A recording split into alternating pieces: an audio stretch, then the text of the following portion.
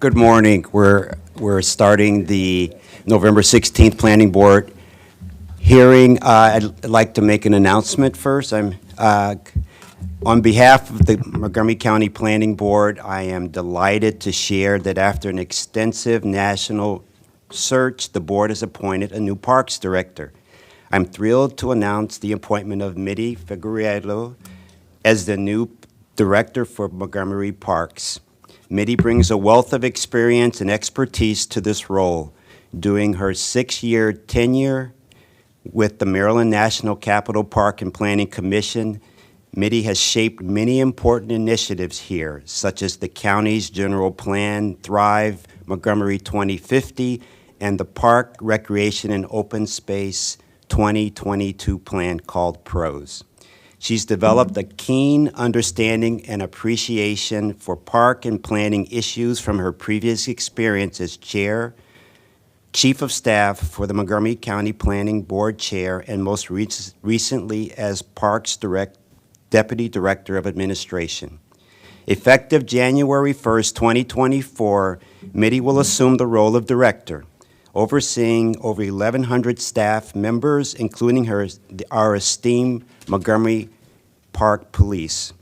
She will manage the department's $148 million operating budget and the $296 million 6-year capital improvements program.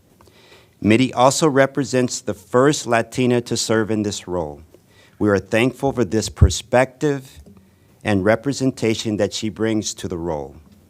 I also want to thank Mike Riley for his leadership of the Parks Department. With this appointment, we will be able to begin the transition before his retirement at the end of the year. Please join me in extending our heartfelt congratulations and support to Mitty Figueredo as she takes on this esteemed responsibility. We are indeed fortunate to have her leadership. So thank you so much, and congratulations, Mitty.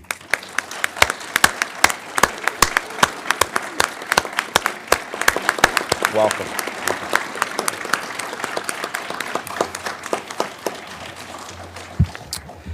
Now we'll start with our normal board matters. The first item is under preliminary matters is approval of minutes. We have the minutes of October 26, 23. They're both minutes for the open session and minutes of the closed session. Mr. Bartley will not be allowed to vote in the open session, but in the closed session. So do I have a motion for approval? Approval of the minutes from October 26, 2023. I second. We'll do the open session first. All in favor? Aye. Aye. Aye. And one abstain. And do I have a motion for approval of the closed session? I move that we approve the closed session minutes for October 26th. I second. All in favor? Aye. Aye. All right, 4-0, thank you. Well, now we're on item number 3, the regulatory extension request, public hearing.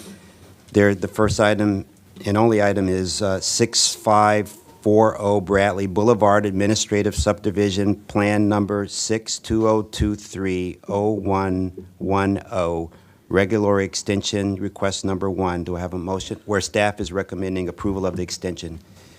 Do I have a motion for approval? Yeah, move to approve the extension. I second. All in favor? Aye. Aye. Ayes have it. The next, we'll have our roundtable discussion with the planning director, Mr. Riley. Parks director, I'm sorry. I'm sorry.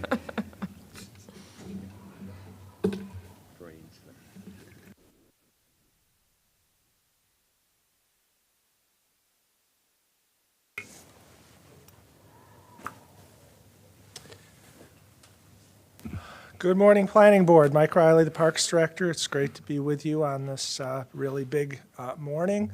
I have a singular item in my report today, so why don't I invite the team that's going to present to go ahead and come on up to the table. As you know, I've been interspacing among my director's reports where I normally just cover a hodgepodge of items going on in the parks that I think the board should know or be interested in, to bringing occasionally some very specific items, some specific work programs within the Parks Department that I think the board needs to be aware of and know a little bit down in the weeds about what we do.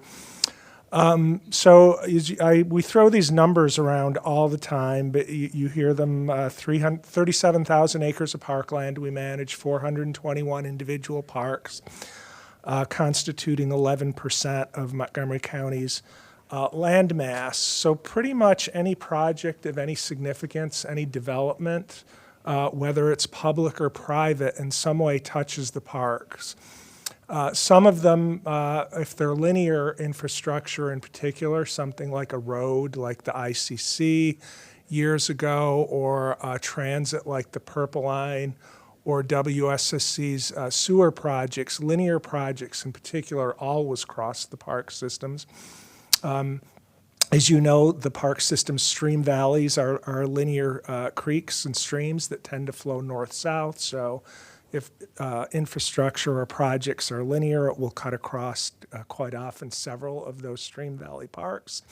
And then individual projects like schools or housing or private development also may directly or indirectly impact parks. Because we manage the stream valleys and because water flows downhill, even if the projects don't physically impact the parks, we have interest in them because their stormwater eventually will reach our parkland and flow through our streams. So because of that, we've developed a pretty robust program to review any projects that impact us. A cross-section of staff from different divisions you'll hear from today that are involved in those reviews. And I don't want to steal their thunder, but I have to jump to a punchline that has been kind of our mantra throughout my tenure here, which is the words avoid, minimize, and mitigate. That's our order of priority when we approach projects review, and avoid means avoid impacts altogether. And typically that's not possible. If a project is needed, if it's housing, if it's transit, if it's a roadway, and the leaders of our county determine it's a needed project, we just blow right past the avoid. We don't even talk about that. We realize the project's going to happen. And then we jump into reviewing it from a perspective of how impacts can be minimized. And then once we're satisfied that the impacts have been minimized and the project can go forward, if there are impacts, we look at how those impacts can be mitigated to assure that the park system comes out whole at the end of the day. So one of the reasons I just thought that it was important for the board to hear about this program kind of in isolation is that quite often in the midst of our reviews, either external, the private or public sponsor of the project may kind of view us as obstructionists. They may say, hey, this is an important project. The elected leadership has said it's important. Why is the Parks Department kind of picking at my project to minimize impacts and then adding costs to my project through mitigation? And the answer to that is that we're not obstructionists, we're protectors. That's how we approach our job, that the parkland is to be protected for future generations. So every once in a while, though, it will come down to you through certain channels, and you'll probably hear a point of view that the Parks Department is trying to be an obstructionist. And I just want you to know that is never our mindset. We're just trying to protect the parkland that we manage. So with that, I will turn it over to the team to give you a presentation.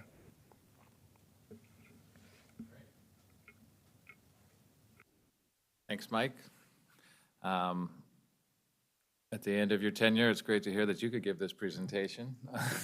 We won't put Mitty on the spot just yet, and we'll take it from here. For the record, Matt Harper, Natural Resources Manager with the Park Planning and Stewardship Division of Montgomery County Parks.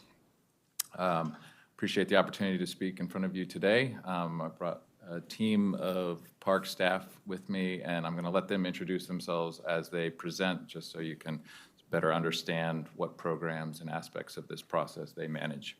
But the goal of our presentation is to provide you guys with a bit of background and history of this permit, the process by which we implement what it is, and then the Planning Board's role in the review and approval of these impacts to parkland. In a name, the park construction permit has a connotation that elicits visions of chainsaws cutting trees and backhoes moving dirt. But we want to make sure that you understand that there's a lot that goes into this process before any of that would occur.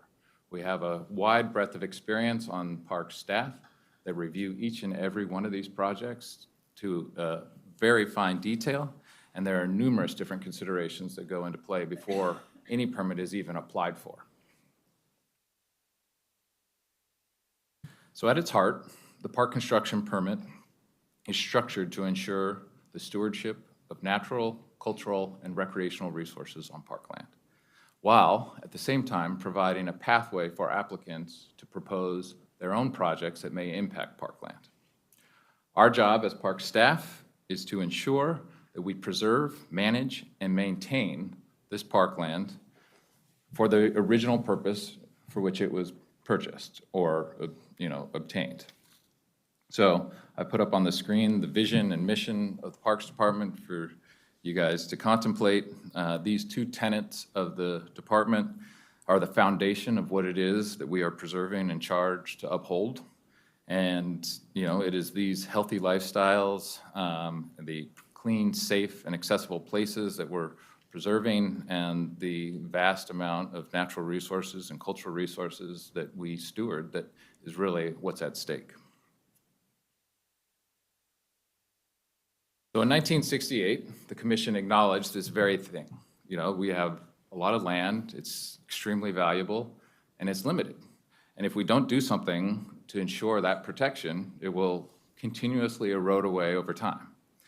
So this need to protect parkland for the current generation in 1968 and future generations like our own and those before us was memorialized in a policy for parks. And this was a resolution 6824.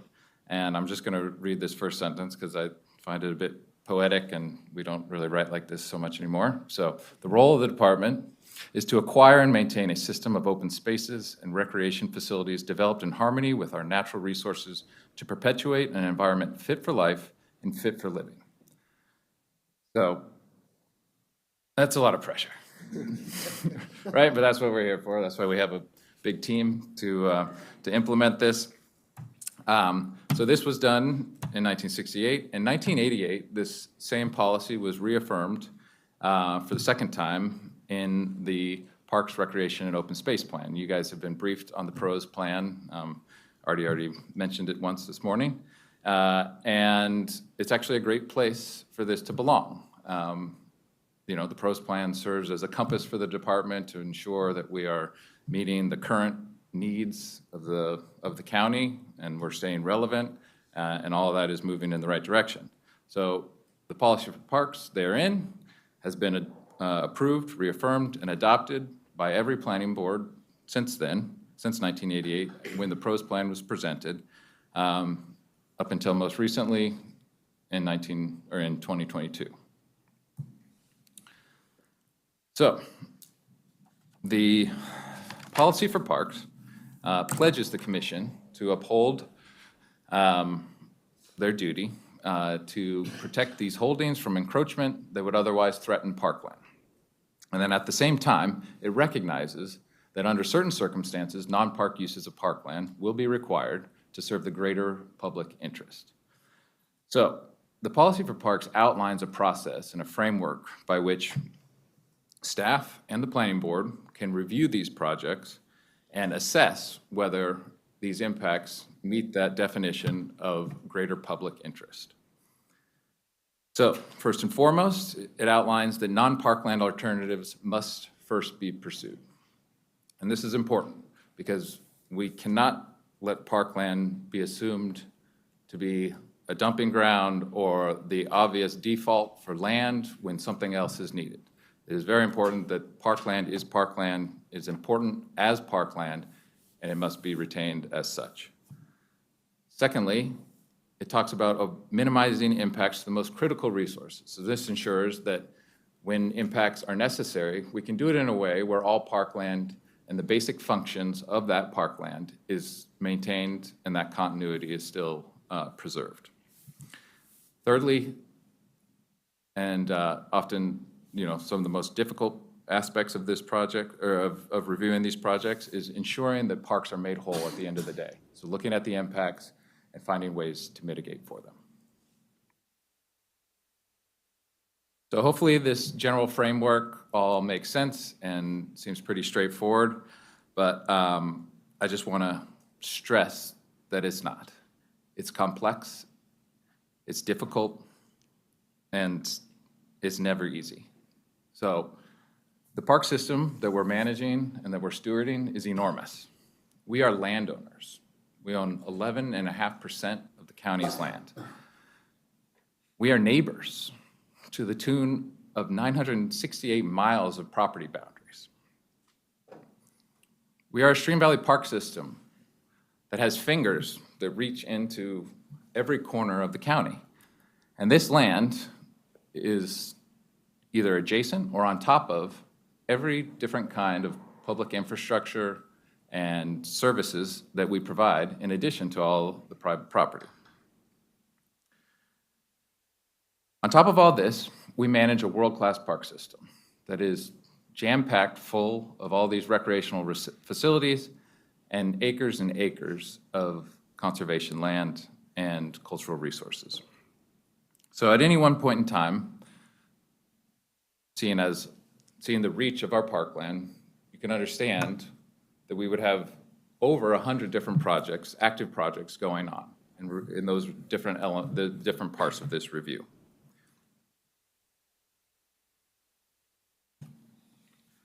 So how do we get to a park construction permit? Well, in general, they come in through two different tracks.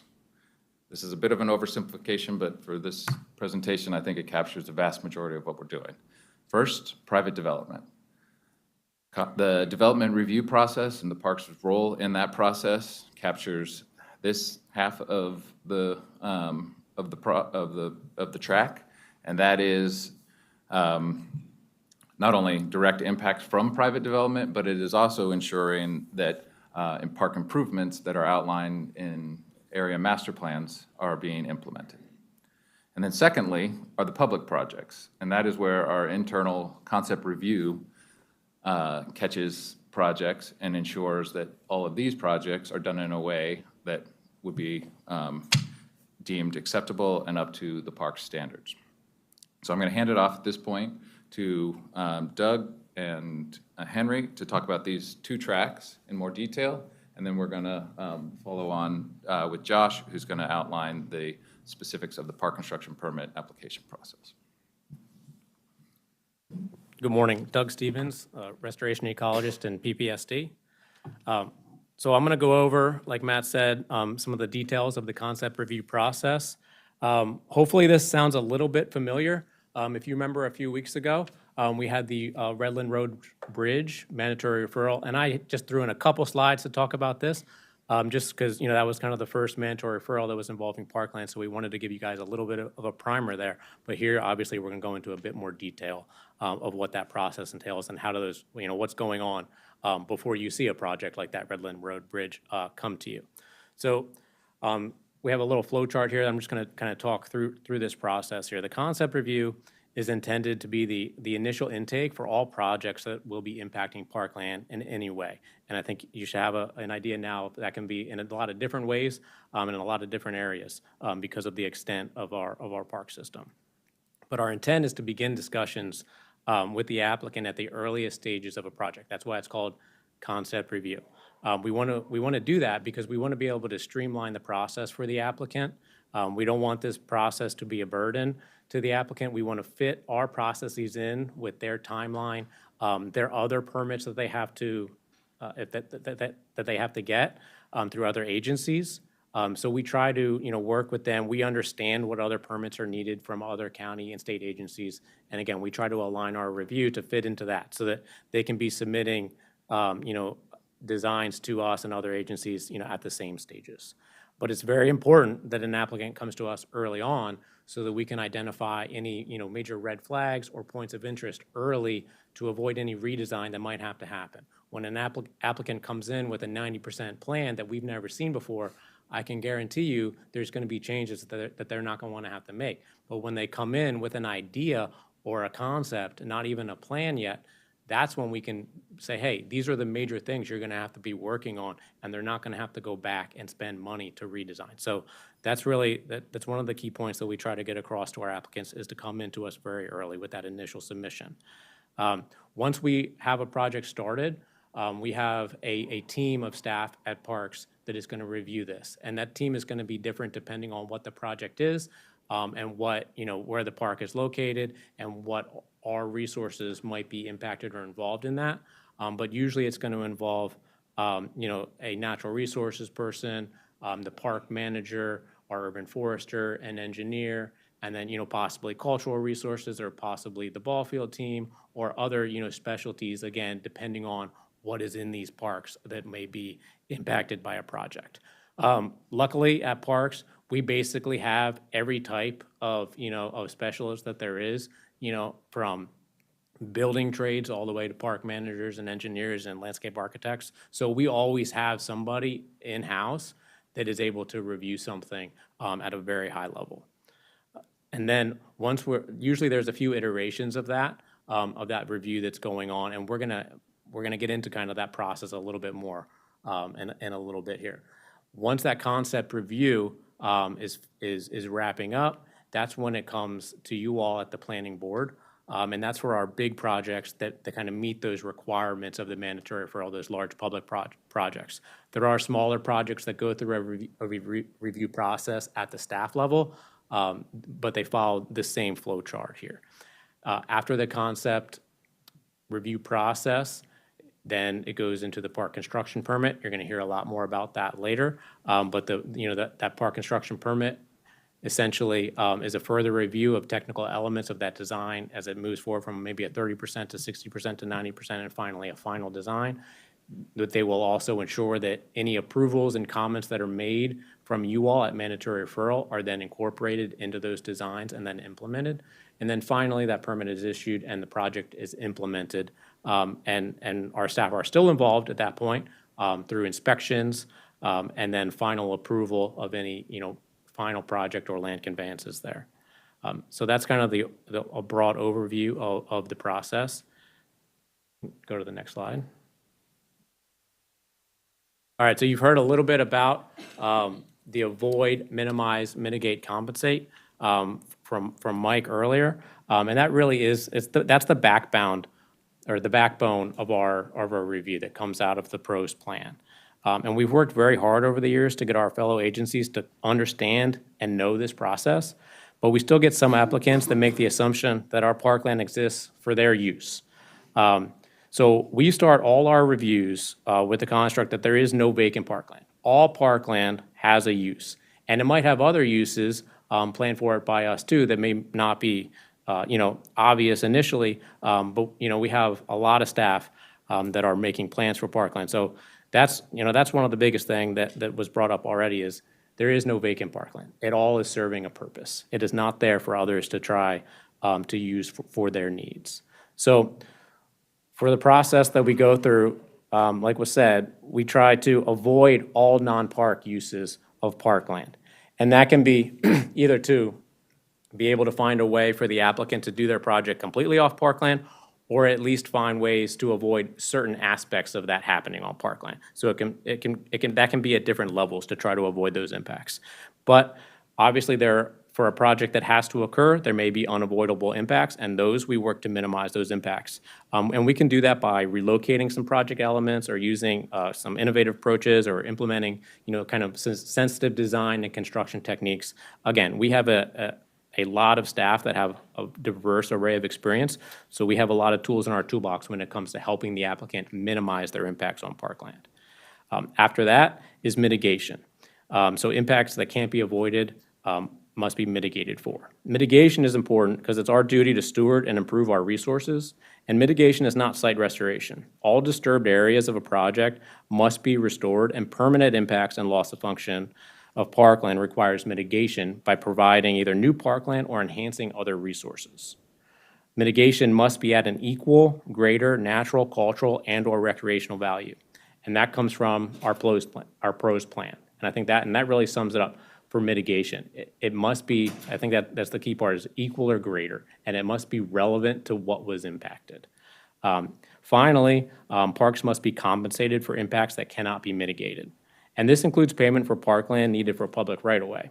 Parkland is funded with the assumption that the land will serve the public as parkland.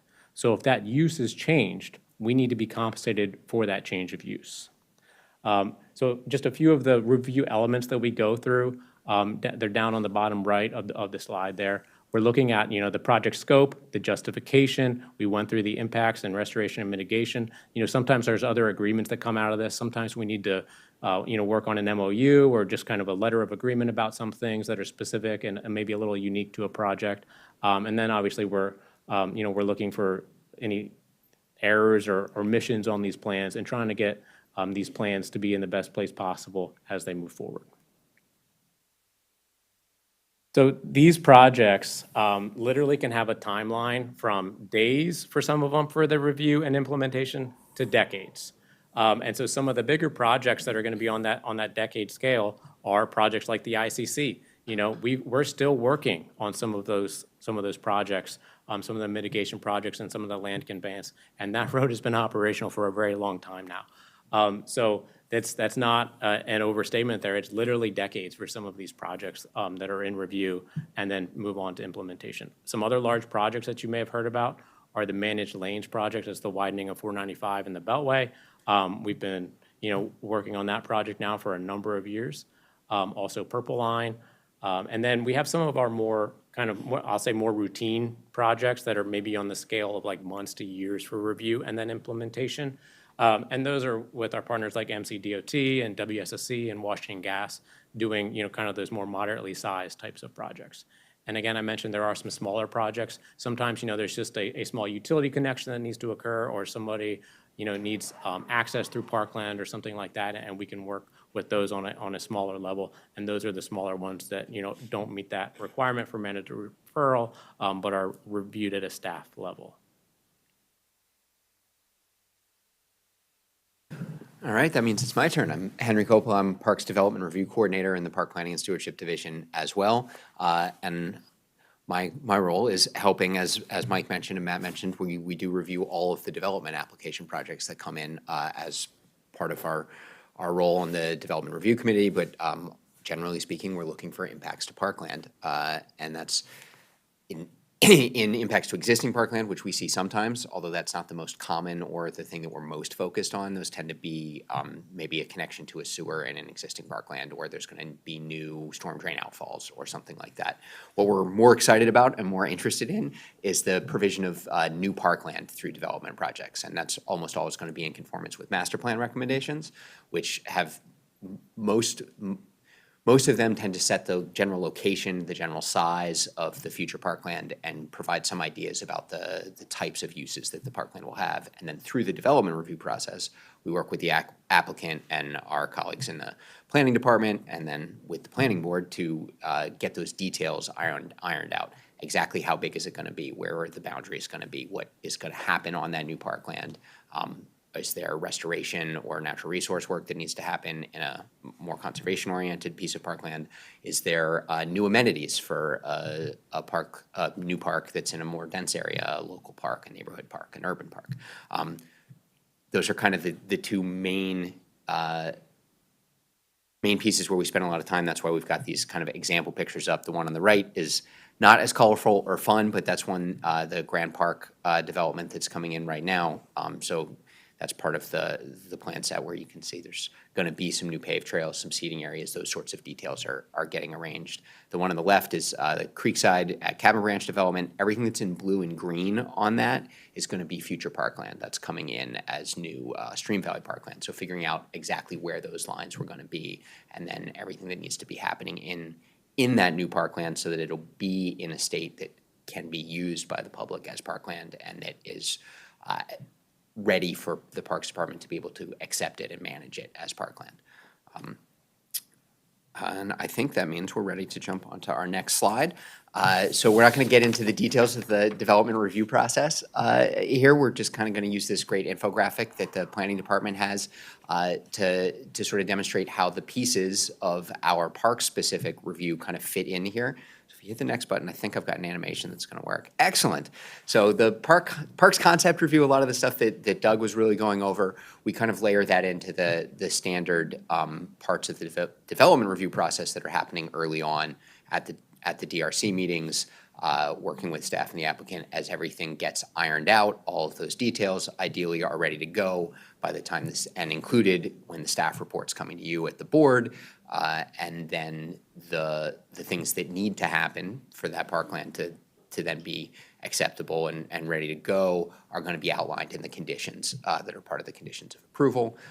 And so as that kind of wraps around and happens, then we'll hit the next action. We start to pick up those conditions, and they get applied into the park construction permit, and that really starts to happen. We sort of start to try and kick ahead on that technical review as the certified plan process is happening after board approval, because the park construction permit kind of submission is really going to pick up from certified site plan or certified preliminary plan there. And so, again, looking for efficiencies if we can get that park construction permit process started, and the same people who are going to be working on that part of the review, working on checking the certified plans and making sure we're kind of overlapping and not creating redundancies there is a really important piece. And one of the things that I should be sure to mention is in those conditions of approval, one of them is always the condition requiring the park construction permit for work on the future parkland, which is one of the ways that sets up and moves that process along. And then as it keeps going through,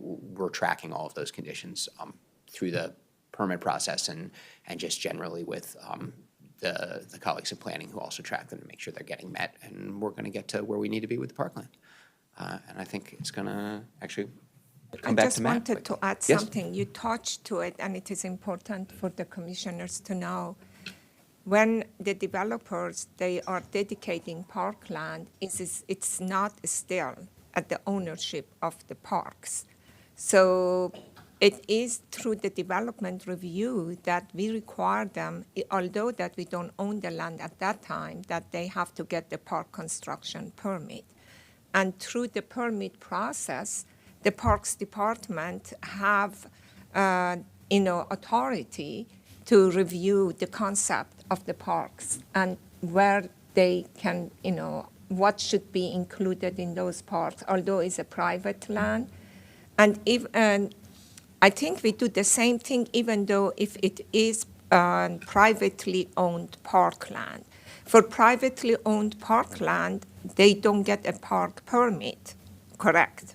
Yeah, if it's going to remain like a So, publicly owned, but privately owned public space. But Right. through the development review with the, planning staff, the developer is required, although that they don't get a park permit, but they're required to coordinate in regard to the public amenity and what goes in there. So there is a distinction in different places that how the park permit comes into play. And even though when it is not in play, they still are involved in that.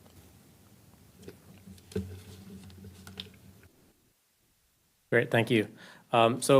So far, you've heard about kind of three processes today: the concept review, the development review, and the park construction permit. So this slide, another little flow chart, is trying to show kind of how do those interrelate and just really kind of, bring home just that overall process of how are things moving through this. So you can see initially, you had the concept review and the development review. And projects in those, they're on separate tracks, but it's based on what type of project, right? Is it a large public project or is it a private development project? And that kind of sets which track that it comes in. And then you can see it moves over after those reviews that Henry and I have described, and moves over to, where you all will see it at the planning board, either mandatory referral or the development plan approval. And then we've been through, it goes into the park construction permit, where those elements that are approved by the planning board at either the development plan review or mandatory referral are then, implemented and kind of codified throughout that further review process. And then, Josh will talk more about that process and the park construction permit issuance and what happens after that. But I think it's important, for you all to understand for the mandatory referral, for the concept review conclusion, the comments and the approvals that you all are making for a project there, that is what we carry through the permit. So what you guys, again, what you approve and those things that you ask to be included, for us, those are binding comments that we implement through that park construction permit. Other, planning-related comments at a mandatory referral are non-binding for the applicant, but because you're functioning, as a landowner and you're approving those non-park uses and those changes of parkland and that mitigation, those are the things that we are enforcing throughout the rest of the project. And again, we've mentioned, that's kind of the crux of your authority there, is to implement, the vision of the PROS plan to ensure that these non-park uses are for the greater public good and that Parks is being made whole again at the end of the day. And then similarly for development plan approval, again, what those comments and those approvals that you guys are making, that's what's carried out through that park construction permit. Those things that are agreed upon there are binding, for that process. So the types of park improvements that are shown on those plans and approved at that time, that's what we're looking for the applicant to do, the rest of the process. They can't change, the whole part of that through the rest of the process. They need to stick to that, those details and the vision that was approved by you all, and we use our park construction permit to ensure that that's happening.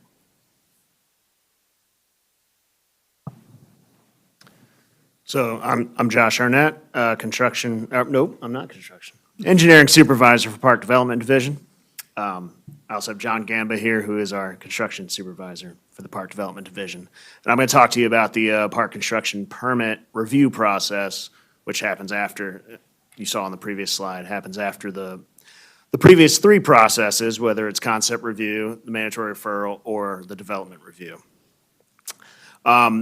So the steps to kind of go through it is, once they get approval to proceed beyond that, the applicant gets to apply for a park permit.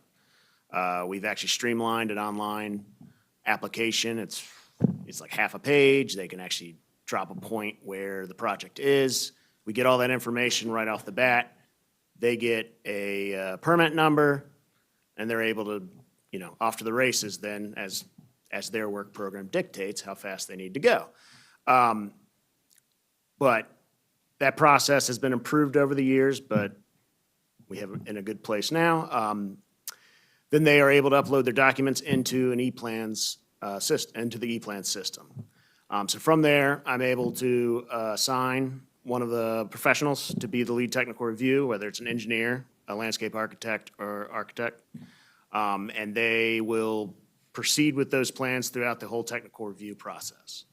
Part of that process is we continue the practice of coordination throughout the park divisions and everyone that's relevant that needs to weigh in. We ensure the plans are showing that they're meeting these conditions that have been applied to it. And once we go through the back and forth, the plans are where we're at. They meet park standards. They meet the intent of the conditions. We are able to give technical approval, and we give a stamp to the plans. Those are the plans that should be built out there. And we're able to hand it over to our construction section to issue a park construction permit. It also lists the series of conditions. It allows John here to assign a construction manager and a construction inspector.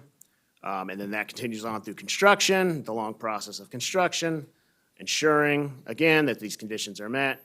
At closeout, making sure it's a complete project.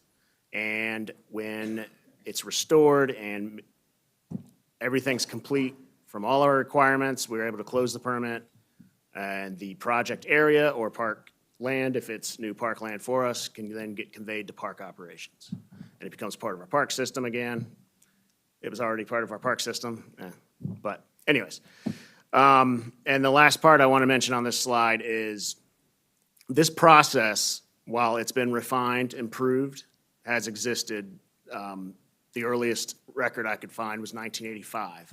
We've had a tracking of this permit numbers, and it existed in this format with park construction permits going out the door.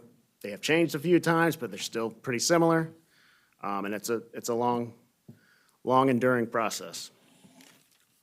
And then this slide's just kind of to reiterate, it's been said quite a few times, but we have a wide, broad range in scopes and types of projects that come across our desk for review.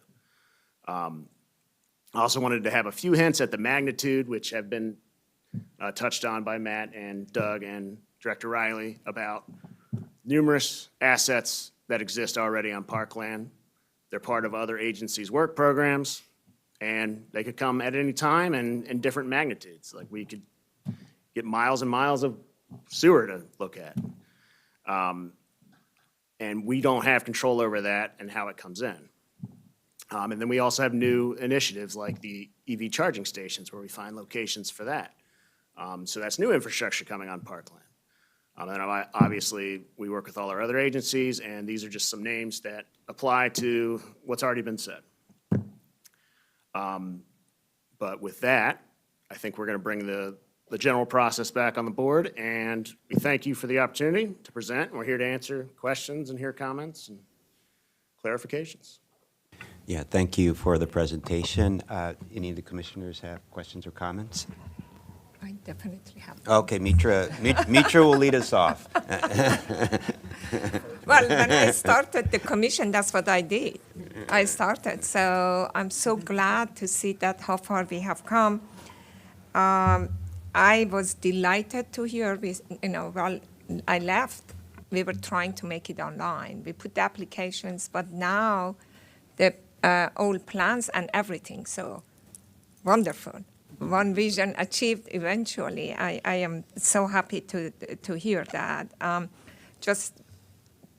Everything, including stamping right now, is online.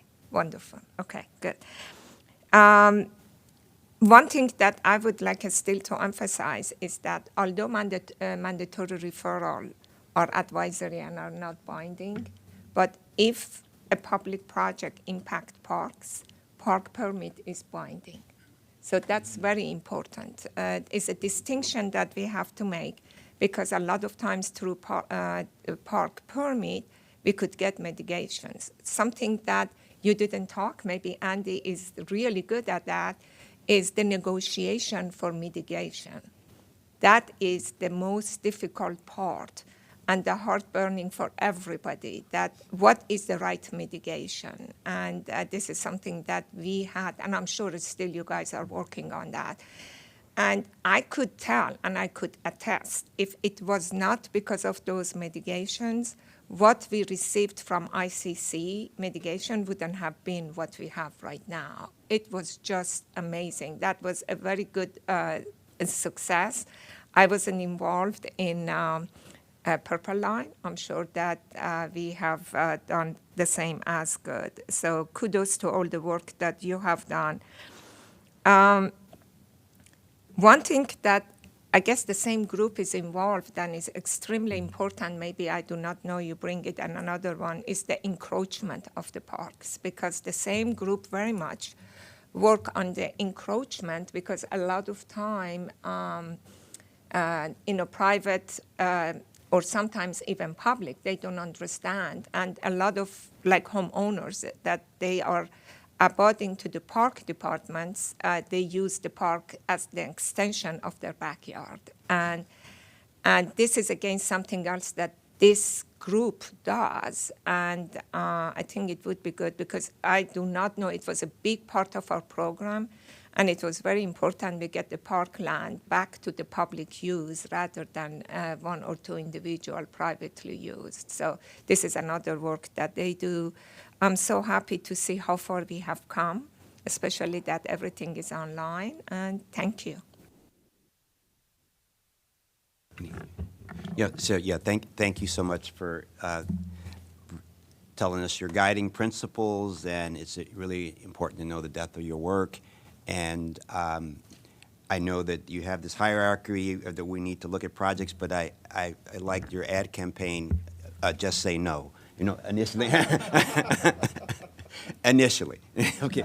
So, yeah, thank you so much, and we always look forward to working with you. And personally, I really enjoy the parks, and I get out in the parks every minute I can. So thank you for making them so beautiful and making that so important to have great places for people to congregate and to enjoy. So thank you. So we'll take just Mike, are you anything else? You're good? Nope, that's it for my director's report today, and thank you for listening. All right, thank you. And we're going to take a 2-minute break, and we'll start on the item number 5, approval of the budgets. Thank you.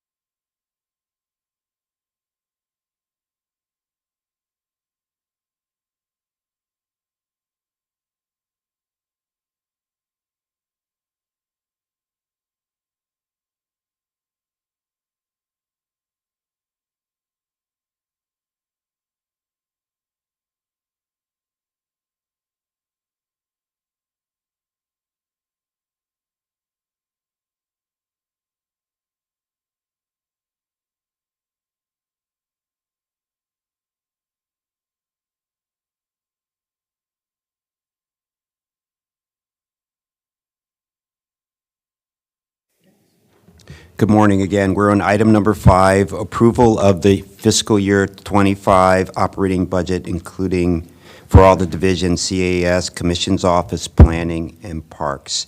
We'll start with the CS Department, where Katie Kanapi and Asantha Chang Smith will give their presentation. Good morning. Good morning. I'm Katie Knappe, Acting Corporate Budget Director. And before we get into each of the departments, I have a few opening remarks. Since the last budget presentations in October, a couple things have changed. As you were made aware of yesterday, we received the updated pension numbers, and they are significantly higher than our initial estimates. These changes are reflected in the personnel services costs in each of the budgets being presented today. We've also updated OPEB, and that reflects a minor increase. We are still in the process, We are still in the process of finalizing some CAS chargebacks. These changes are not reflected in today's presentation, but will be updated before the budget is presented to the Commission in December. The budgets presented today will need a vote from you to move forward. We normally ask for approval of all departments' proposed budgets at the close of the presentation. We will begin with the CAS departments, followed by the capital equipment and Wheaton headquarters internal service funds, then move on to the Commissioner's Office, Planning, and finally Parks. So I'll turn it over to Asantha Chang Smith to begin with CAS. Hi, good morning. Good morning, Planning Board members. We heard you last time about having a little more background about CAS, and so we have prepared some slides to give you just a little bit of context for some of our operations and therefore our budget requests. So we'll just go on ahead with slides. So today, as you know, we're requesting approval for our fiscal year 25 base budget plus critical needs, which we will go into more detail. With me today is myself, Asantha Chang Smith, Executive Director. Online, we have Gavin Cohen, who's our Secretary Treasurer, and we also have Chip Bennett and Abby. Is Abby on here too? Yes. Okay. From the Secretary Treasurer's Office, our Finance Office, we have Deborah Borden, our General Counsel, Renee Kenny, Inspector General, and Mazen Chile, the Chief Information Officer. So here's just a diagram, high level, of the three officers, the Executive Director, Secretary, Treasurer, and General Counsel, and the large areas where we oversee. And as you can see to the side, you have the Office of Inspector General and the Merit System Board. Those two do report to the Commission. However, they are independent of the operations. As you can see here, almost for every transaction, whether it's HR or payroll or anything, you know, we are intimately involved in making sure that those things are processed. A lot of times we have been called the backbone of the Commission, again, because of the operations that we handle. It's some of the core operations any organization needs to be able to move forward: recruitment, retention, benefits, paying people, payroll, timekeeping, labor relations, union negotiations, all the procurement, supplier diversity, our corporate policy rules, our risk management, and cybersecurity, legal compliance, land use, litigation, of course, our audit functions, and financial budgetary integrity and transparency. And that is something I just want to highlight in the next slide. And this is a point of pride for the Commission that very few can really claim. But we do have this wonderful legacy of financial integrity and transparency. The Government Finance Officers Association is basically the trade association for all finance officers across the country. And this year, we have won Excellence in Our Budget Award. This is the 37th year in a row. And for our finance department, we have won 50 consecutive years in a row the Excellence in Government Finance Award. And this is the longest running award winner in the nation for any special district. So that is a point of pride as far as our financial statements go and our budget. So I just wanted to mention that to you. Are you going to have administration funds? Sure. Hello again. So CAS manages several budgets. Some of them are part of the administration fund and others are part of the internal service funds. We're going to be covering the internal service funds later in the presentation. But for now, the next set of the presentation will be focused on Department of Human Resources and Management, Finance Department, Legal or Office of the General Counsel, Office of the Inspector General, Corporate IT, along with the Merit System Board and Support Services budgets. So going into our preparation for FY '25, the largest cost drivers are retirement cost increase, as we've already mentioned, health benefits. When we were initially working on some of these estimates, for example, Kaiser came in at 35% increase, so we joined with our union to negotiate that down. So we are seeing rising costs in healthcare. The largest part of our increase in our base budget is annualization of salaries, salary increases that incur over the course of FY '24. That will be, the cost will extend through the whole year of FY '25, and also some known operating commitments. So some of those known operating commitments include contractual increases, multi-year contracts where we have an escalation clause, inflationary increases, some supplies and materials, also some other services that need to be bid out, certain IT costs. Similar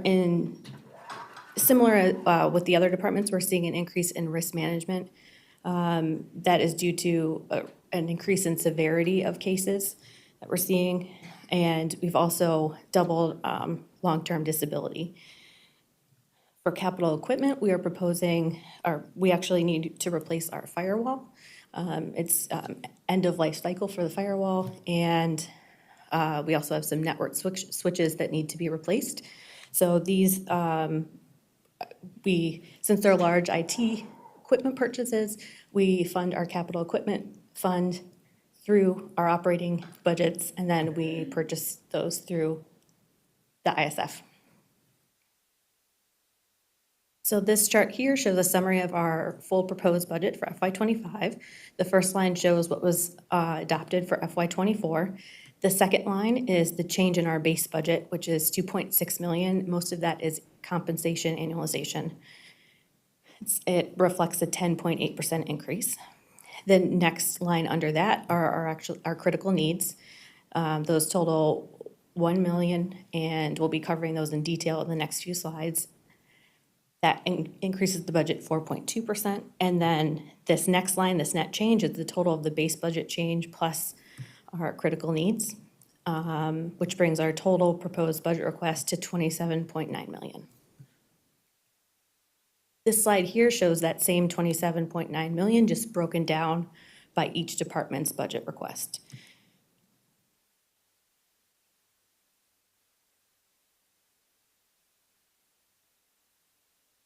And I will, so up next are a summary of our critical needs. So we've broken that out into several areas that are very important. One is promoting social equity.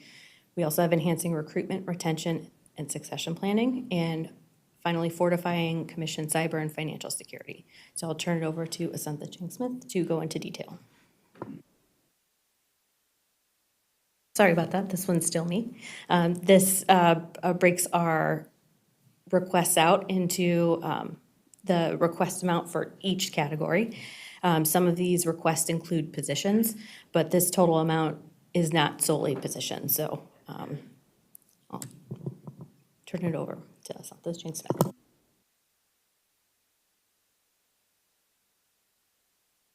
As you know, promoting social equity is one of the foundations for our commission.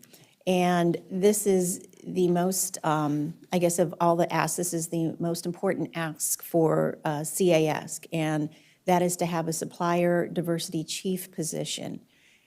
State law requires that we have the supplier diversity program.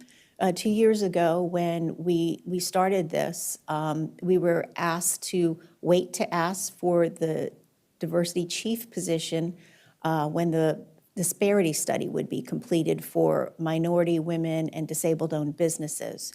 That study is being done in partnership with the Maryland Department of Transportation, and they tell us that it will be ready in fiscal year '25.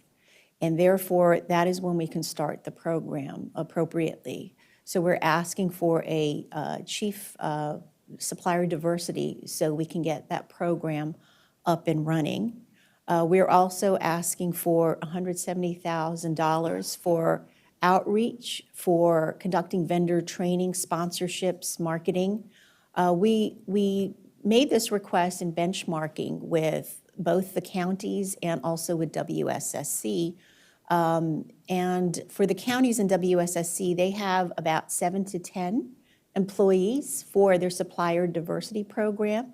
We're just asking for one right now. We had one that was transferred to us from finance. So we also looked at their budgets. Their budgets average about $1.3 million a year for outreach, sponsorships, and other things. We're asking for just the seed money of $170,000 to start our program for the first year and get it up and running. So we thought that this was a modest and reasonable request for such an important endeavor, and we ask your support for this. The next important thing up on our list is to promote social equity is Americans with Disability Act coordinator position.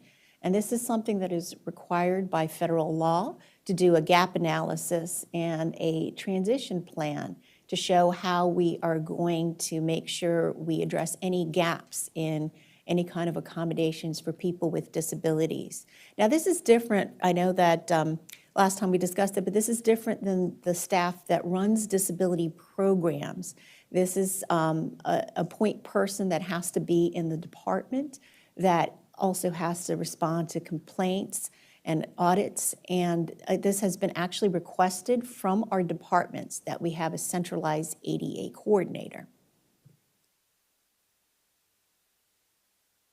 The next request is a very modest request, and it is a $15,000 request for the Diversity Council for the Pride Collaborative. Last year, as you can see some pictures here, was the first time we hosted a recruitment booth at the Capitol Pride celebration.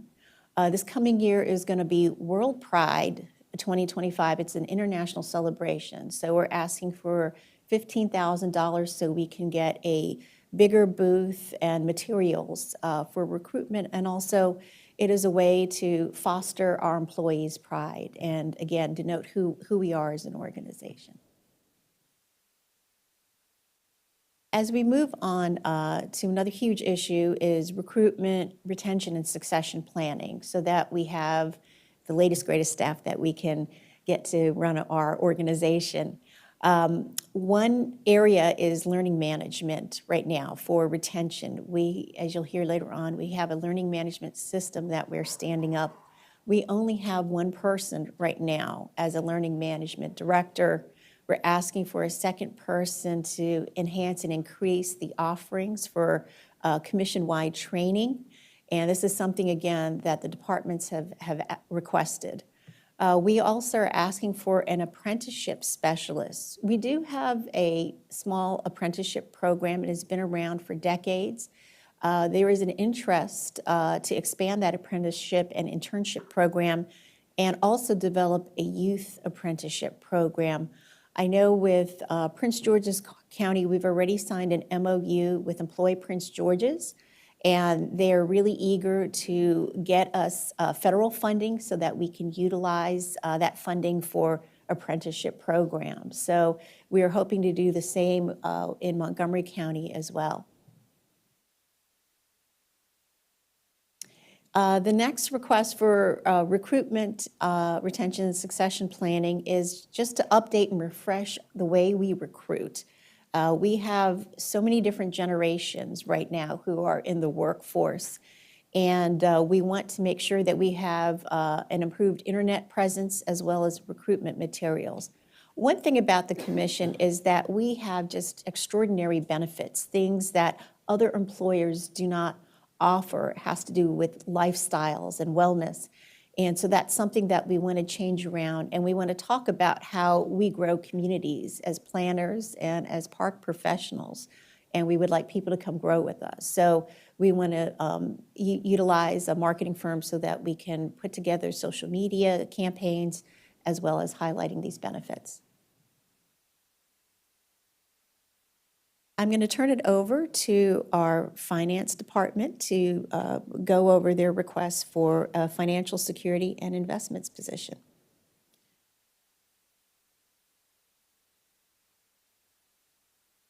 Good morning, everyone. My name's Abby Rodman. I'm the Corporate Accounting Director, and I'm presenting on behalf of Gavin Cohen, Secretary Treasurer. Finance is requesting to add a new position titled the Corporate Assistant Treasury and Investments Manager within the Treasury Operations section of the Accounting Division. For over a quarter of a century, the staffing in this section of the Finance Department has largely remained unchanged. As a result, with the surge in projects, changes in banking, growth in investment activity, and the rollout of new programs, we're experiencing hurdles in delivering our usual standard of service. New or revamped programs elevate the workload, causing some areas to receive less attention than needed. To ensure consistent service quality, innovate our processes, and prepare for upcoming demands, it's crucial to bolster our team and Treasury operations. Thank you.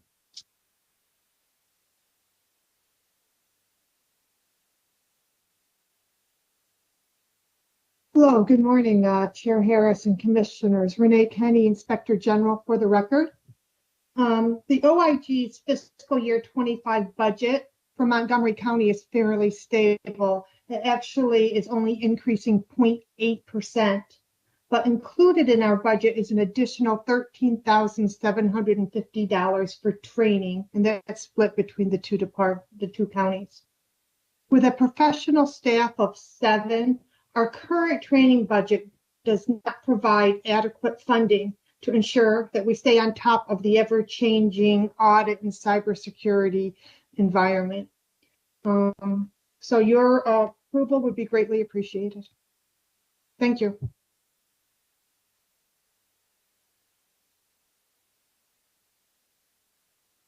Do we have Mazen Chalet to talk about the network monitoring tools? Yeah, good morning, Mazen Chalet, Chief Information Officer for the record. So the network monitoring tool provides numerous benefits to boost the Commission's cybersecurity posture and overall network management. There are several benefits, but I'll mention a couple. One, it provides end-to-end network monitoring from for the user's desktop or laptop to any application across the network, or even off the network to a cloud or a software service location. They will also monitor web applications, that we currently have, and also will identify network paths, so it will know where our traffic travels, if it's within the U.S. or gone to a malicious site or anything of that sort. It will also support for remote workforce, and again, our remote workforce is in need of the ability to access the same applications that we do within our building on the network as we work remotely. So the tool enables the enterprise IT team to monitor and gain visibility into the workforce's experience as people work remotely. This will allow us, especially our help desk, to identify and resolve issues more quickly, leading to a safer and smoother digital experience for employees who work, within the office or outside the office remotely. It also assists our IT teams in that it provides visibility to identify potential issues in real time, right? So before they become a big problem. Now, regardless of whether they are occurring on our networks or on the internet or even with any of our cloud applications, this is the first tool that can do that for us. So this proactive ability, it will help us detect problems and address them promptly, so we stay ahead of any potential application or security issues that may arise. So it's a lot of those activities happen behind the scenes. So it kind of helps us resolve problems before they become problems. And that's very typical of any network security tool. It will also assist our IT team to optimize our wide area network, generally speaking, to provide better connectivity and more seamless integration with other applications and services that we offer. Thank you. Okay, now on to our internal service funds. So this includes the Chief Information Officer and Commission-wide IT, or CWIT, Risk Management, Group Insurance, and our Executive Office Building Fund. Up first, so this chart shows our Chief Information Officer and Commission-wide licenses fund in the first line. That is really driven by our contracts for our IT services. So we're seeing a 10.8% change there. And for commission-wide IT, we have fewer projects, so we're seeing a decrease there. So these combined are showing a 5.6% increase. Up next is risk management. The biggest cost driver of this internal service fund is liability and workers' compensation claims that occur in the departments. So we're seeing an increase in 22.5% in Montgomery. This is due to the increase of severity of claims, workers' compensation claims, but also an increase in liability claims. In this fund, we also increased our actuarial estimates for IBNR, which is incurred but not reported claims. And then we also participate in the Montgomery County Self-Insurance Program, and we pay administrative fees to participate, and those have increased as well. This is the group insurance fund where it has all of our health and benefits. The amount for FY25 is $85 million. This includes one request for a staff position to support Time to Care Act and increased retirees in the system. And finally, we have the Executive Office Building Fund. This is proposed at around 1.7 million for FY25. This is our headquarters in Riverdale. It houses CAS operations. It's 56 years old, which is coming right at the end of its useful life. So we're continuing with the existing maintenance costs for the building, and this budget, however, does not include any relocation or replacement funding. We do have, our archives are at an alternative site, so we are looking at relocating archives. This is not included in this budget for FY25, but we are planning on putting something in for FY26. So that is the summary of all of our budgets. We're recommending that you approve our CAS budget plus our base budget plus our critical needs.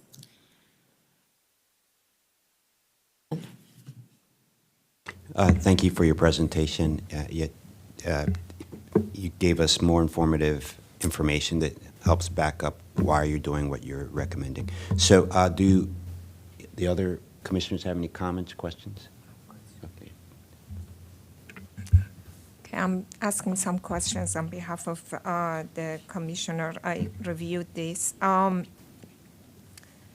I look at the last year budget for FY24, and it showed that CAS had 11 new positions, and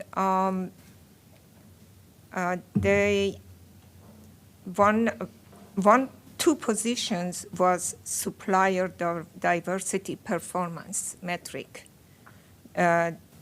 So we had two positions that last year we got for the supplier diversity. And I see that in addition to that two positions I guess that's in circle 3, and you also put it on your slide 14, you're now requesting a supplier diversity and inclusion chief. So that's the third position. and then also a supplier diversity and inclusion program outreach of $170,000. So is that any way that we could have an organization chart? So the division right now looks like it's 3 people, and we want to have a chief to supervise the 2 people. And, it seems like that is a brand-new division. And I just really don't see that for the goal of requirement for the state mandate that we include and expand small local and minority vendors into our program. We need to have 2 staff, 1 chief, and another $170,000 for outreach. To me, that's a lot. And I also see that if we have 2 people last year, and it looks like that we had a lapse of 3 months, so they may have been here 5 or 6 months. Maybe we should see that how these things are panning out, how the program is working, before we ask for additional staff. So that's the first comment that I have. Also, another thing that it really, really caught me by surprise, and I had never seen something, frankly, I had never seen it throughout my 40 years. We have 11 staff, and 3 of those staff or those positions were lapsed 11 months. Now I see that why the annualizations is so high. I don't think that's fiscally prudent. I can see that if we lapse them 3 or 4 months, but 11 months should not be done. So I know that I look at it and you're asking now for 5 new positions. Anything more than 3 or 4 month lap, I recommend that comes to planning board for approval because it put pressure on the next year budget. If we do 11 months, that means that we just get 1 month included in fiscal year 24. And then the next year that is now fiscal year 25 is pressured so high that we have to do it. And it takes away from enhancement, it takes away from everything else. So I would not recommend that. And I really don't know, I guess that the first time that you came here, I did not see the supplier diversity and inclusion program outreach of $170,000. And I do not know even if that could, if you really need that, if that could be phased in, or if it could be done something that could get some grant, or it could be done in conjunction with the program with the Maryland DOT, whatever that we can do to face this, because it's a lot of pressure. At least, even though if it is 50% of it comes to Montgomery County, all of this take away from other projects or other programs that they want to do. In regard to, and I talked to the Parks Department, the budget people, and the recruitment refresh for $50,000, my understanding is that this is not something that Montgomery side is interested. They say that Parks has repurposed these positions and they have a talent acquisition partner that is doing that, and they're doing very good in getting reducing their vacancies. So they say that they're not really interested in that. And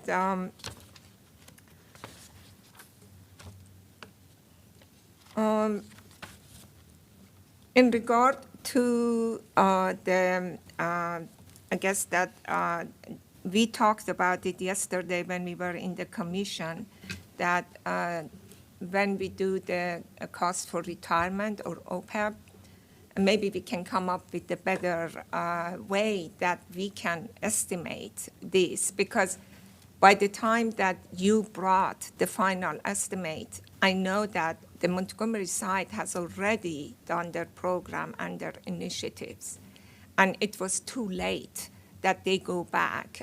Usually, we try to keep our budget increase around 6-7%. But if there is a change in $2 million in OPEB or the retirement, it's going to bring it right now to much higher number that I see. It's not something that they want to do. Can I just want?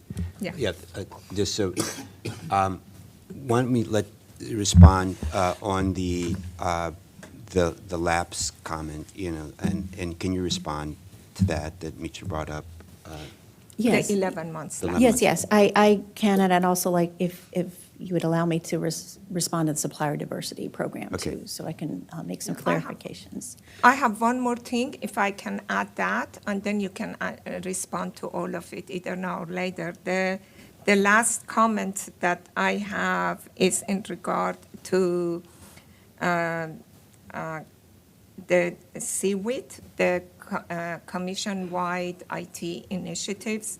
Unfortunately, I'm very familiar with that. I was part of the IT council, and I know exactly what it is. My understanding is that the request for $450,000 that it's requested is not something that the IT council on the Montgomery side was in favor of it. And the reason for it, and I know that I had the same discussion, a few years ago, was that there are still so many initiatives and backlog of the initiatives that is still on the table, okay? Getting more money from Prince George's or from Montgomery side and not having resources to implement that is going to just add to the backlog money, the money that stays there untouched because there are no resources to do it. And my understanding was that some other members of IT council were not in the favor of getting additional CWIT funding. And the discussion was that let's complete what we have and then go for the new initiative, because it's the same resources that we have. So these are my comments. Okay, I'm happy to address all of them. We can go working backwards with regards to CWIT. These are continuing projects. These aren't new projects. We're asking for some additional funding. What we talked about with the IT Council is closing out some CWIT projects. And we have worked with the Secretary Treasurer and Finance. There is a whole art to accounting in closing out projects, and sometimes it's a little bit slower of a process because you have bills from the vendors that are trickling in later, so they can't completely close out, when you say, okay, project is done. So we're in the process of doing that to see if we can use some, funding that may have been put towards CWIT towards some of these additional costs. But these are not new projects. The external website is $50,000. That is the last year we're going to be asking for that. That was the update and refresh of the commission website. So that one is going to be finishing out. The security remediations, I believe we were using that to cover areas such as GIS for security, which would be a savings to the departments by having the CIO's office undertake it. And the ERP enhancements also are things that the IT Council and the departments have asked for, such as performance evaluations and the learning management system. So these are not new projects. These are continuing projects. We've asked for additional funds. We could not come to an exact number, again, because of the accounting issue of closing out older CWIT projects. But as we do that, we are going to refine those numbers, and as we move along in the budget process, we will have that. But we are working with, and I just talked to Gavin Cohen, our Secretary Treasurer, this morning to see where we are with that, and we are working in partnership with him on that process. So could you then because I remember that any time that we were going to ask for additional funding for seaweed, we had the IT council to provide support of that. So I have not seen that if the IT council is supporting that. If all the IT council is in support of that, then please have it, for when we come for the, for the final budget. Right now, we're sending the proposed budget is going to go to the county executive, and the county council is going to come back. But I remember that we had an agreement, letters from both the Prince George's and the CAS, like the Secretary of Treasurer, and the Montgomery County in support or their position in regard to seaweed, because the funding should come from both, Montgomery and Prince George's, and they have to have a say in that. Yeah, absolutely agreed. I think when we go for next month for the full commission, we'll definitely have a meeting with the IT council, and we'll have our best numbers possible at the time. We just were not able to get the numbers nor to get a meeting together before this meeting. You could just make it as part of the budget. Okay. I think that it could be just part of the budget. Yeah. Okay, we will take that under advisement. For the OPEB and the retirement, we will talk with the employee retirement system to see if there's anything we can do. A lot of it is based on them because they're utilizing their actuary. But, we kind of fall in that same kind of area where, we at the last minute are finding these things out. But we will take that comment back because we share that same frustration. Yeah, and we'll one see what the suggestion. retirement board. One suggestion that we made yesterday was that a lot of times, I understand that these are regular things that they do calculations, but the condition change and the risk factor change. If you have a very volatile, stock market, that may make a difference. If you have had a lot of people that hired or retired, or there are factors that sometimes it could be peak, and it could be not ordinary. So we could at least look at those, and if we stay on the conservative side, it helps rather than that we say the cost would be reduced and then suddenly it is increased by 2 million. That put the department really in a difficult position. So, Your Vice Chair, I think we said that yesterday that they will do some estimates ahead of, maybe early on, so hopefully this doesn't, we'll at least have some ideas before this time, late in the process. So, but once you answer the question, not on that anymore, but the other comment about the lapse, please. Yeah, okay, I can answer about the lapse, the recruitment, refresh, and supplier diversity. Yeah, last year was unusual to do those 11 months lapse. We had cut everything else that was contingency in any of our other programs, and that was the only other place we could cut that. We did talk to the chairs and told them that that's what we're going to have to do, in their discussions with the county councils, and the county councils agreed that they would go for that, and so we made the cuts at the time. So I just wanted to. County council approved the 11 months Yes. lapse, and the chairs, they approved that? Yes, and Considering that it's going to be a big pressure for the next year budget? they did approve it, and then as they sat as a body of a whole with the two councils together, they approved it then as well. So they did both times. So they approved 11 positions, and with 3 of them to be 11 months lapse? Yes, they approved it as the budget as passed. That is very strange for me. Okay, yeah, I know, it was unusual, but we had worked with our chairs and explained to them everything, and they brought that to the councils, and it was passed. Because our budget was passed, so it was, as we had put it forward. So, we hear what you're saying, we hope we don't ever have to do that again in the positions. I think it should come to planning board. We, as a commissioner, have to know that if it is lapsed 3 or 4 months I guess I can understand. But if anything beyond that, that it's going, because it's going to impact the next year budget, especially if it is 3 positions. So did you know at the, just going, the budget was passed before we were, but did the 11-month lapse come later in the period, or when it was approved, it was approved knowing that there would be that amount of lapse? Did you know? Remember? Yeah, no, it was approved, the final budget was approved, and we had already talked to our chairs. Okay. Whether the chairs, I don't know how they, communicate with the staff. Right.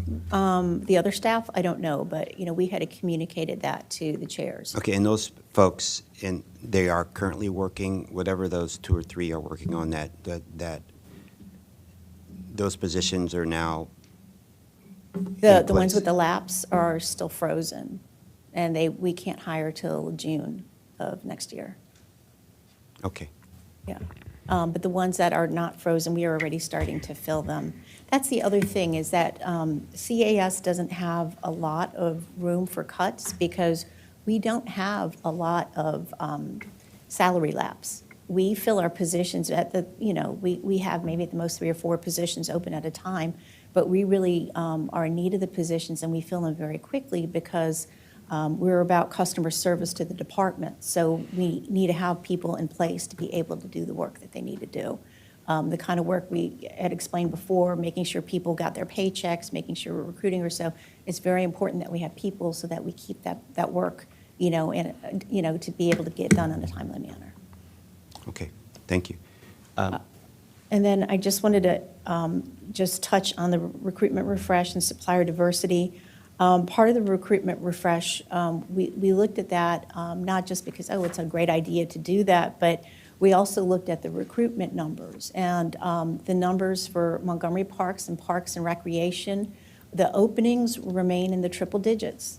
And I know, and this is for the past 2 years. So I know that Montgomery Parks has done a really great job, with their recruitment efforts, but there's still high numbers of, open of positions. So there has to be something else done in addition. And so it's not one or the other, but it's working together on these initiatives that, it will help us across the commission. And so that's why we had proposed this. And then finally, with supplier diversity, the 2 positions, that that you mentioned, one of the positions is supplier diversity / performance management. So part of it is going to be for the performance management program. But the reason we also talked about it for supplier diversity is because once we stand these programs up, every quarter we have to put out a report. And we need somebody with that technical background to help us. So while the person will be helping us stand up the performance measurements in some of the other areas, such as workers' comp, to take a look and see why, our risk management numbers are up, in one area or not another. Or so we need to start digging into that data. While that person will be doing that, they will also be helping put that report together that needs to go out quarterly. So technically, we really only have one person right now who is full-time assigned to supplier diversity. And that position is doing the local small business outreach right now. The minority, women, disabled-owned business is a much bigger piece, and that is coming online this coming fiscal year. That's why we need a chief to bring that program together. And as I mentioned, we talked to, we didn't just look at the budget numbers, but we also talked to Montgomery, Prince George's, and WSSC in the area on what they're doing with their MBE programs. And as they are staffed up, they're staffed up 7 to 10 people. This would only be 2.5 people that we would have technically. And $170,000 is, a modest start for what we have to do for the programs to get the word out that we do have a new program, to get training together, which is going to be the biggest piece for the minority women-owned vendors so that they know how to do procurement with our organization. So we really think it is a modest ask, and we have right-sized it in talking to our colleagues in both the counties as well as WSSC. So could you just do an org chart for these 3 staff, because you had 2 last year and 1 you're asking 3 and 170,000 with the responsibilities and how different these are? Absolutely. We'd be happy to do that. I'd shown the chair preliminary org chart, but it will definitely be in the budget book, but we will get that to you. We will get that to you post haste. Okay, so the diversity supplier, there's how many people working on that now? We are asking for a supplier diversity chief. We have one full-time position right now, and then we have another position we're recruiting for because it just was opened up, which is partially for supplier diversity to put the report together, and the other part of that person's job is split to start standing up that performance measurement program that was briefed yesterday by our consultants and former Governor O'Malley. So is that any of these proposed budget, $170,000 is for that consultant? No, it's not. It's not at all. This is specifically for the supplier diversity program. We had previously had that in another part of our budget, but we moved it out because it really is a new initiative, and we wanted to show that this is specifically to that point, that it's not for a consultant or any other, our lawyer's fees or anything like that for union negotiations. This is money we're asking for a new program. But I thought that one of the key initiatives was the data performance for this supplier diversity. You said it was 3 key initiatives, and one of them was for this one. And it looks like a redundancy of what that person does in addition to this $170,000. I don't know, but that's what I heard yesterday and now. I think the best Oh, thing not to at all, this- not at all. This Okay. is Just for. give us an org chart with the work and Sure. how it cross-reference to the, was it guided light house? Guidehouse, yeah. Yeah, and how they cross-reference. Yeah, I think that would be helpful. We can do this, and just to clarify, so for instance, 2 months ago, we had our one person who we have right now in supplier diversity went to the National Minority Business Conference. That was in Baltimore. It's a national, for a table there is just $10,000 to be able to go there and talk to folks. We didn't have the money for that. So he just signed up to go to the conference and go talk to people, but we didn't really have a presence because we didn't have the budget for it. So things like that happen all the time, but it's for things like that, for us to put on conferences and for us to put on programs where we are bringing in the supplier diversity community so that we can train them on how to be able to access our procurement programs. Okay, so why don't we do this? Yeah, thank you. So we have some others to do. So why don't we do this? We're coming, what I understand, the final budget comes back in November that we're going to send out. In December, the full commission? The November. What you said, December, we're going to send the final budget to the county to the council? Yeah, so in December, the full commission votes on the budget, and then that is put together and sent to the county council Okay. in January. Okay, so between now and then, what I would recommend that we move forward with this, but between now and then, we need to finalize these, couple of those things that we talk about, get back with us on the charts and answering these questions about the supplier, what do we really need, or based on, let's look into charts and whatever, and finalizing these last outstanding questions. But other than that, I would just recommend moving forward. Yeah, I think that most of this has to be in coordination with the departments and get departments in agreement, because the funding comes from each county. And it is important that, the budget office for both park and planning be on board and in agreement with these requests. That's important. Yeah, so, When I checked, I didn't see that. So it is important that we talk and collaborate and get the departments on the side of these budget new initiatives and requests. yes, I recommend we move forward with this budget with the understanding that there are some things, there may be some minor tweaks to this here, and we'll come back, we'll and work those out collaboratively behind the scenes before the December budget. I do have a couple of questions that maybe you all can follow up with me on after today's presentation. But one of the questions I have is with regards to the Executive Office Building Fund. Taking into consideration, there's a new building that that folks are moving into, and whether or not that building's going to be moved into obsolescence or maintained. And then the second question I have is the budget for the Office of Inspector General. I don't think I've had the board has had the pleasure of meeting the Office of Inspector General nor receiving a presentation from them, so I'm concerned about their budget and the necessity for that. We have a competent and capable general counsel who keeps us well informed, but we've never been informed by the Office of Inspector General. So if you guys can follow up with me on those two items, I'd be happy to receive more information about them. Thanks. I don't know if the Inspector General's on the line here. If you could- Yes, this is Renee Kenny, Inspector General. I will be, I'm available. I'm going to do any presentation to to both planning boards. I do want to know each year, fiscal 23 was just published. There's a comprehensive annual report out on our website, which describes all of the audits we completed, all of the investigations, all of the advisories.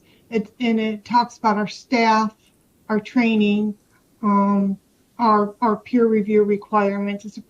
I'm pretty proud of the report. It's a pretty nice report. So to get started, if anyone has the desire or time, they might want to take a quick peek at that report. But I will reach out to both chairs to see if a one-on-one meeting is recommended, and I'm available as needed. Yep, Commissioner Bartley, from time to time, I do get reports from the Inspector General and saying what they've done every quarter, what's outstanding, and if something wasn't met, how follow up on met. So one of them, then it's my fault for not submitting it over to you. But it'd be good to have a general presentation, maybe at the commissioners' meeting, next commissioners' meeting, or one of the of just what they do and go over, like the annual report or something like that. I think that would be good so that all the commissioners are up to speed on that. So. I am the representative of all the commissioners at the IG, and I work with her, with Renee, and I understand what she's requesting, as is very reasonable. And I'm familiar with the work they do. And I guess that, Renee, I have been in one of your meetings. Is it monthly or quarterly? I don't remember. But I am the representative. The audit committee meetings are quarterly, and, Yeah. and you do attend our quarterly audit committee meetings. And I would be glad to share with you anything you need. Okay? Also, Mr. Chair, if I could just clarify for Commissioner Bartley, the Inspector General is actually required by law. It's in the land use article. So we really don't have a choice. We have to have one. And Ms. Kenny can provide you with any information that you'll need to understand what her office does. Thank you. They do really good work. I have Okay. been very familiar with the work they do. Okay, so we can move forward. Thank you All for right. your Thank you presentation. very much. Very in-depth. And so the board needs to vote on moving this forward to, I'm sorry. You also have the option to wait to vote until the end of after everyone's presented their budgets to vote, if you would like. Okay. Well, great. Well, we might as well, we can wait. What would you like us to do? Oh, well, if given a choice, when is everyone going to be done? Excuse me.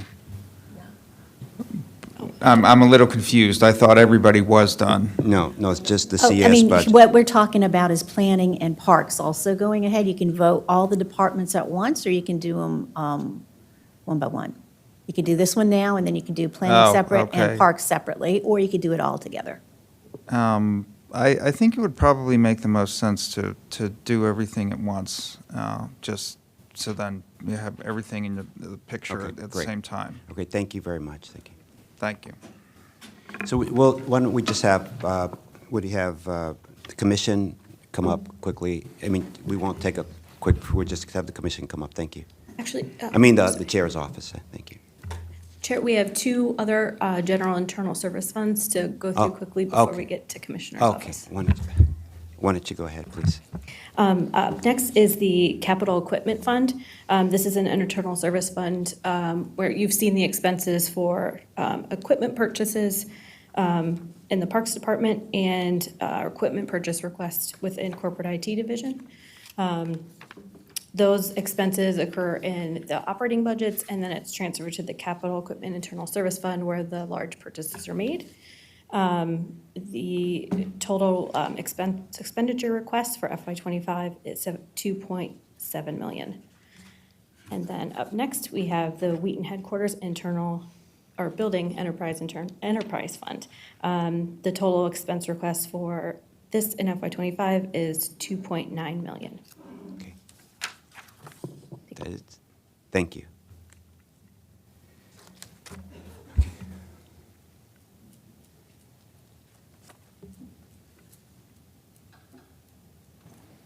Good morning. For the record, Alana Branda, Chief of Staff with the Commissioner's Office and Montgomery County Planning Board. You have my memo. The only change in our budget was we did get the retirement fund numbers, and that did increase by $17,670. So our proposed budget for FY '25 does reflect that additional increase. It does, in total, it brought our budget up another 1.4% from FY '24 to our FY '25 ask. And so we are requesting a total budget of $1,391,491.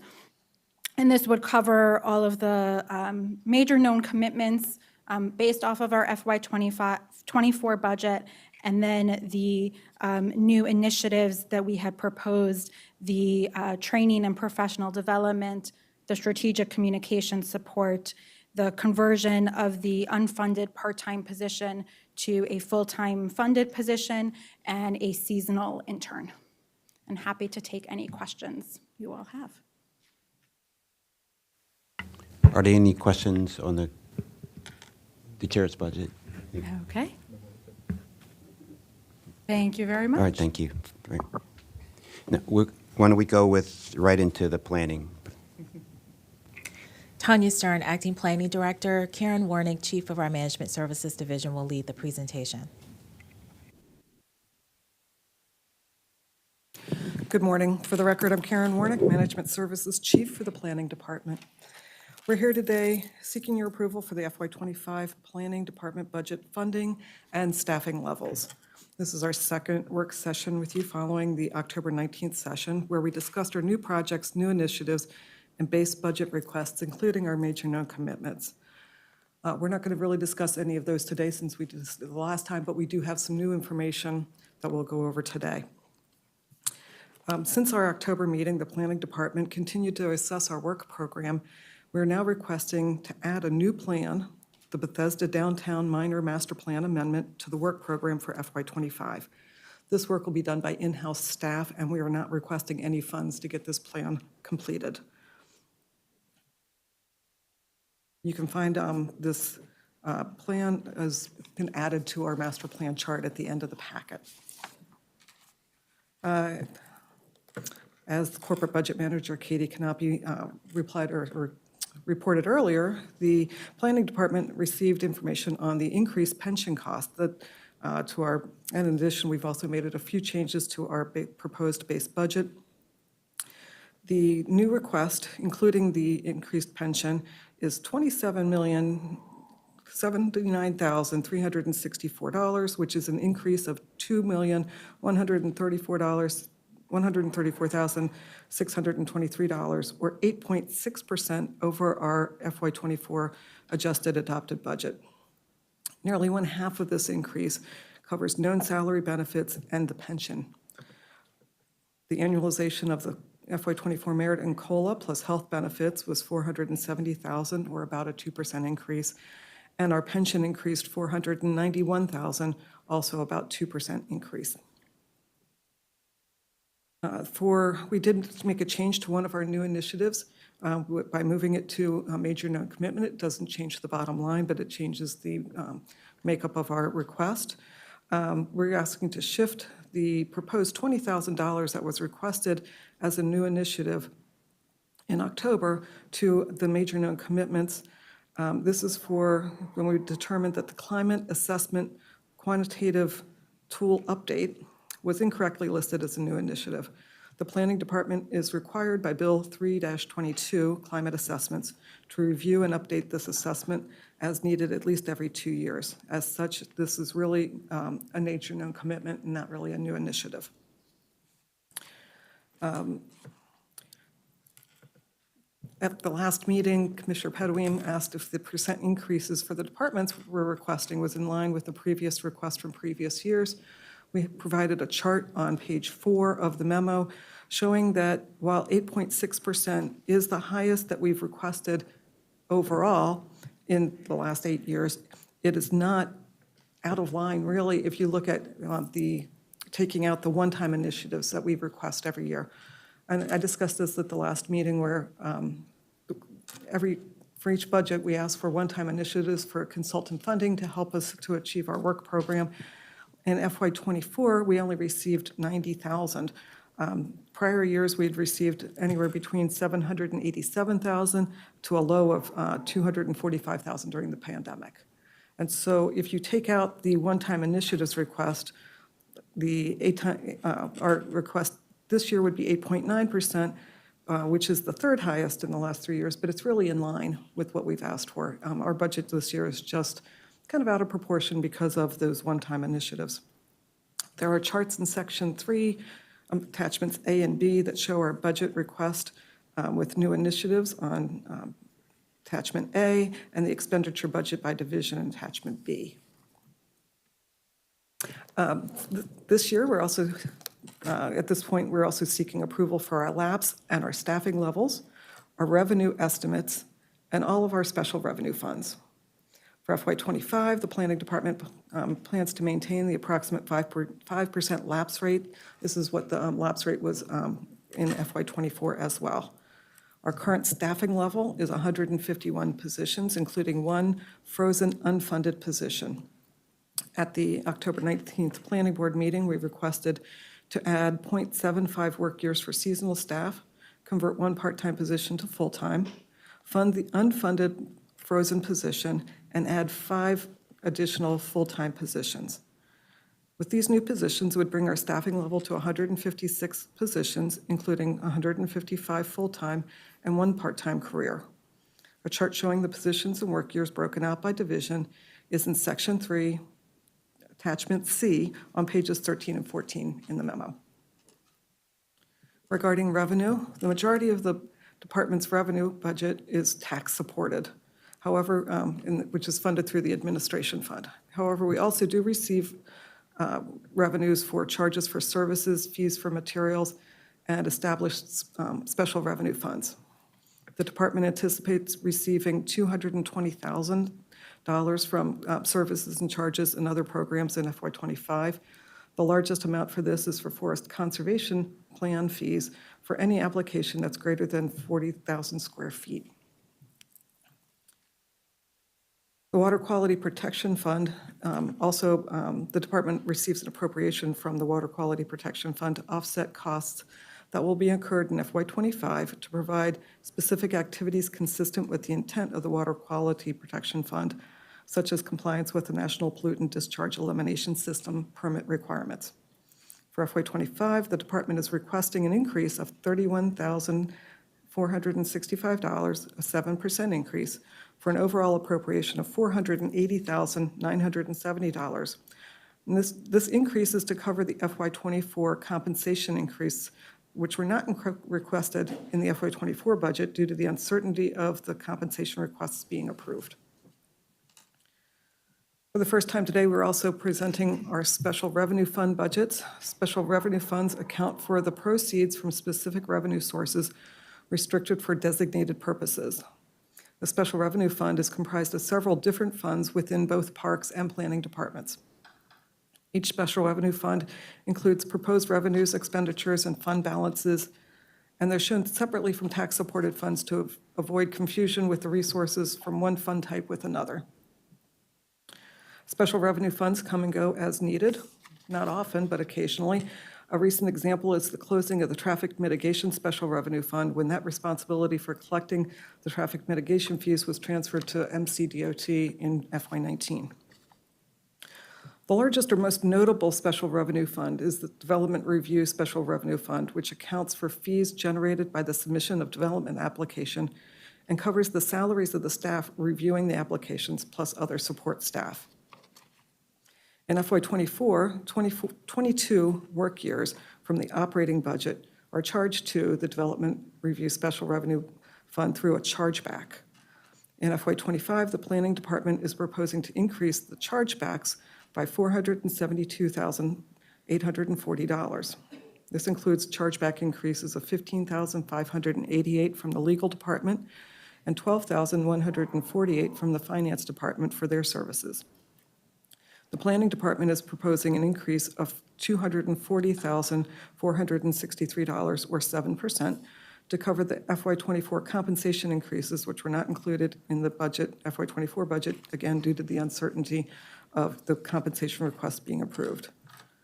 In addition, this year, the Planning Department is proposing to increase the chargeback to the Development Review Fund by $204,461, plus adding 1.7 work years to cover a portion of 3 of the new positions that are requested in FY25 that, if approved, will perform work associated with the development review. These are the 3 positions are the planning supervisor, the up-county planner 1 position, and the intake planner 1 position. If any or all of these new positions are not approved, the corresponding chargeback and work year will not be included in the Development Review Special Revenue Fund. The Development Review Special Revenue Fund can be very volatile. It all depends on the number of applications received and the amount of funds with those applications. Since its inception in FY06, the department has requested a transfer from the Administration Fund into the Development Review Special Revenue Fund in recognition of the fact that revenues may not cover the costs of our review efforts. The transfer historically has been in the range of $300,000 to $1.7 million each year. The fund did not perform well in FY20 or 21, which depleted some of the gains from previous years. The FY24 budget includes a $500,000 transfer from the admin fund to the Special Revenue Fund in recognition that the revenues collected did not meet the costs. This transfer is already included in the FY24 adopted budget and is proposed to continue in FY25. In addition, the department is requesting to increase the transfer by $450,000 to cover the new expenses charged back to this fund for the compensation increases, as well as the salaries associated with the new positions, the work years for those new positions. This brings the total transfer request for FY25 to $950,000. A synopsis of all special revenue funds can be found in Attachment D in this memo. Attachment E shows the master plan and major project schedule, including the addition of the Bethesda Downtown Minor Master Plan Amendment. And I would be happy to provide any additional information on any of the topics at your request. Great, thank you. At the end of the day, the increase from last year, it looks like it's what, 8.6% or 8.7%? Is that correct? Correct. All right. Any other commissioners have any questions or comments? I just make one more comment. I still support, because as you said, a good portion of this 8.6 increase is new initiatives. I think we should have a base budget for the new initiative, and I understand that we have to take the program to be approved by the county council, and that's fine. They would approve the program. But we have a base budget, maybe $600,000, and based on the program, if you need more, If you have something that it needs more, then you just ask for the additional, not the whole 600,000 to be on the table and put you under pressure because you're gonna have base budget. I don't know, maybe, and it's late for this year. I'm not talking about FY '25, but maybe FY '26, we may wanna see that if that is a possibility, that you don't be on the mercy of the budget for your new initiative, because that's the bread and butter for the planning department.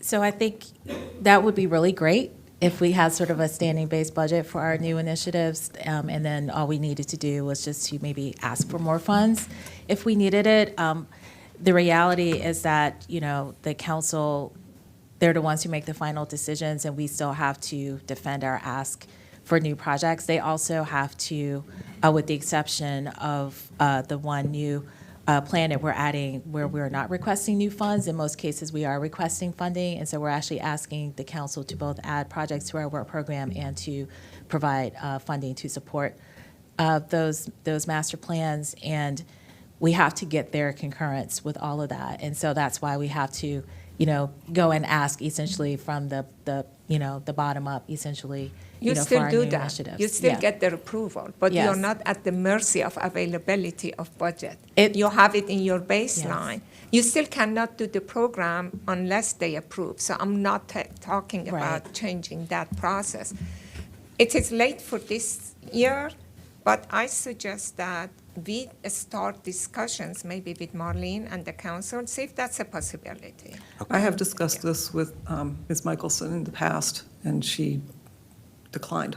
Yeah, so why don't we, in the issues of time, let's move to the park. So thank you very much, okay? Thank you. Yeah, thank you.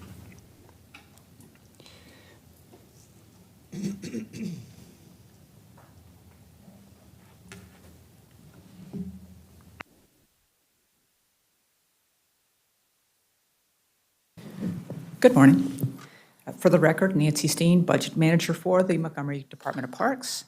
And just like the other groups, we're here today seeking your approval for the expenditure funding levels for the Department of Parks, the FY25 proposed budget for the Park Fund, Enterprise Fund, Property Management Fund, and the Special Revenue Funds, as well as for the estimated Park Fund revenue that is collected by the department, and that would be an exclusion of the property tax revenue that's collected by the county. At this point, I'll quickly summarize and review the key items from our memo that are pertinent for our discussion today. I'll start with the Park Fund first. Further detail is included in the memo on pages 4 through 10. Our department did also provide significant detail on our request at the Planning Board session last month. At this point, the only changes for the Park Fund from the detail that we provided at that session is the increased amount of pension that was already mentioned.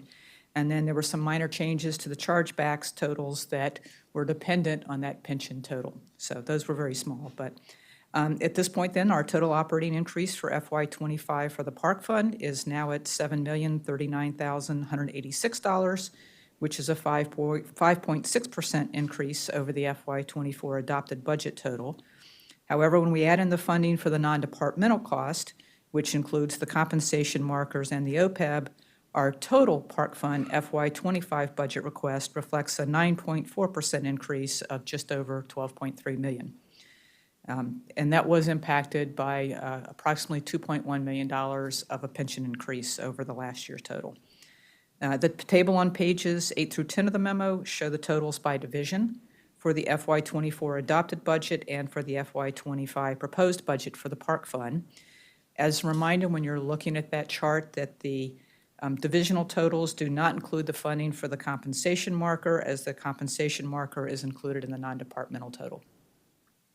Now I'll quickly move on to the Park Fund revenue, which starts on page 11 of our memo. The FY25 Park Fund operating revenue is projected to be $8,525,392. This total is roughly $312K higher than the FY24 adopted budget. This increase is mainly due to higher projected revenue from nature programs as our attendance continues to return to the pre-pandemic levels.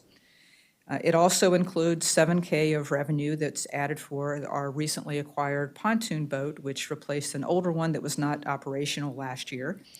And also includes $41,000 of revenue associated with the program enhancement that we added to expand senior programs at the nature centers, and also $105,000 in interest revenue, which is projected to increase based on the current market returns. The revenue total also reflects the proposed increased intergovernmental revenue of $151,103 from the Water Quality Protection Fund. Page 11 of our memo provides further detail about the changes, and the chart at the top of page 12 shows the FY25 proposed operating revenues by category for the Park Fund. And at this point, I'm going to turn the presentation over to Kate Bentley to discuss our department's other funds. As a quick reminder, these other funds are not tax supported, and they use revenue collected from fees to cover and to fund their cost. Good morning. For the record, I'm Kate Bentley. I'm the Assistant Budget Manager for the Montgomery Department of Parks. Again, as Nancy said, I will be reviewing the non-tax supported funds. These are the Property Management Fund, the Enterprise Fund, and the Special Revenue Funds for you. The detail on the Property Management Fund can be found on pages 13 and 14 of the memo. The FY25 budget request for revenue is $1,488,700, and the expenditure request is for $1,688,700. This is an overall increase of 3.9% compared to the FY24 budget. The revenue decrease is due to the projected loss of rental revenue from 2 park activity buildings, as well as the shift of our department's portion of the Gunpowder Golf Course lease to the Prince George's Parks and Recreation Department. In addition, some of the older houses which are in poor condition are being removed from the rental portfolio and demolished rather than undergoing the cost of extensive repairs. The expenditure budget includes the use of $200,000 of available fund balance to fund repairs to some houses, as well as the demolitions that I just mentioned. The table on page 14 shows the details of the FY25 proposed revenues and expenditures for the Property Management Fund. Detail on the Enterprise Fund proposed budget is found on pages 15 through 17 of the memo. The Enterprise Fund proposed FY25 operating budget totals $12,918,910 in revenues and $11,283,150 in expenditures, for a net profit of $1,635,760. The revenue increase of $359,758 is mainly due to increases in all program and rental revenues. This includes ice rink admissions, and then there's also some interest revenue. The interest revenue is projected to increase by $133,000 based on current market conditions. The Enterprise Fund proposed expenditures are $449,945 higher than FY24, primarily due to increased compensation costs for staff, plus the addition of 2 positions in the proposed budget. These positions include a horticulturist position to assist with the Enterprise Division's landscaping needs, and an administrative assistant position at Brookside Gardens. A portion of the cost of the administrative position at Brookside Gardens will be shared with the Park Fund as a chargeback. The table on page 16 shows the FY25 proposed revenues and expenditures by category for the Enterprise Fund, along with the current estimates for FY24. Detail for the special revenue funds can be found on pages 18 through 21 of the memo. The combined revenue for the special revenue funds for the proposed FY25 budget is $3,450,313, while expenditures total $4,090,093. Even with the use of over $600,000 of fund balance, the remaining fund balance is still projected to be in excess of $750,000. A summary description of each of the special revenue funds is provided on page 19 and 20 for your reference.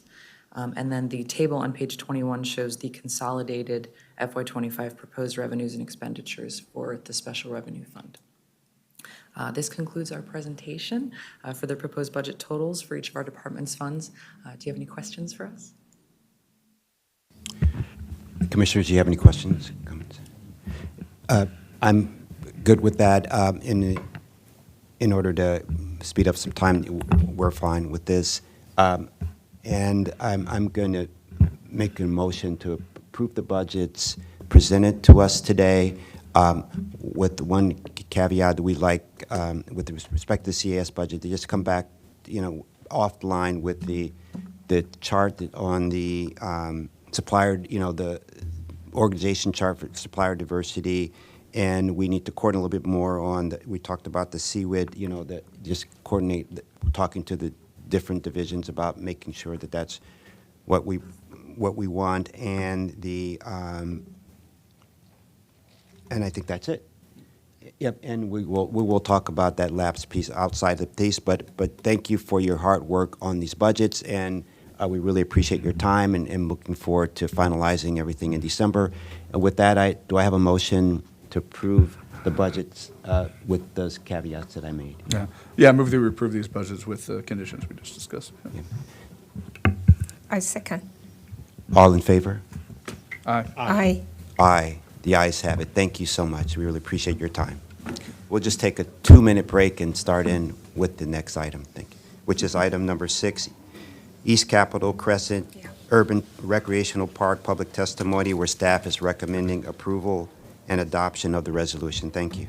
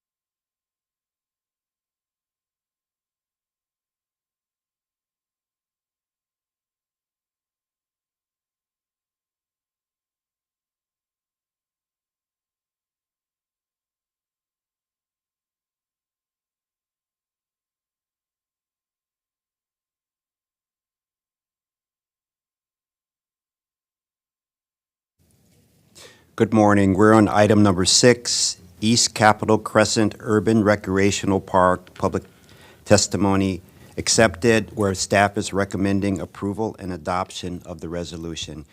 We have Brenda Sandberg and Ann Vogel here to present. Thank you. Good morning. You already introduced me, but for the record, Brenda Sandberg, the Real Estate Management Supervisor, and I'm pleased to have with me Ann Fothergill, who is a fairly recent addition to the Park Planning and Stewardship Division and the Real Estate Management section to work as the real estate manager. And so she worked very closely with me on this particular acquisition.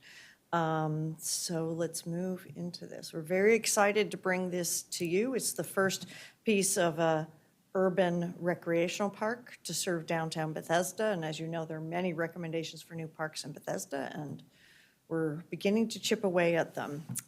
This particular property is the 4326 Montgomery Avenue. It is located, the red dot and the bigger graphic showing sort of the vicinity. The property fronts on Montgomery Avenue, and the rear of the property is along the new Capitol Crescent Trail and the Purple Line that is under construction. You see the map on the upper left sort of shows how there's some other parks that we own. Some are developed as parks, some not yet, and how they all connect with the Capitol Crescent Trail. You have Elm Street Urban Park and then the future Capitol Crescent Civic Green once the Purple Line is completed there. So the property itself is 6,000 square foot lot, about a 2,000 square foot commercial building. This whole stretch of Montgomery Avenue is a row of single-family homes from the 1930s, and that have been in commercial use for many, many decades. It is within downtown Bethesda plan, within the Bethesda overlay zone, and the building is in very good condition. Currently, there is no tenant. We are purchasing it from the owner. The policy rationale for acquiring this property is quite strong. In addition to supporting the overall visions for urban parks within walkable distance in Thrive 2050 and PROS, you have specific plans and policies that have specific support for this. We have a graphic here of that's from the Pearl District public amenities from the Bethesda Master Plan, the Bethesda Downtown Plan from 2017. You can see on the right, that's the area shown as Create New Recreational Park. That is the overall park that we're talking about here. The goal is to create this active green gateway to connect the CBD to the Capitol Crescent Trail in this location. The Bethesda Design Guidelines, also done later in 2017, had more detail on what kind of park an urban rec park would be, active exercise playgrounds, flexible open space, seating areas, and a key part of the park for it being in this location is the connection to the roads and the trails. It'll be both a stopping point along the Capitol Crescent Trail as well as within walkable distance from many areas of the county. In addition, within the Bethesda Downtown Plan, this particular park was, along with one other in downtown Bethesda, were designated as legacy open space, urban open spaces.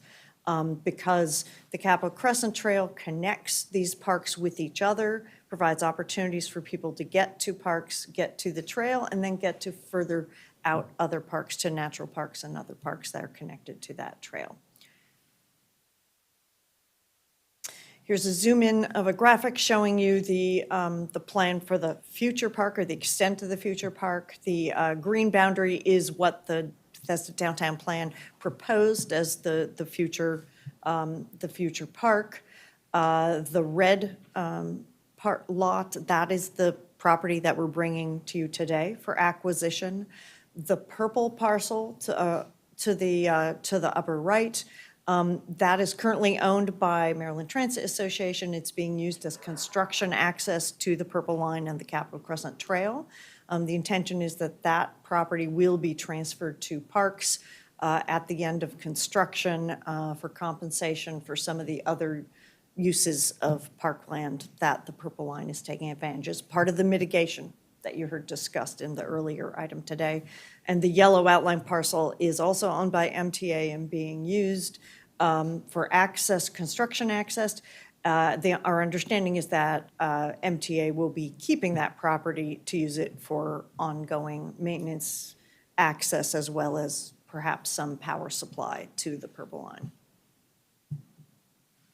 So the concept for this park is, again, to be an up to 2-acre dynamic active urban park, destination for physical activity, social connectivity. Amenities can include sport courts, fitness equipment, skate park, dog park, flexible play, and event areas, social gathering. One of the key things that was on the earlier maps is this is not only about a block away from Bethesda Chevy Chase High School. So you have some real advantage to try and get some amenities in there that support the teenage residents of our county. The acquisition cost is $2,415,000. Our proposal is to use a program open space grant through the Legacy Urban Space PDF. As far as startup costs and OBI, we're thinking there will be 3 phases to this park. We're just at the beginning of the land acquisition phase. We're going to have to acquire at least 5 more lots and potentially more to build the full park. During this post-closing phase, we will lease out the building to commercial tenants. The rent will support our management of the property, and that will be a maximum of 5 years. And depending on the timing it takes us to get the rest of the properties, there'll be an interim park phase where we can demolish the construction, the building, and build an interim park. Should, after 5 years, all the acquisition not be completed already. And then there'll be an ultimate park phase where we have all the land we think we're going to get, whether that's 5, 6, 7, 8 of the lots. And then we can do facility planning, construction of the full urban park. And again, capital and operating budget costs for those future phases will be determined during the post-closing phase. We don't expect any OBI during the initial phase because we'll be getting rent from tenants, and that rent can offset the property management staff's work to maintain the building. There's also, for the ultimate park phase, the potential funding source of the Bethesda Park Impact Payment, depending on the balances there at the time this park moves forward. So today we're here to answer questions and request that the Planning Board approve Resolution 23116 for the acquisition of 4326 Montgomery Avenue property for the future Eastern Capitol Crescent Urban Recreational Park for a negotiated purchase price of $2.415 million to be funded out of Legacy Urban Space with the program Open Space Grant. Great, thank you. Do any of the board members have comments or questions? I have a question. I'm fine with that. The question is the remaining lots. So it's another 4 or 5 so we have no idea when we're going to purchase them. Since they are indicated in the master plan, are the property owner required to offer it to us first with their price, proposed price, and then if we don't, then go to it? Is there any kind of requirement, because it is in the master plan, to be offered? Parks Department has priority. That's my question. It doesn't work that way exactly. Because it is specific parcels that were identified in a land use master plan approved by the county council, there are certain rights that the commission has.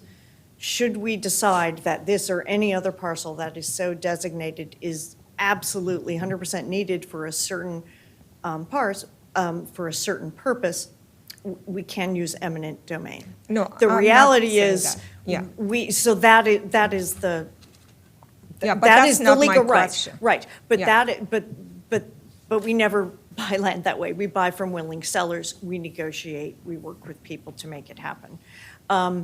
There is no requirement that they offer properties to sale for us. For instance, this property was listed on the open market for sale. We saw it was for sale. The timing is right. Obviously, if there's a willing seller, that's when we immediately contacted them and said, we need this for a park. We want to buy it.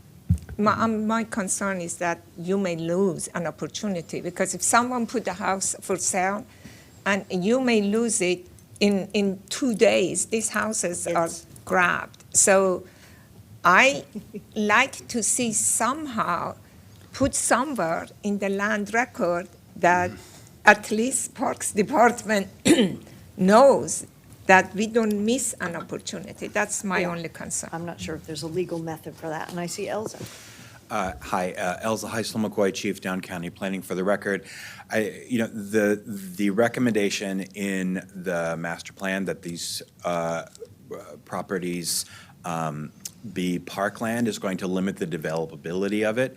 So while an individual seller could sell to an individual buyer, they would probably not be able to redevelop the land.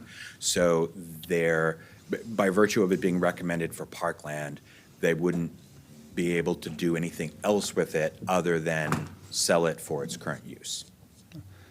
So at least I'm hoping that this requirement to be told to the new property owner, but the real estate agent, they know that. I think they're required to let the new buyer know that this is master planned as park, and at least they know that requirement. And then that puts us ahead, that they contact It would be us. nice if that were the case, but I don't believe that's what the real estate law requires. I believe if you are trying to buy a piece of real estate, it's on you to do research at the planning department and understand what the master plans and what the zones are and whether what they want to do with the property is legal or not. It's our job to, now that we have this one, we've sort of set a marker.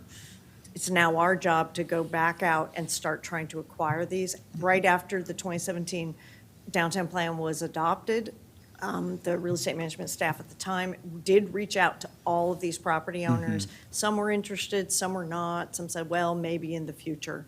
So now that we have this first one that sort of raises it in our priority, it means, all right, we've got to start working to try and assemble the rest. So it's sort of on us to let them know, if you want to sell, we are here. Yeah, I know that in some real estate contracts, they are required to disclose certain things, but not, I don't think that this is what they're, that this is in the master plan for, so thank you. This is one, yeah, so, May I have a quick question? Okay. Sorry.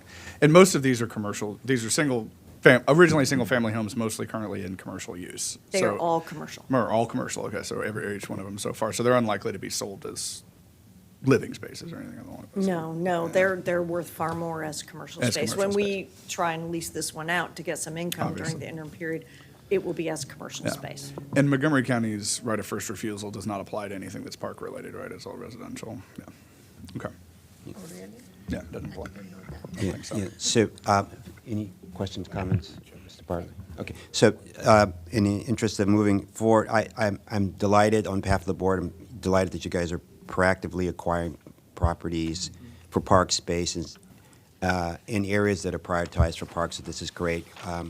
Great job, and we look forward to getting the other 5 whenever and creating lovely park space. So if there are no other questions or comments, do I have a motion to approve the acquisition of, Parks acquisition of site at 4326 Montgomery Avenue for this price?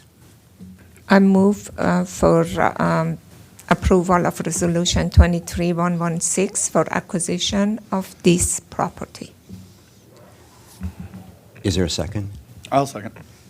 All in favor? Aye. Aye. Aye, the ayes have it. Thank you so much. Thank you. We'll just take one quick minute and we'll start the next project, which is the Bethesda,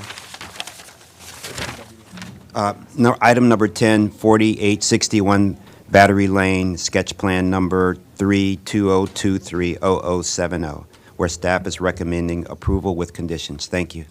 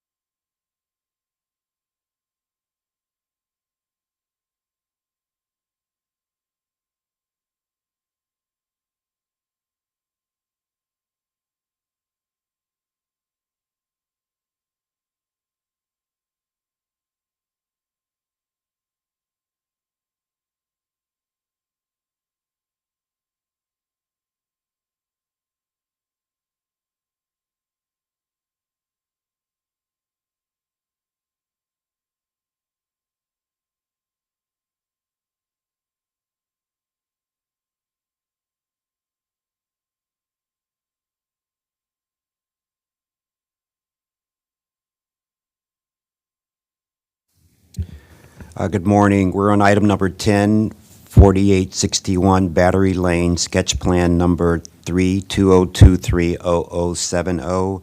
The public hearing where staff is recommending approval with conditions. We have Adam Bossy with the Planning Department to present the project, and we have the applicant out here to provide any extra testimony or answer questions. Thank you. Good morning. Thank you, Mr. Chairman, members of the Planning Board. Good morning. Happy to be here. For the record, Adam Bossy, the lead reviewer with this project for the Down County Planning Team. As the chair mentioned, this is staff's overview of 4861 Battery Lane sketch plan. That's sketch plan number 320230070. So this property is at 4861 Battery Lane. That's in the Battery Lane District area of the 2017 Bethesda Downtown Sector Plan area. This is shown by the star on the sector plan image on the left side of the screen. In the aerial image on the right, the site is highlighted in an orange tone. It's located on the north side of Battery Lane, about 250 feet west of its intersection with Woodmont Avenue. To the north of the site is the National Institute of Health campus. The Battery Lane Urban Park and Bethesda Trolley Trail, which are both popular public recreation amenities, are located just west of the site. Most of the properties along this stretch of Battery Lane, including the subject site, are developed with low-rise apartment buildings and associated surface parking lots that were constructed in the mid-1900s. So 7 such properties are in the process of obtaining entitlements to redevelop in this portion of Battery Lane. In general, the smaller, older apartment buildings are proposed to be replaced with larger multifamily buildings with structured parking and modern amenities. 5 of these 7 properties are part of the approved Battery District sketch plan. Those are shown here, labeled as sites A through E on the image here. Most of these sites are included in an approved preliminary plan as well. Site C of that Battery District project also recently received site plan approval, and there is an illustrative image of the front facade of that building on the lower right corner of the slide. Site number 6 approved for redevelopment is 4901 Battery Lane. It received preliminary and site plan approvals earlier this year, and we have an image of the front facade of that building in the upper right corner of the slide. The 7th property that's proposed for redevelopment here is the subject site, which is right in the middle of it all. Looking at the subject site itself, we can see it here in this photograph and aerial image. The site is generally rectangular in shape, has a tract area of about 2.13 acres.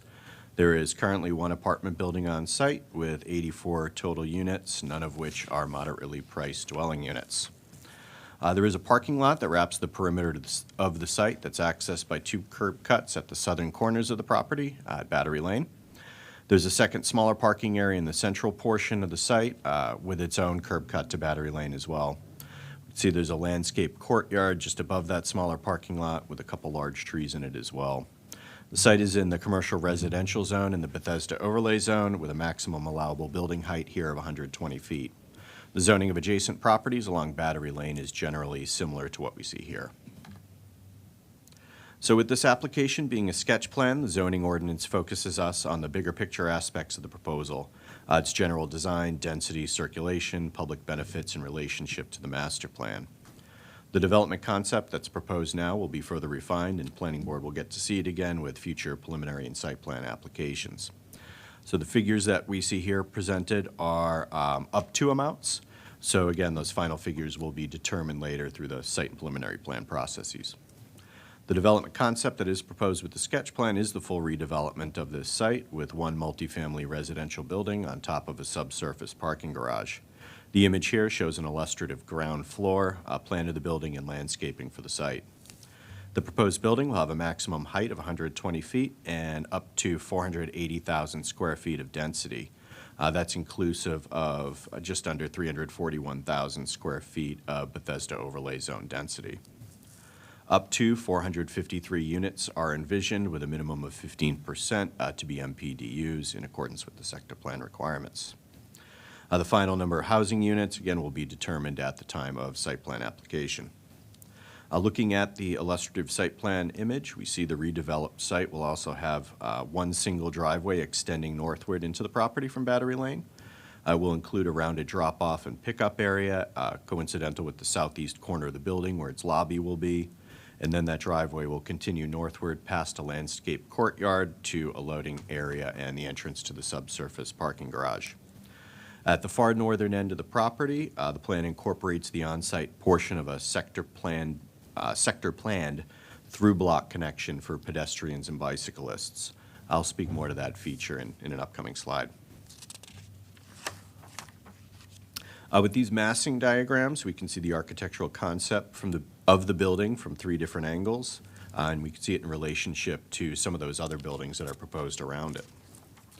There are step-backs, another form of articulation in the building facades to help break down the perception of building bulk and mass and make it feel more human-scaled at the street level. And this design will be further refined through the site plan process. Access and circulation at the site will be improved by the proposal. First here, I do want to note the site's 3 existing curb cuts will be consolidated down to a single point for vehicular access, and that's that driveway on the eastern side of the site. So this does remove 2 points of potential conflict between pedestrian and cars along the site's frontage, and we think that's a wonderful improvement. Second, along Battery Lane, the site will adopt the roadway cross-section that we see here, which provides for significant enhancement of the pedestrian realm along the site's frontage. Here, the existing sidewalk will be widened, pulled back from the road, and trees and landscaping will be provided on both sides of it. This treatment is in line with the Bethesda streetscape standards and is designed to integrate with the streetscape improvements to be provided with the neighboring redevelopment projects. So in addition to the frontage enhancements, again at that north end of the site, the on-site segment of a new east-west pedestrian connection will be provided. We can see here with the purple dashed line how that is planned to connect in with portions of the through-block connections to be provided next door with 4901 Battery Lane. Creating through-block connections in this area is part of the sector plan's vision for expanding the pedestrian grid in this part of downtown Bethesda. The smaller image on the right side of the slide is from the sector plan showing that vision with conceptual through-block connection locations highlighted.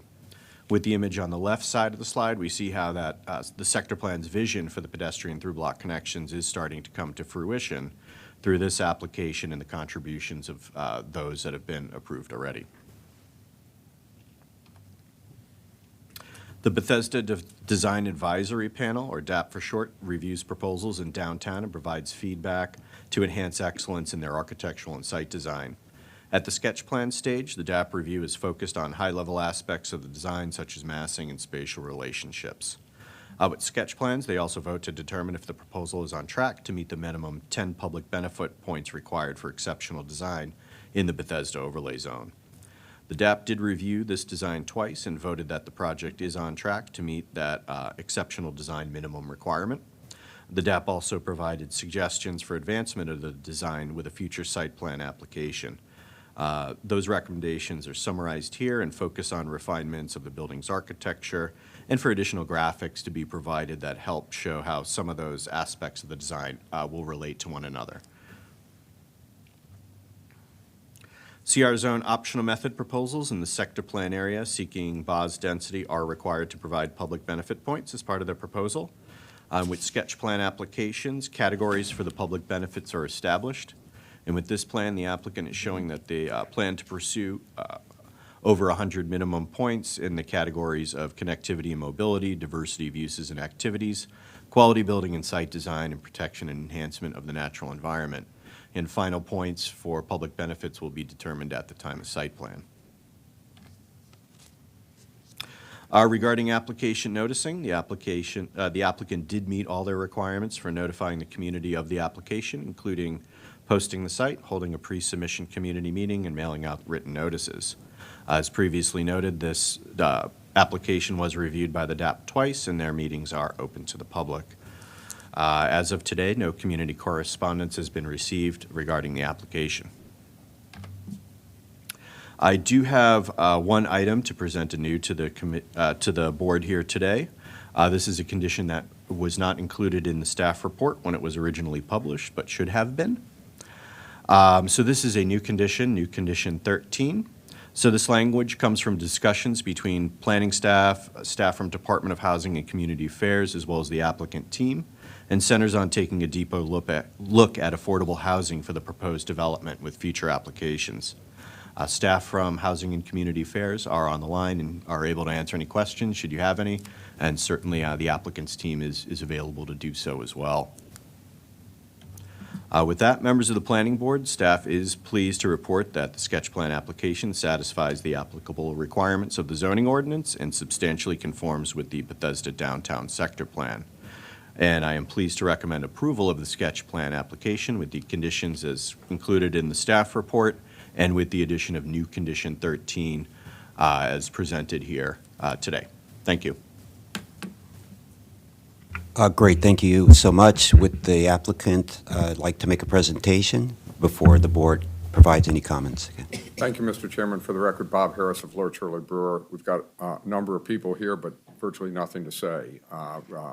You're running a little late, and Mr. Bossi has summed it up. I just do want to introduce the owners of the property, Michael Miller on my far right, and Andrew Kossow. Their families have owned this property for a long period of time, and they're rightfully proud of what they're looking at doing here. And on my left, you know Chris Rulin from my firm, and Fike Tugbert, who is the architect. He's also proud of it, but I've told him that there'll be another time to show that pride.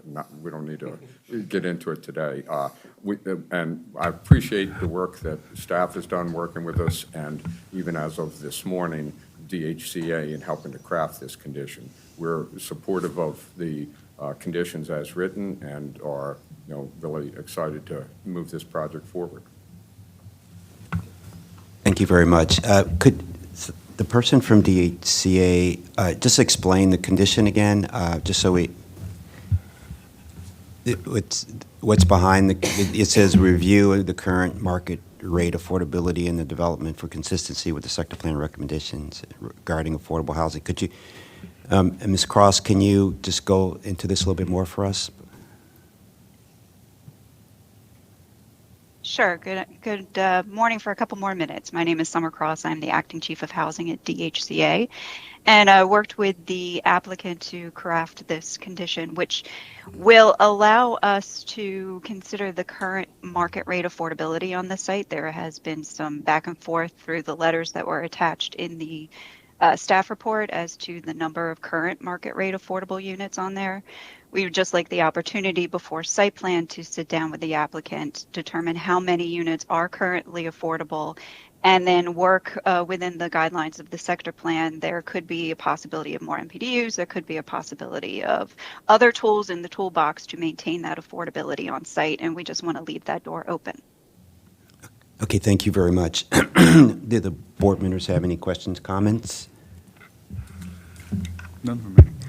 I just have a question regarding all the lots. So there are 6 different lots in here that they are all in the process of being developed. Do we know any idea that what is the timing of all of these and when they come on board? And just in regard to architectural treatment, to make sure that they are all in harmony with each other, and also if construction happens, it could happen in a way that if there are other people there, it's suddenly it doesn't overwhelm. I don't know how the planning is. Stephanie Dickel for the record. So the only other 2 projects that have site plan approval is the 4901 battery, and then across is Site C. Okay. Site E and D and B and A only have preliminary plan. So they're not moving forward without a site plan. So I can't speak to when 4901 and Site C will be moving forward, but those are the only 2 right now that have a site plan approval. So not all of them have site plan approvals. Yeah, they have their APF approval. And then, and I don't. In your opinion, you don't have to tell me exact.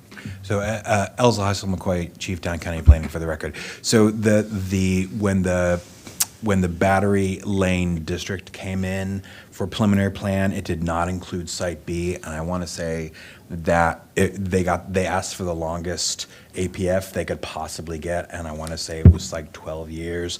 They didn't ask for Site B because they didn't think they'd be able to move forward in that time period. So I think I think we're looking at probably at least 10 years before the ones that you're showing are coming out. And I think, you address sort of the design, and I think that, when these projects come before the DAP, we encourage them to show the other buildings, not just the ones that are existing, but the other ones that are proposed. And so that as each new project comes through the DAP queue, it's responding not only to the existing buildings to remain, but also the ones that have been approved already.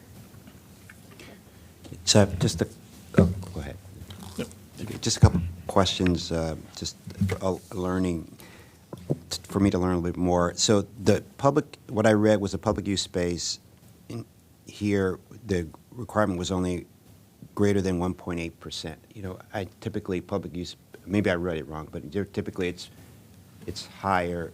Is it because it's Bethesda, or because it's unique to this project that I read that, or maybe I misread that? So with this specific project, they're not required to provide any public open space because of the size of the lot and the number of frontages it has. The zoning ordinance has a chart that guides us on that. So this particular property has a 0 square foot requirement. They've elected with the sector plan with their sketch plan to provide, it was like about 1,500 square feet, which came out to about 1.8% of the property area as public open space, which is basically, on their plan, it's a sliver of space along Battery Lane that's going to help provide the wider sidewalks, the space for the wider sidewalks and additional streetscape elements. Right. Okay, great. And is that also because of there's the other parks and other things around it that they don't have to provide the... Okay. Another question was, there are over 400 units, but only one curb cut. I know the goal was to reduce curb cuts, but was there a study to show that at over 450 units, one curb cut is adequate for the amount of vehicular traffic through the property? I mean, through coming onto, so things don't back up on the property or back up. So details of that will be looked at preliminary plan. That's something our transportation staff, as well as MCDOT and DPS roadway folks do look at the time of preliminary plan.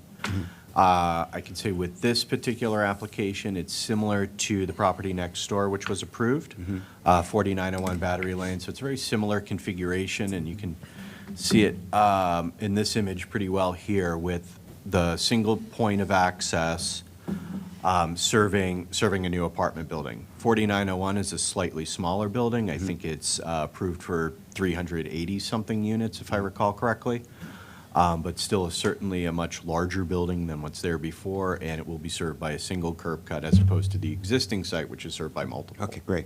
No, I love that there are 450 units. More is better, right? So in the last question, on the ADA units, I thought typically that the standard was 5%, and is that what I thought I saw here? Is something like applicant provides 6 units or 1.5%? I don't know. Just out of curiosity, is there a different standard, or I maybe misread? Mr. Chairman, there is no requirement for any. Okay. But this applicant wanted to add it to diversity of housing, and they do get some public benefit points for that. Okay, great, thank you. Those are my questions. Beautiful project. I hope it comes sooner than later, and we appreciate you bringing it to the board. Yeah. Thank you very much. I have a comment, and a positive comment. It's good to see family legacy continued in the expansion of housing and providing something that wasn't there in terms of MPDUs and public amenities. And I look forward to completion of this project.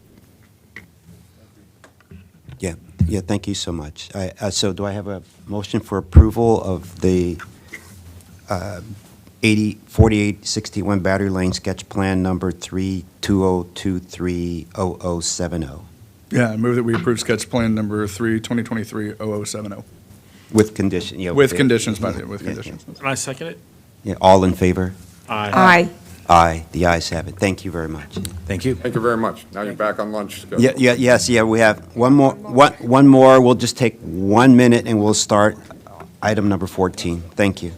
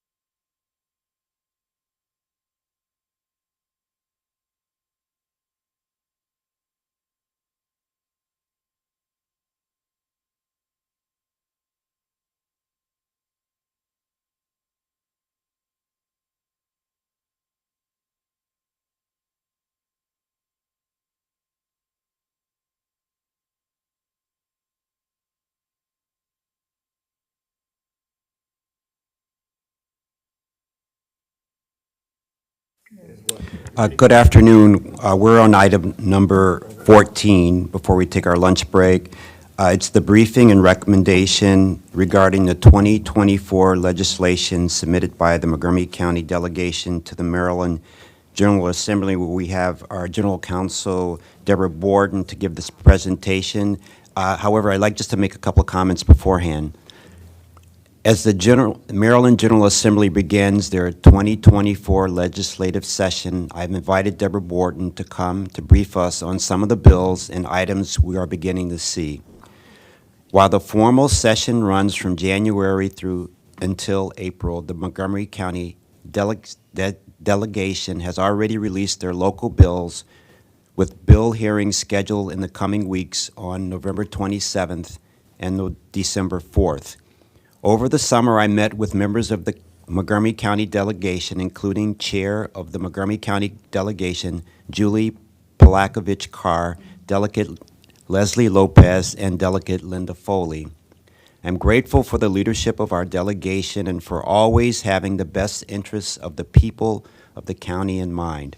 I look forward to working with the delegation before and during the session. I would like to especially thank Delegate Leslie Lopez for her leadership on the Development Review Process Work Group. She was the chair of the group that reached consensus on 22 recommendations, some of which require legislative changes. I look forward to working with Delegate Lopez and the whole delegation on implementing these recommendations, both those that need legislative change and those that I know that the Planning Department is already working on implementing. We're hoping that we have the chance to implement these excellent recommendations before new studies or policies are proposed. I also want to thank our County Council President Glass and Vice President Friedson for their support during the Development Review Process Work Group. We are committed to continuing to work closely with the County Council as the Planning and Land Use Authority under the Land Use Article. Thank you, Deborah Borden and Jordan Balcom-Colbert, for all your work you have done in the off-season in preparing us for this coming season. We look forward to hearing from you today with your updates. Thank you. Thank you, Mr. Chair. For the record, I'm Deborah Borden. I am the General Counsel for the Commission. Here with me today is Jordan Balcom-Colbert. She is our legislative liaison and works in the Office of General Counsel year-round on legislative and training opportunities that we have in the Commission. Seeing as you're all new commissioners and this will be your first legislative session as commissioners, I want to make sure that you have a really base of understanding as to why we do this. The Commission is a unique government entity, being a bi-county commission.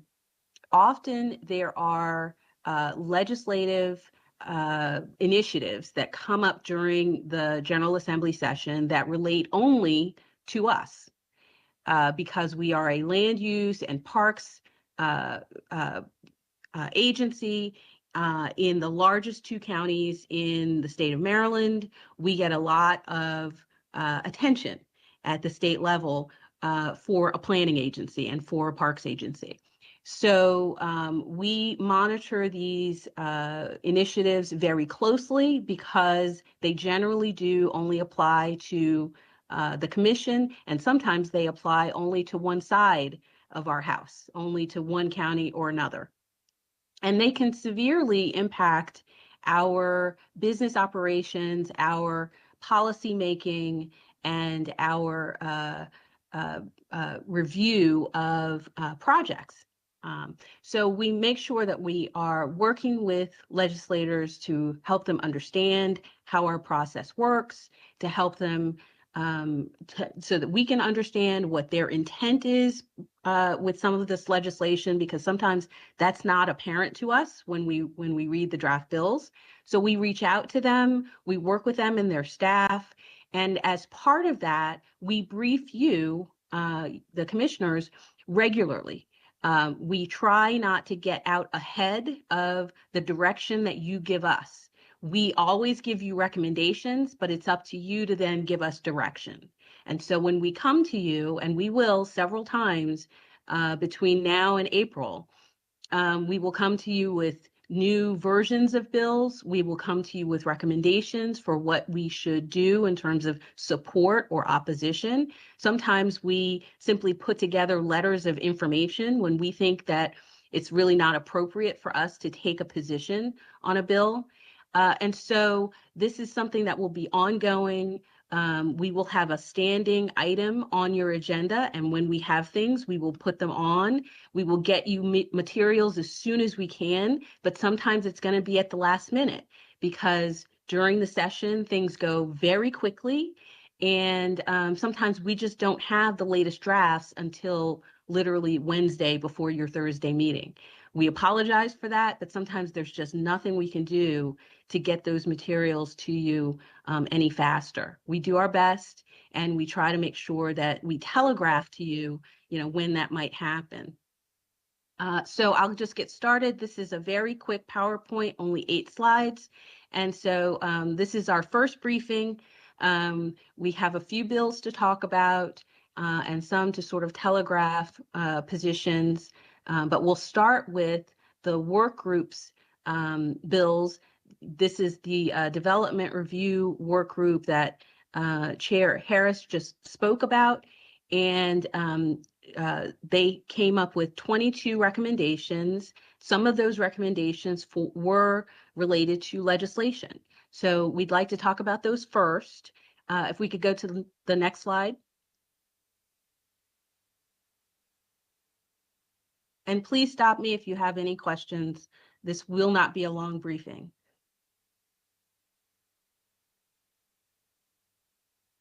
Next slide. Technical issues. I can keep talking. Okay, let me just pull up my own. Okay, if we could go to slide 3. I'll talk about the first bill. The first bill is bill number 110-24. It is a bill that is talking about streamlining the plat recordation process. Now, the bill that has been drafted does not quite reflect what we think the recommendation was from the work group. So we're looking to work with the sponsor to make sure that that language matches up. We were led to believe that the recommendation says that it's about allowing the state archivist to accept digital plats and digital signatures. These days, that's how business is getting done. And we want to make sure that our plat process is keeping up with technology and keeping up and not slowing things down. Currently you have to have a live signature and you have to have several parties, and it's very difficult to do that these days. So we want to work with the sponsor to tighten up this language to make sure it really reflects what the recommendation was, and if her intent. This is one of Delegate Lopez's bills. If her intent was to expand it, then that's certainly her prerogative, but we just want to make sure that the actual recommendation is getting reflected in the bill. So we'll ask you for the direction that it's okay for us to work with her on that language. Assuming we can get the language to reflect the recommendation, we would like to support this bill. Next slide.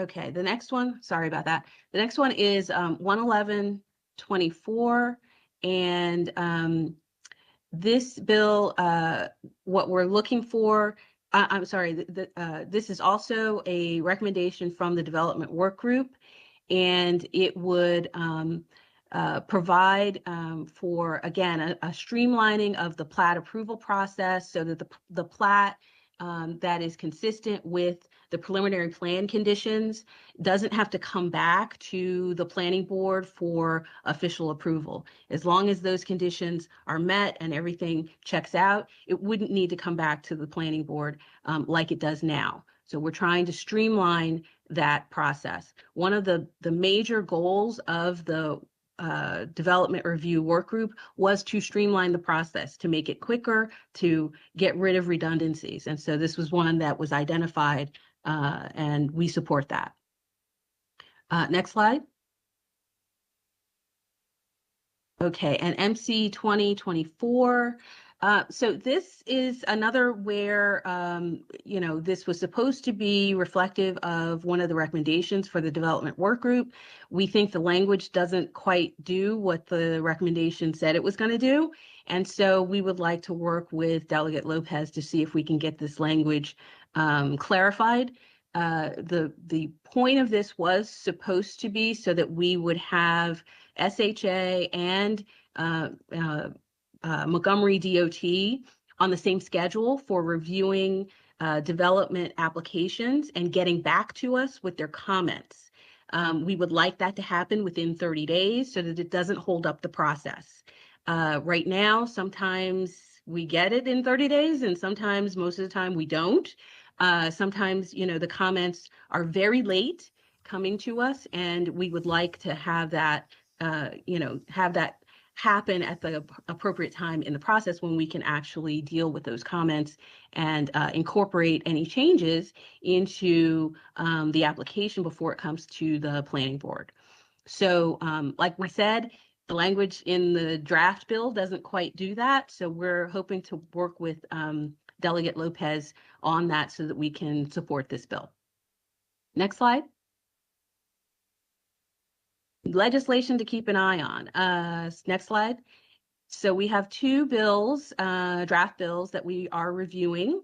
The first is 113-24, transportation planning. This bill is very detailed and very controversial because what this bill is saying is that master planning in Montgomery County cannot if this bill were to be passed, it would no longer allow us as a planning department to include transportation planning in a master plan, which is really unusual to the point of I don't know of any other planning agency that would be so limited in master planning. So obviously we have grave concerns about this bill. We think that this would have a severe impact on the ability of the planning department to do its work, to do master plans, to do really anything associated with working with our master plans, because those master plans form the basis and the foundation for so much of the work that comes after, so much of the implementation, and so much of the work that we do in development review. All of that decision making in development review, a lot of it, 80% of it, is based on the master plans. I'm sorry, did I have a question? Oh, go ahead. I think you have several. Oh, I'm sorry. I can stop here and take some questions. No, yes, this one definitely has a lot of little red lights have popped up on microphones since you brought this slide up. Who is sponsoring this particular bill? This is sponsored by Senator Kramer. This is Kramer. Okay. Yes. Okay. Is there any indication within the information we received now what the purpose of the bill is, or the stated purpose and goal of the bill? Well, this concept was discussed in the work group, and when it was discussed there, some of the members, particularly the ones selected by Mr. Kramer, indicated that they thought that there was some sort of duplication between Montgomery Department of Transportation and our office. And we tried to explain to them that as DOT, they are the operating agency. So they build and maintain roads. We don't do that. So, our focus is different. It's all transportation, but it's different. Transportation planning belongs in the planning department. That is where it lives, and that is where it should live. There is no way to separate land use planning from transportation planning. They are really the same thing. Yeah. Transportation planning is at the heart of planning. So to remove it somehow, not only is that just antithetical to good planning practice, it's also probably not actually practically doable. Because what are you going to do? You're going to unravel every decision that's been based on master plans. Yeah. Every decision that comes after that. When we require a developer to put in another turn lane, when we require a developer to add lanes to a road, when we require a developer to dedicate land for a widening of a road. Those are always based on master plan recommendations. They cannot, by law, be in contravention of the master plan. And so to say that suddenly those recommendations are invalid because we're not, because we have to now change the way that we deal with master plans. Basically, they have to come out of the master plans. The transportation elements have to come out of the master plans, and they're no longer valid anymore if they're in the master plans. That is crazy. We can't do our work like that. So Absolutely. we are developing a position statement. It's taking a little while to do that because there's just so much to do in this bill. But we definitely are telegraphing to you that our recommendation is going to be to oppose this bill. We don't have a sense at this point that there's anything that we can do to change the bill to make it better. Yeah. Because it seems to rest upon the fallacy that there is duplication between the planning department and the Department of Transportation, and we do not believe that that is true. Yeah. Can I ask one quick clarifying question? This would also include anything that's the non-auto like mode share stuff, right? Biking, pedestrian. Is that also included It within the says transportation? transportation. That's all right. Yeah. I wanted to clarify that was also included transportation. This basically preclude us from doing anything with increasing non-auto mode share and stuff like that as well, right? That is correct. Yeah, that's even worse. Okay. You cannot do drive, I guess, with that. What? Not like 70% of it? No. Yeah.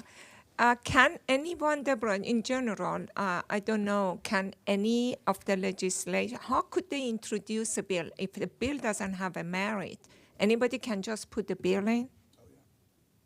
Is that how it works? Anyone can, any one of the delegation members can introduce a bill. That doesn't mean that the delegation will advance it to committee. That doesn't mean that the committee will then advance it to the bi-county committee, because because the commission is a bi-county agency.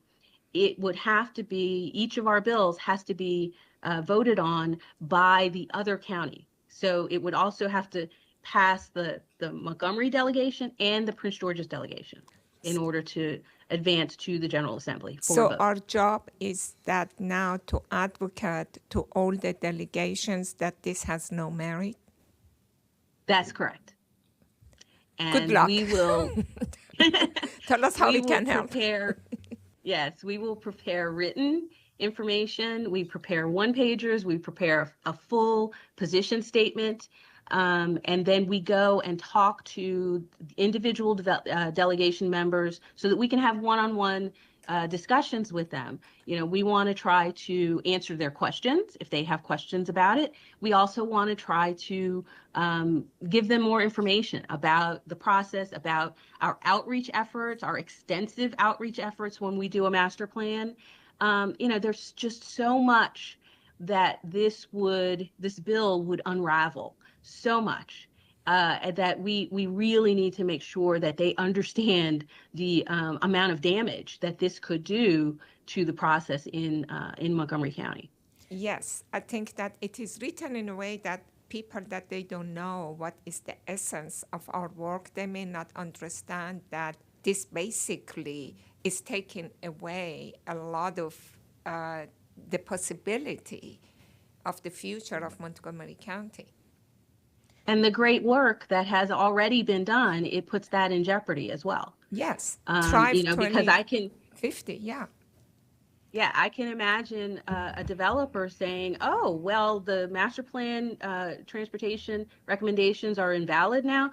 Well, why am I paying $3 million for road improvements? Then I should be able to get that money back. Right, right. So we have a couple more comments here. You know how strongly we feel about it, but you have a couple more comments here, and let's, Yes. why don't we just, okay. Mainly for information, I think Deborah has, given you all, Tanya Stern, Acting Planning Director.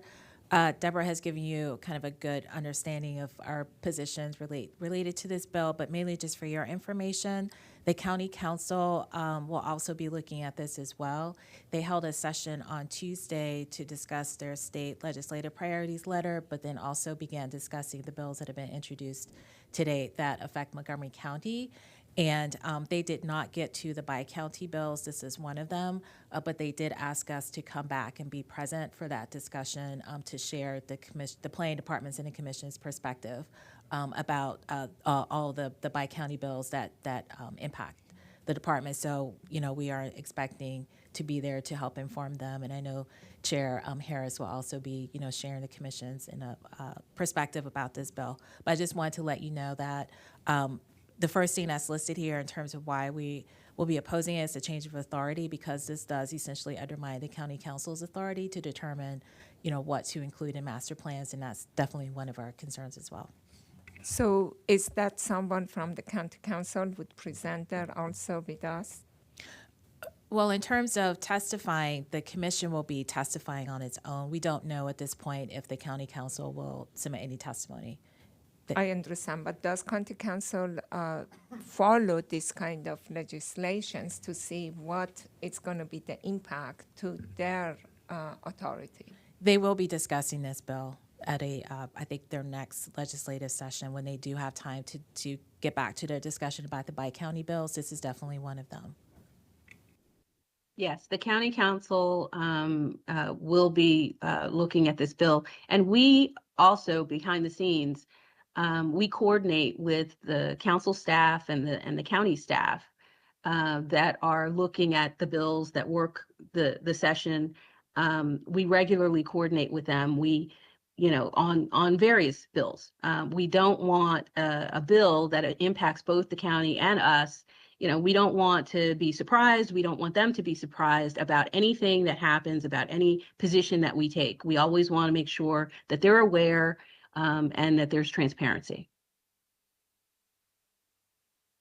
Okay, next slide, and this is actually our last one.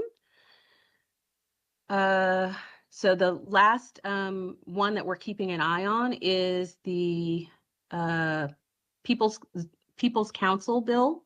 Again, this was an idea that was discussed in the development work group, and they discussed it pretty extensively, and they had a vote on it, and they decided not to recommend this approach.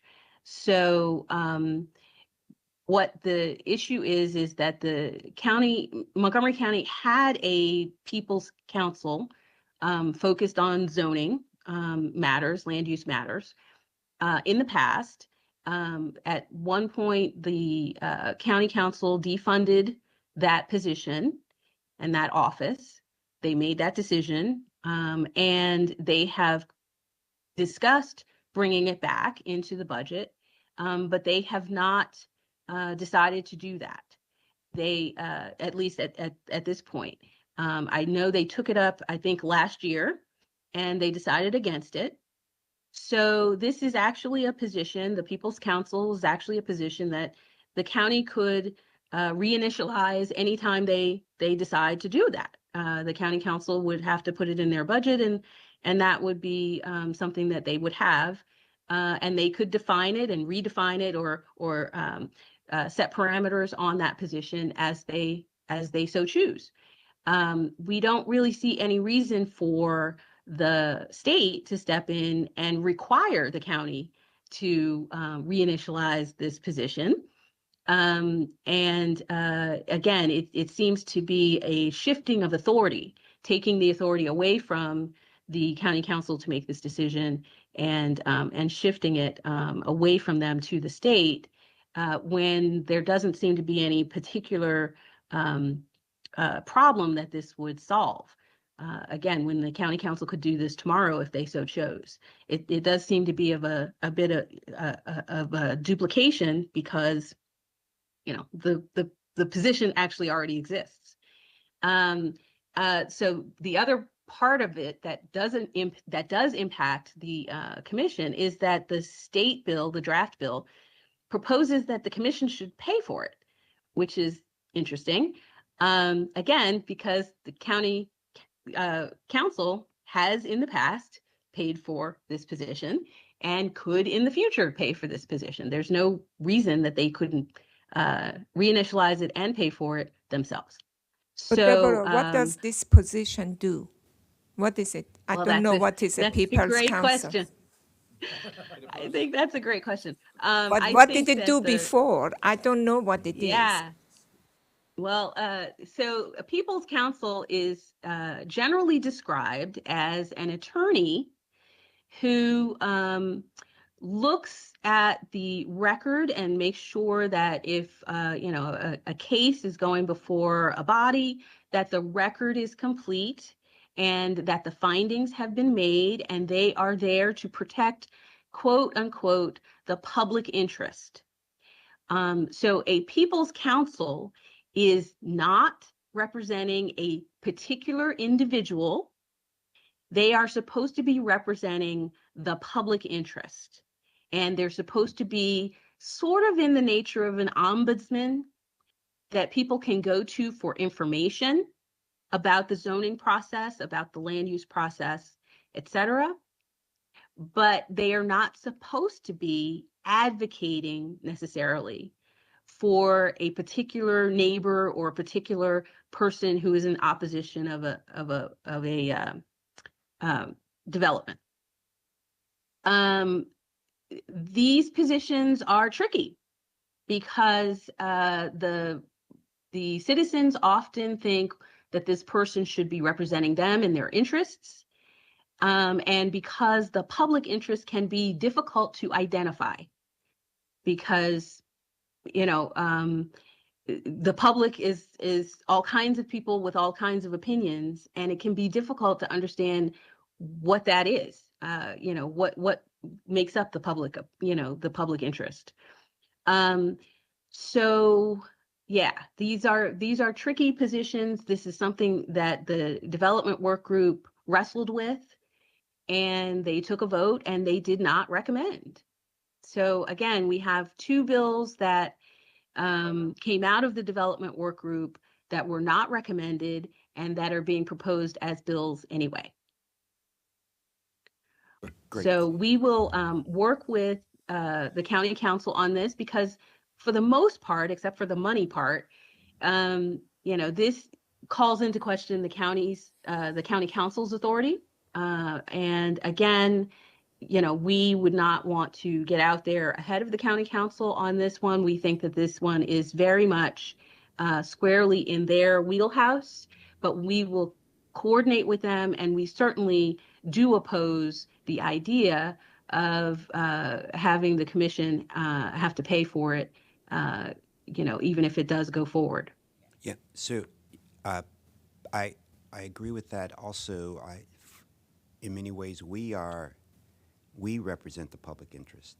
I mean, in many ways. I mean, we have a process. It was put together to make sure land use planning is done properly. The people have. We inform the resident of people. They're involved in the whole process in many ways, especially in the master planning process, and we have this when we do the sketch plan, even in sketch plan, preliminary plan, site plan, we have the residents or the constituents have a time to provide input into that process or into that. So in many ways, it'd be duplicative, and I think it will definitely slow down the process if at every process that someone has to make an evaluation of the process, right? But please, what do you need from us, the board, right now, based on what you presented today? Or do you? I'm just looking for an agreement that the direction that we would like to take is you know, okay with the board. And if you have any suggestions or any particular concerns, you can let us know, and we will take care of that as well. Again, this is a very iterative process, meaning we go back and forth, we propose language, and we try to implement the board's direction. If the board tells us that no way, no how, we can't ever support this bill, then that is the direction that we will take. But we think that the two bills that the two bills that we just talked about, the ones that we're watching, we're going to prepare a formal position statement, and we will bring that back to you for approval so that we can distribute that to the delegation members as we're on our travels, as we go and meet with them. Right. So, But we'll bring those back to you probably at your next meeting. We'll have the formal position statements for you to review and approve. correct. So I agree with that, and especially the one especially the first one, the transportation planning. I agree 100% what, yeah, but on the transportation planning, I would like that not to get ahead of, we need to really push back as quickly on that one that directly affects us. We feel that is not, that having that we need to be able to direct the transportation planning process, and so we definitely don't want to lose control of that process. Okay? Understood. Can we just kill the last two? Propose to kill it. Yeah. Yeah, well, Seconded. well, we definitely want that. But I'm just saying sooner than later, we definitely do not want the last two, but we really want to be aggressive. If something happens between now and next week, we just want to make sure we do it now versus, next week. So we look forward to getting your position papers, but I'm also recommending that we let people know as soon as possible that we are not approving those two. Yeah. Understood. Okay. We will work on all of our paperwork to oppose those two bills. Okay, thank you. Thanks for being on top of things. I really thank you. appreciate your report. Yeah. Thank you so much. Okay. If You're there's- welcome. Thank you for your time. Yeah, if there's nothing Thank else, you. we're going to take a lunch break, and we'll be back around 1:15 to start. 1:30. Okay, we'll start at 1:30 on item number 7, the Mount Nebo Road Administrative Subdivision. Thank you. Yeah.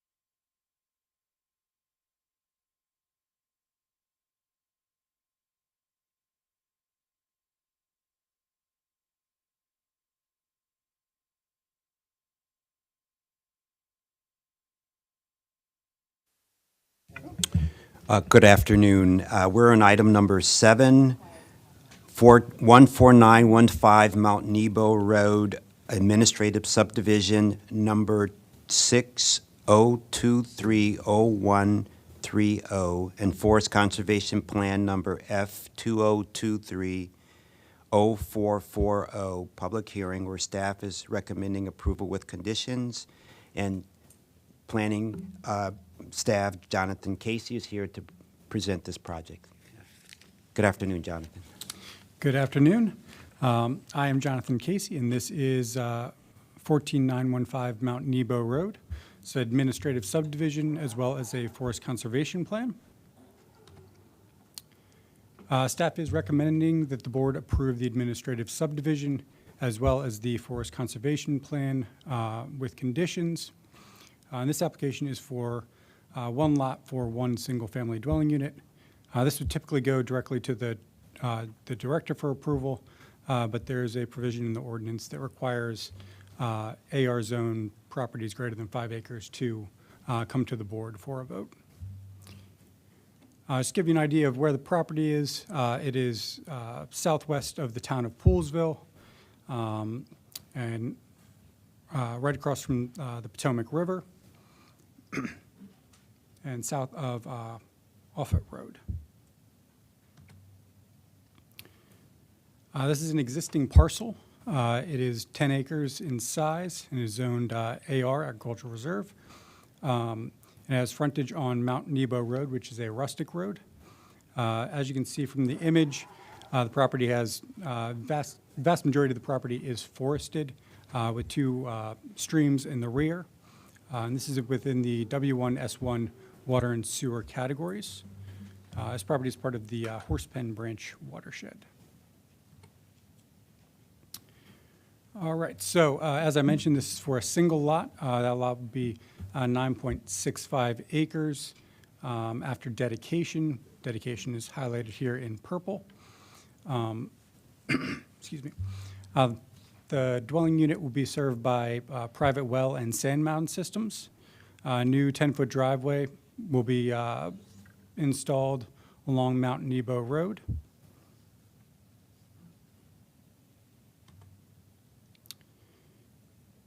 And this is an exemption.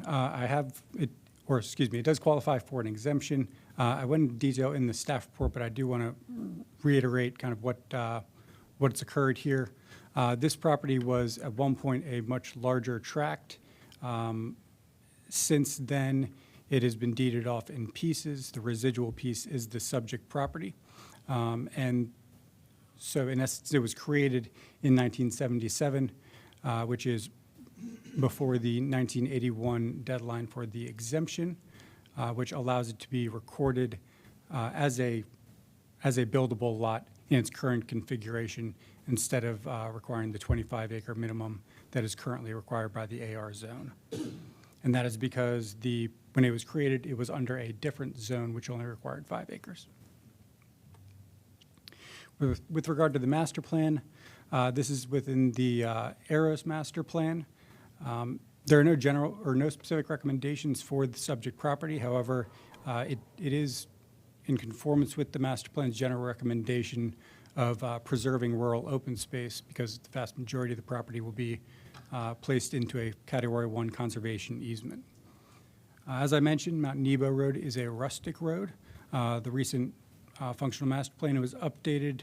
When it was updated, this right-of-way is spec'd at 70 feet wide ultimately, and the applicant is providing that dedication.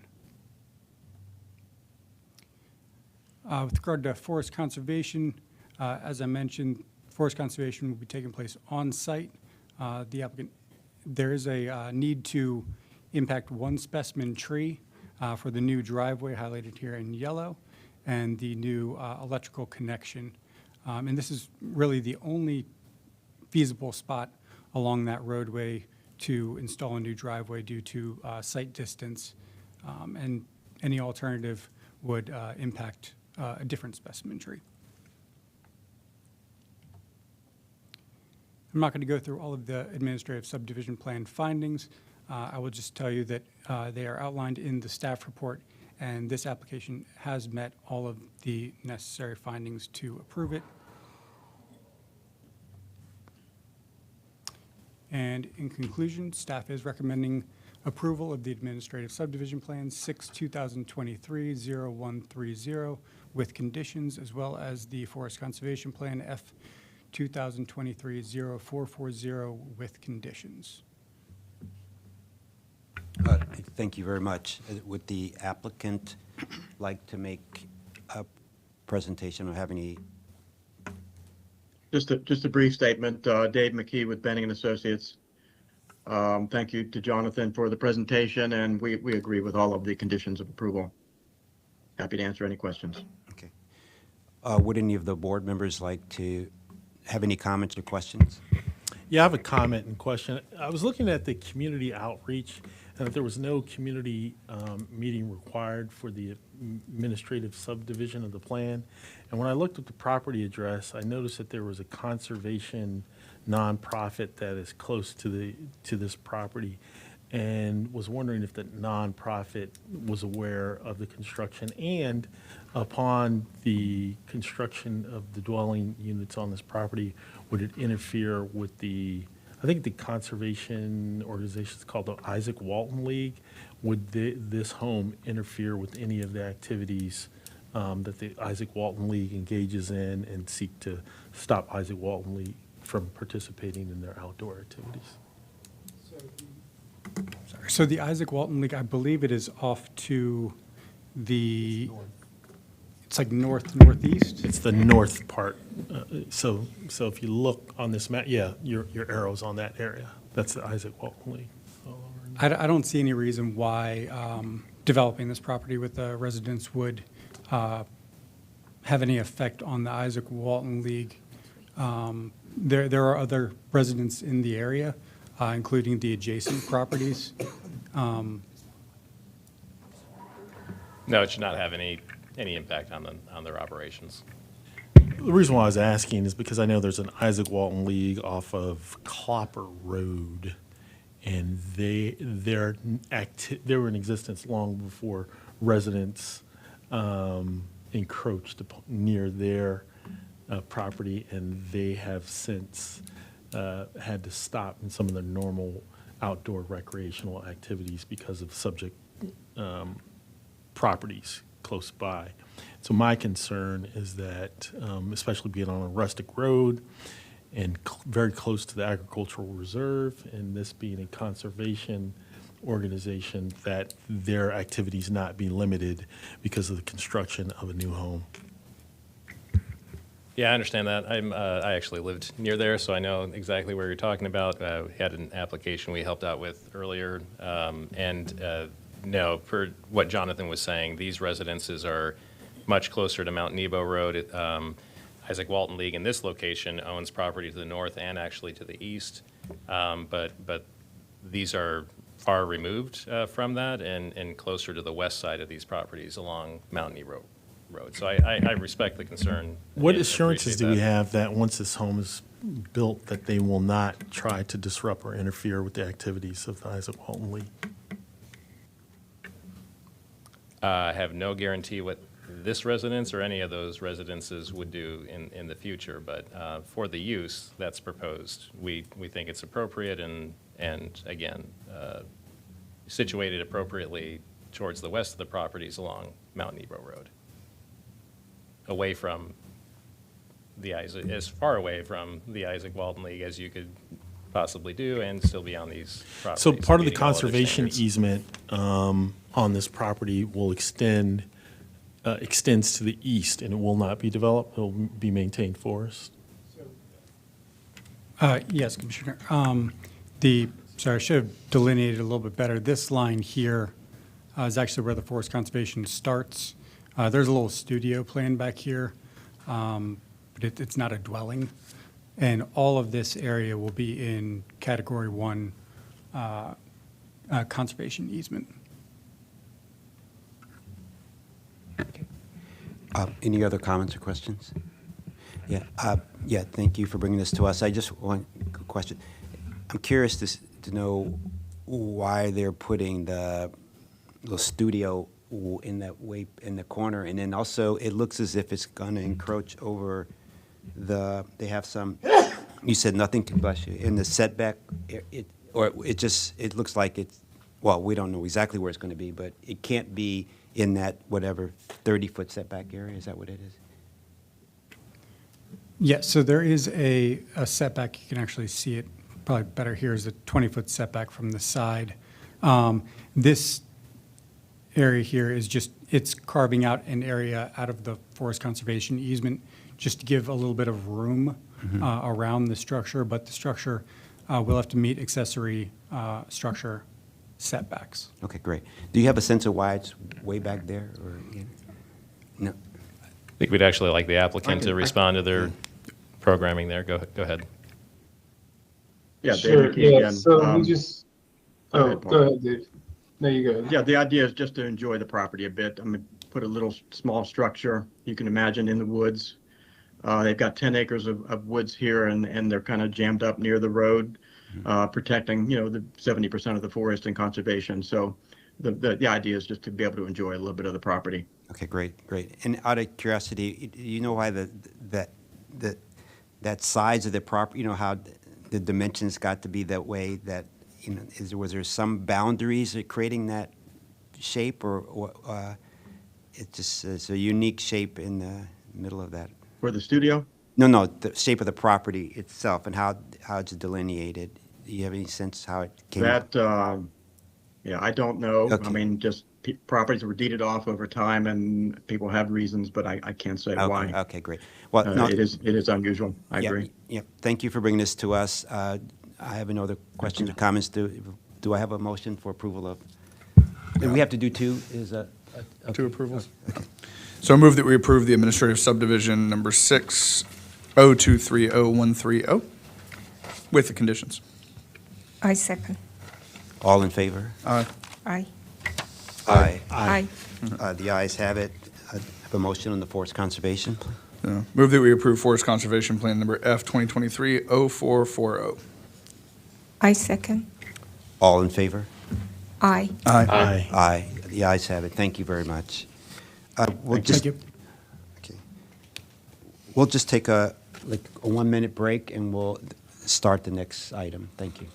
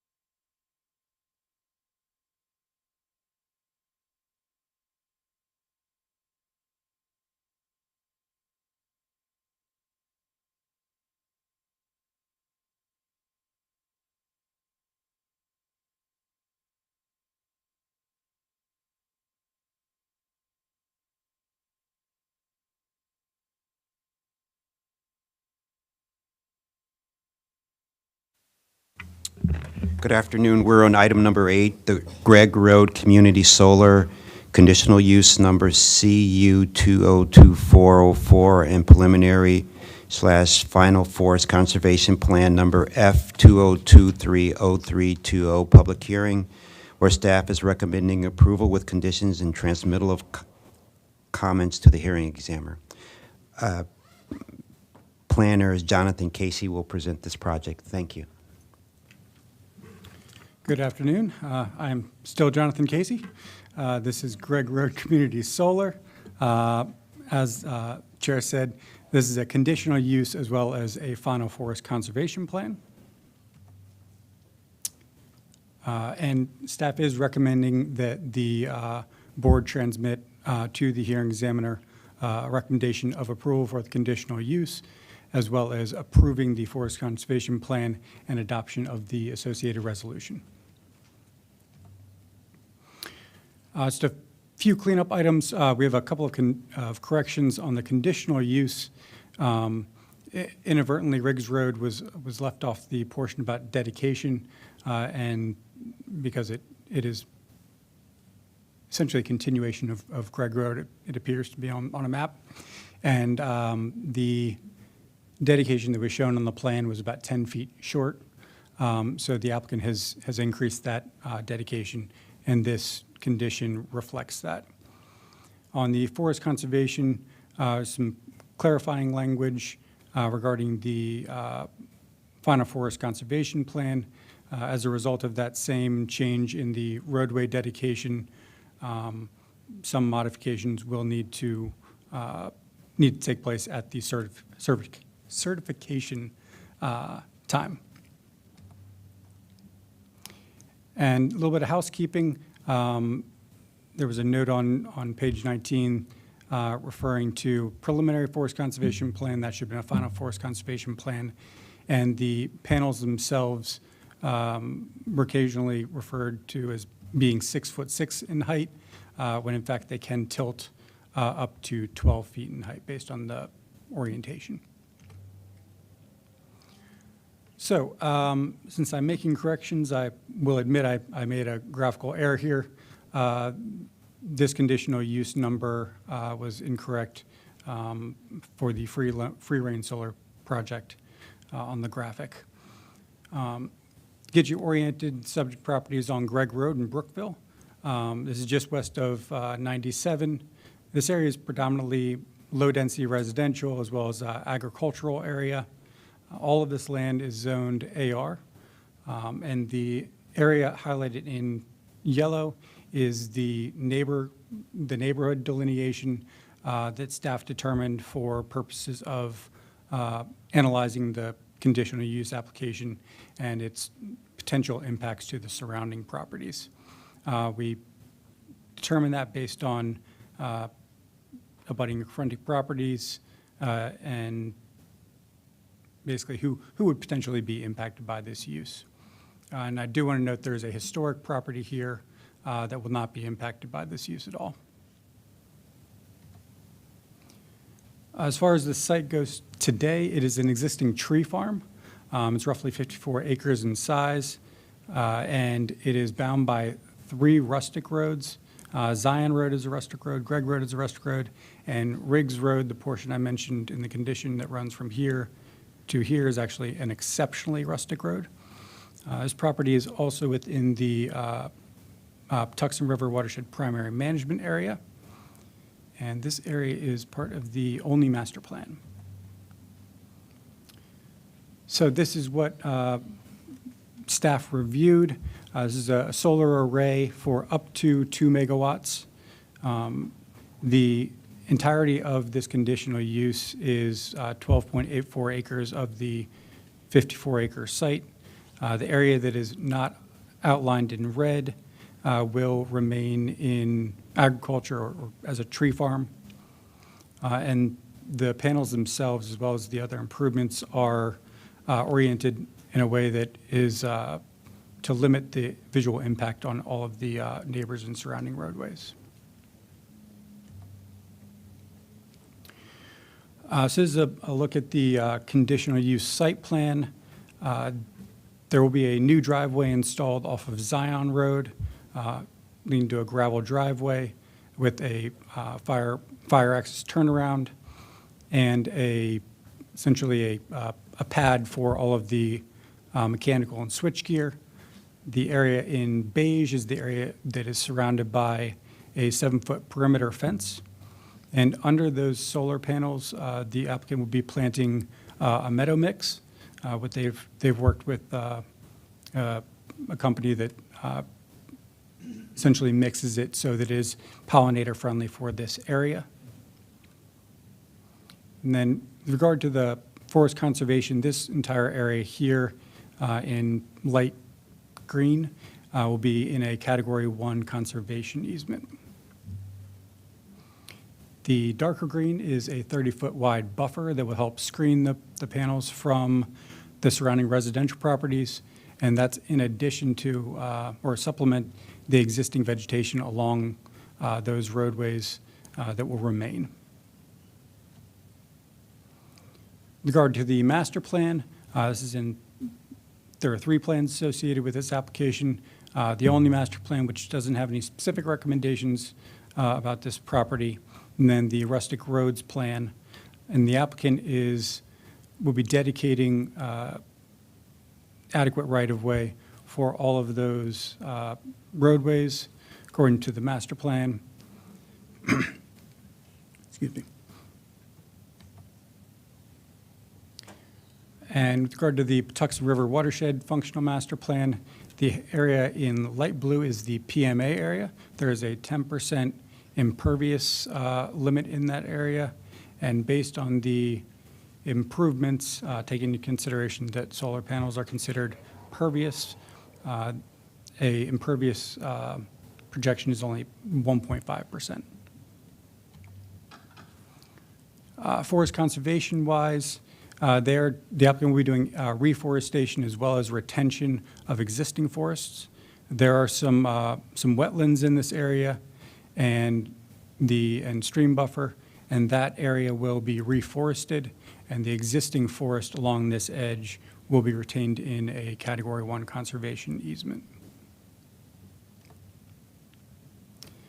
I won't go through all of the conditional use findings, but as outlined in the staff report, this application does meet all of the use-specific requirements as well as the general conditional use requirements. With regard to community correspondence, we did receive one letter after the staff report was posted regarding the culvert analysis. Since that time, staff has worked with DOT and the applicant's engineers, and DOT has submitted a letter which was distributed to you today that addresses the Patuxent Watershed Protective Association's concerns regarding the size of that, the culvert that will be replaced. And in conclusion, staff does recommend that the planning board transmit to the hearing examiner a recommendation of approval for the solar collection system conditional use with conditions, as well as approving the forest conservation plan with conditions as modified in this presentation, and approval of the resolution. Great, thank you. Questions? All done? Yeah. Would the applicant like to make a presentation?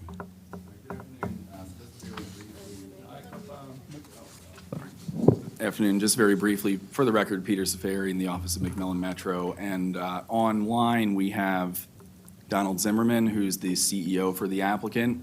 And with me are Tim Longfellow and Kevin Foster from GLW. So the team is all here. We concur and agree with staff's recommendations.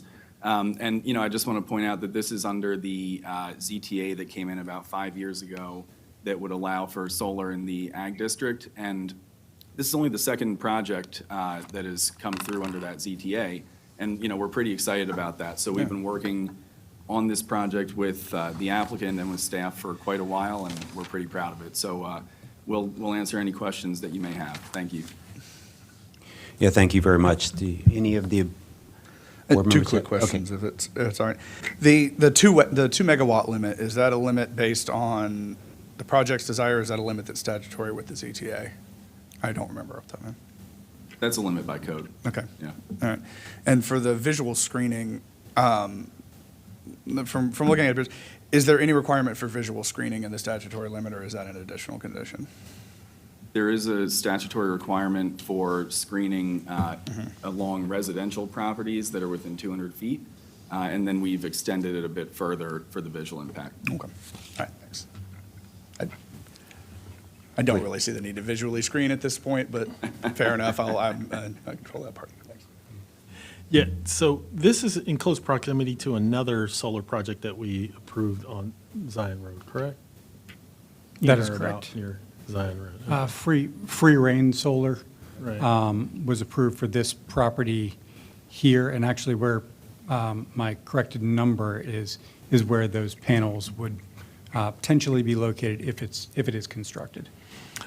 The curious question I have is, looking at Zion Road and Riggs Road, and knowing that the Rachel Carson Conservation Park is along this roadway, and people use Zion Road for ingress and egress to 108 and the other golf clubs and only Boys and Girls Club.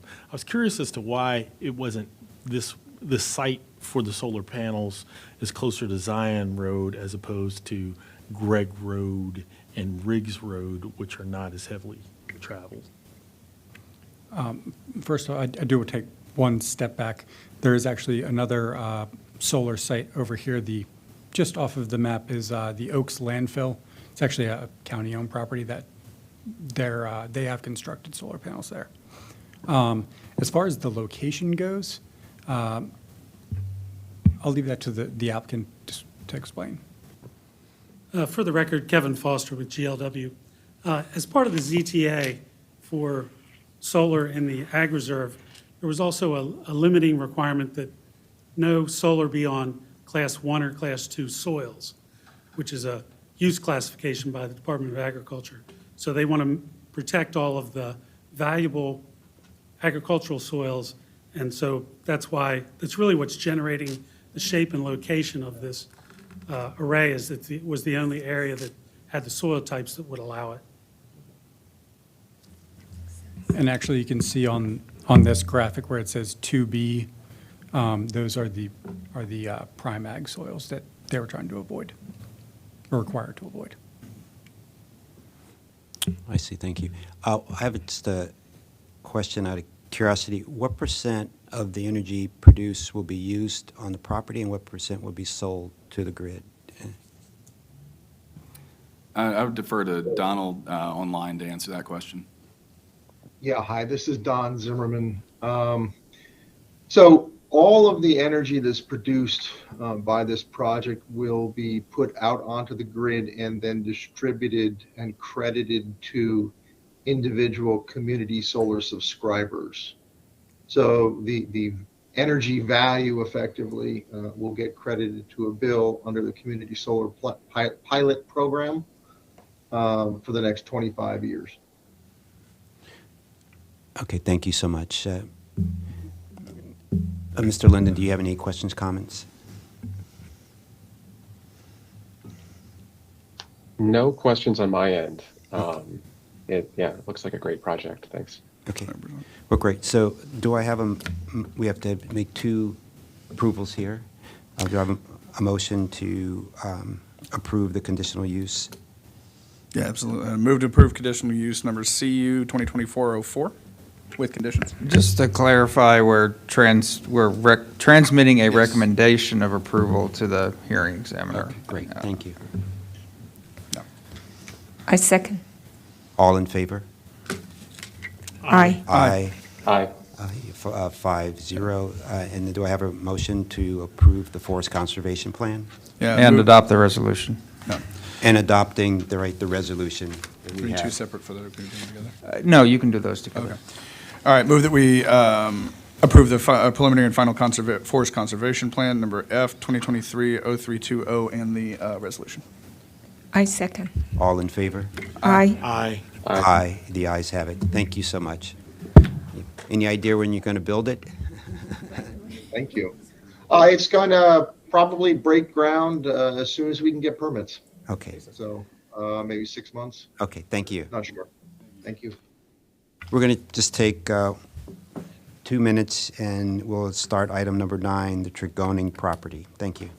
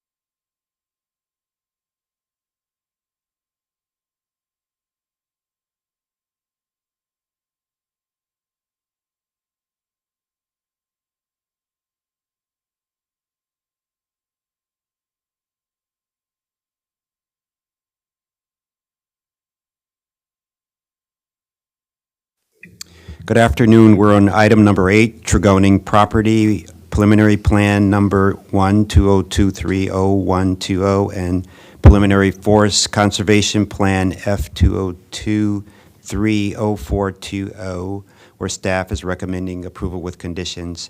And planning staff, Jeff Server, will present this project. Thank you. Good afternoon.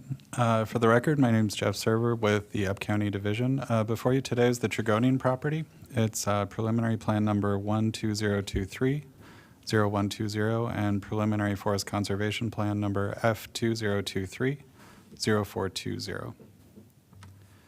Staff is recommending approval with revised conditions for the preliminary plan and the preliminary forest conservation plan. The plan is focused on the subdivision of the subject property to create 44 lots. That's made up of 38 lots for single-family detached dwelling units and 6 lots for townhouse dwelling units, which include 12.5% MPDUs. Subject property is located southwest of the intersection of Kings Valley Road and Preakness Drive. The surrounding properties are predominantly residential in character. The subject property is identified by the red polygons you see in the image to the right. The Damascus Recreational Park and the Magruder Branch Trail are located west. Cedar Grove Elementary School is located to the southwest, and the Cedar Grove Historic District is located just to the south. Looking at the site, the site's made up, or at the subject property, it's made up of 2 parcels. Parcel 104, which is the one that's actually being developed, it's 17.8 acres, and then parcel 617, which is just located just to the southwest, includes 19.8 acres, and both of these are subject to the 1994 Clarksburg Master Plan and Hyattstown Special Study Area. Currently, parcel 104 is vacant and undeveloped. Parcel 617 is developed, but includes some existing structures. Little Seneca Creek is located to the west, and both are zoned RE1. At this time, staff has received correspondence from the sweepstakes HOA board and some neighboring residents. The correspondence expressed concerns about street measurements, sidewalk widths, potential parking impacts to existing neighboring residents, and some general procedural questions. These questions were all resolved during the course of the review. The proposal for the subject property, again, it's to develop parcel 104 to include 38 single-family detached units and 6 townhouse units, which are the MPDUs. It is an optional method MPDU project. Parcel 617 would be transferring 20 development rights and retaining 2 for future development. The application includes new public streets and private alleys, and an approval for a future site plan will be required. As conditioned, the applicant will revise the northeast block, which will include extending the alley through the block and providing rear-loaded dwelling units that would be oriented towards the public streets. Secondly, would provide a sidewalk connection to Cedar Grove Elementary School and provide a hard surface path connection to Kings Valley Road. In looking at the northeast block layout, on the slide in front of you, you'll see there are 2 images. The one on the left is showing staff's recommendation. The image to the right is showing the applicant's proposal.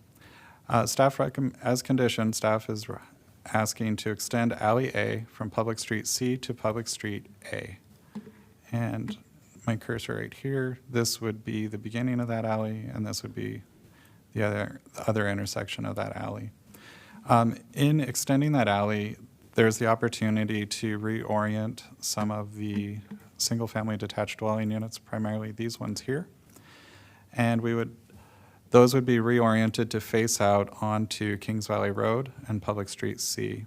The extension of the alley better accommodates rear-loaded dwelling units within that block, as well as providing improved access for emergency vehicles and residents, and also lends itself to improved streetscapes. It's also worth noting that within this northeast block, this offers the best opportunity to provide a mix of different housing types within this development.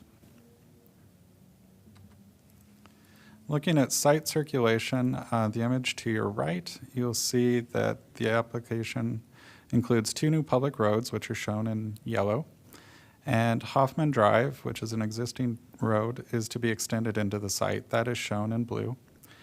And this would provide connectivity by linking the existing neighborhoods as well as the Cedar Grove Elementary School. There is a right-of-way waiver request with the 2 new public roads shown in yellow also in the image to the right. The waiver is requesting a 50-foot wide right-of-way as opposed to a 60-foot. This would accommodate more compact and efficient site design. The streets would still remain safe for everyone, and drainage would be accommodated within the easement areas. As conditioned, there is a paved connection to be provided at the southeast corner of the property, and that is shown with the blue arrow in the image to the right. This improves upon what was proposed initially as a natural surface trail. A switchback, there's quite a bit of grade change across this area. And initially, the thought was that it could be an ADA compliant trail or path connection, but in looking at the grading and just the lengths that would be necessary to meet that percentage of slope, it was impractical to do that. But even that said, as a non-ADA trail, there would still most likely be switchbacks necessary to traverse the grade.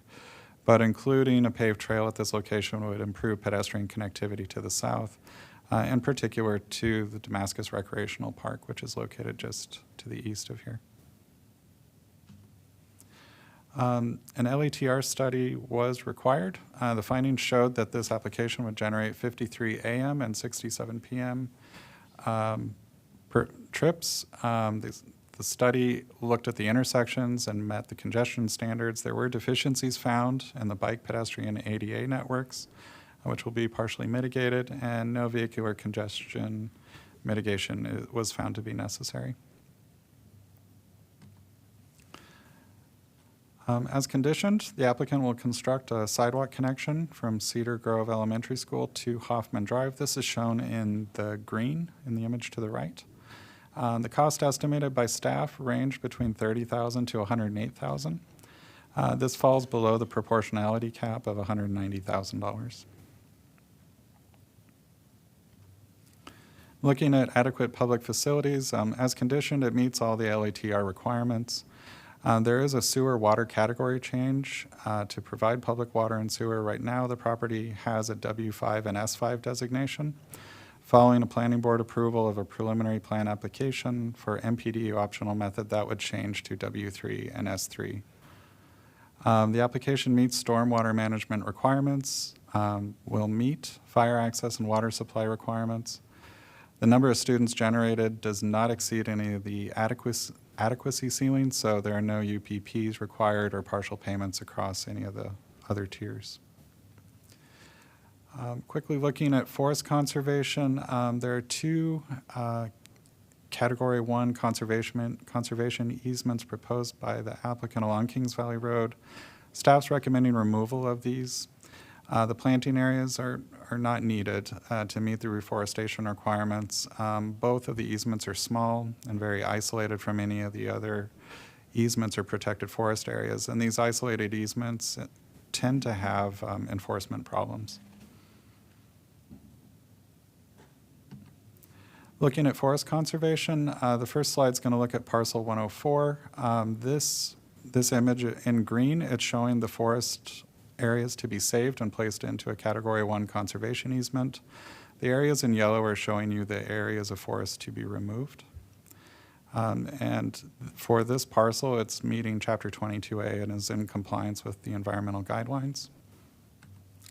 Next slide, looking at parcel 617, this is showing the same information, the green identifying the areas to be placed into Category 1 conservation easements. There are portions shown in red, which are the proposed sewer alignments that go through the stream buffer. Staff is recommending removal of these. And in turn, when I talk, there are some red line slides to be discussed in just a moment, but part of that, rather than showing these easements, the request would be to show the sewer alignment. I'll go into that in more detail in just a moment. And lastly, looking at the forest conservation area, there's 4 impacted variance trees. This is primarily within the critical root zones as shown by the dashed line, and the areas of impact are within the red.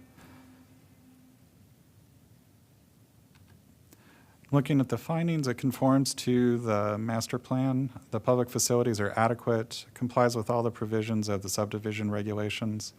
The proposed lots are appropriate with respect to size, shape, width, and orientation for the proposed residential use. Meets all the requirements of the RE1 zone, and again, as I mentioned before, complies with Chapter 22A for forest conservation, complies with Chapter 19 with an approved stormwater concept.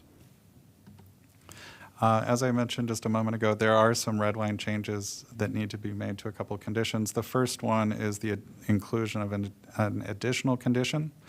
So on page 10, there would be another condition added, which would be number 31, which basically states that prior to certified preliminary plan approval, the applicant will need to obtain approval from MCDPS, Fire Department Access and Water Supply section. Currently, the approval is in process. And then lastly, this goes back to the discussion regarding the sewer easements. There's a red line change to, on page 10, condition number 1 within the preliminary forest conservation plan that basically states that before the certified plan, certified preliminary plan, and certified preliminary forest conservation plan, the applicant would remove these sewer easements and instead show an illustrative alignment for the sewer lines going through the stream buffer and include a label The label would essentially say that potential sewer alignments are shown for illustrative purposes to be finalized at the time of a development application for parcel 617.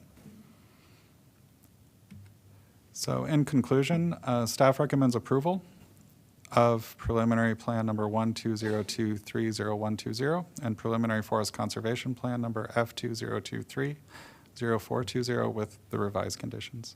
Thank you. Thank you very much. Would the applicant like to make a presentation? Yeah. Good afternoon. My name is Kate Cubitt, and I'm with Elm Street Development. With me here today is Bob Harris with Lurcher Brewer, and Tim Stenman and Serena Sok with CPJ. We're happy to be here today, and thank you all for your time. I will open up with a couple comments about the property, and then turn it over to Bob to get into some of the nuts and bolts with some of the things we'd like to talk about today. The Tregoning property has been in the family for about 4 generations, and it's been farmed for most of the time, so this property has got a long history, and it's been with the same family for many, many years. The development approval for the property began in 2018 with a county council approval for a water and sewer category change. And in that approval, the express recommendation was to develop under the cluster method, which is what we're proposing here today. In February, we went to the planning board with a pre-preliminary plan, and I've been working hard with the staff ever since to, actually before too, to come up with a plan that works for everybody, and we're pleased to have their support today. We agree with almost everything that has been talked about, but we have a couple items that we'd like to discuss. For the record, Bob Harris, thank you for time again today. Staff has requested and described their idea of a sidewalk along Maryland Route 27. When we first looked at it, we compared it to what the LATR and growth infrastructure policy off-site regulations provide for, and they do not require that kind of improvement that is more than 1,000 feet away from our property. And so initially we were opposed to it and pointed out that we're going to be paying more than $1 million in transportation impact taxes for this project, and felt that if the county needed it, they should build it out of the impact taxes. But as we looked at it, the purpose of it is to provide a safe passage for children to the elementary school. And Elm Street, like myself, we like to be realistic and find ways to make things happen, not just rely on legal rights, et cetera. And you folks are good at working at that as well. So after looking at it, we said, okay, fine, we can do that. We do want to make sure that it isn't going to cost more than it would if it were within the GIP and LATR obligations, which I think staff has mentioned is $186,000. Their estimate is that it will be under that. Ours is as well an estimate that it'll be under that, but until we really do the engineering, we don't know. So we're going to ask that the condition have a ceiling, if you will, for that price on it. But otherwise, we're prepared to do that for the reasons I said. On the other hand, we're hoping that the board and staff will work with us in reverse, really, on 2 of the issues. One is the alley extension that staff has suggested. Could staff pull up a visual of that? Yeah, okay, thank you. So the plan we've submitted is the one on the right, and they're suggesting that that alley that we're showing there be extended all the way through. We have concerns about that for basic reasons. One, we think it's of very limited value, and on the other hand, that it has a lot of adverse implications to it that offset that value. This project is in Damascus, and I think all of us have been to Damascus. It's not a town center environment. It's not downtown Chevy Chase or anything. It's a very rural environment, apropos the farms that surround this. And my own experience is that people who live in that kind of an area are backyard type people. They're not alley people, okay? And we think these units really are designed and should be designed for that. Now, with staff's recommendation, in order to better locate the MPDUs, where you see them in pink there, that will take an alley to do that. But it's an alley that serves a very limited number of homes, allowing most of them to be backyard type homes, if you will. Fire has signed off on this, I understand. and the fire access will be fine.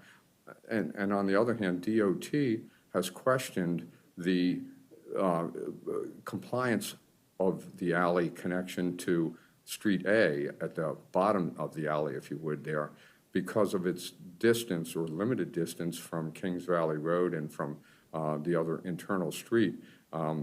So they're not really in love with it either. It would end up costing us a house, which, you know, we never want to lose density here, particularly when it's for a reason that we don't really endorse.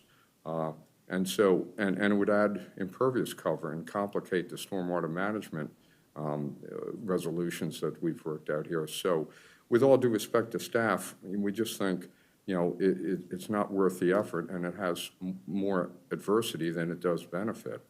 The second issue that we want to address, and staff, could you pull up something that shows the pathway? Could you, out before there? you go I'm sorry. out of here, I didn't see you losing a house here because I was counting it. It looks like exactly the same number of houses. Fair point. The minimum lot size under the cluster method is 9,000 square feet, okay? And what this doesn't show is the stormwater management areas that we have to create. Both, we've got them shown on our plan, but they would be affected by extending the alley. So if you add in the stormwater management obligations and the minimum lot size requirements, that's where the impact is. Is that correct? Okay. I'm playing engineer, and I don't want to overstep my bounds, but that's my understanding. Mr. Harris, I would caution you, we go to law school because we're bad at math, so watch it. I admit that frequently, Matt. Speak for yourself. But otherwise a fair question. So, and I think we've analyzed it pretty carefully, and that's the response. So I can answer other questions, or we can on that, or do you want me to go to the Oh, I pathway was just issue? wondering Yeah. because I counted the number and well, I do not know how much additional impervious area that alley extension creates that you have to lose one house. That to me is a little bit hard to imagine, but I guess, I don't know, I haven't done this on water management, so I can't tell. So to answer your question, it's 460 square feet of additional impervious. And what that does is it forces us to, you know, kind of, once you turn the houses, you kind of have to, in order to get the 9,000 square foot lots, you have to kind of push them together. And what our plan is showing that the illustrative is not is just the additional stormwater management. So in between the red units and then the yellow unit on the sketch to the right, there's a stormwater management facility there. And once you turn those units to get the 9,000 square foot lots, that it gets eliminated or it goes away. The same thing right adjacent to the alley, there's a triangular piece to the south of the alley that's also stormwater management. And that may not go away, but that gets definitely impacted by turning that alleyway. So the alleyway, by pushing that through, just it encroaches onto the lots. And so with that, then you have to make the lots wider to make them bigger so you can get the 9,000 square foot lot size. And when you make them wider, it just eats into your stormwater management.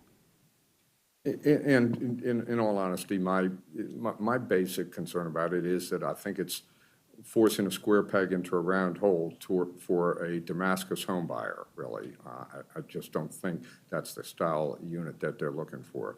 I want my backyard grill, if you will, not an alley. But so the second issue, and we've worked with staff on this, we thought we had a resolution, but it turns out not so much.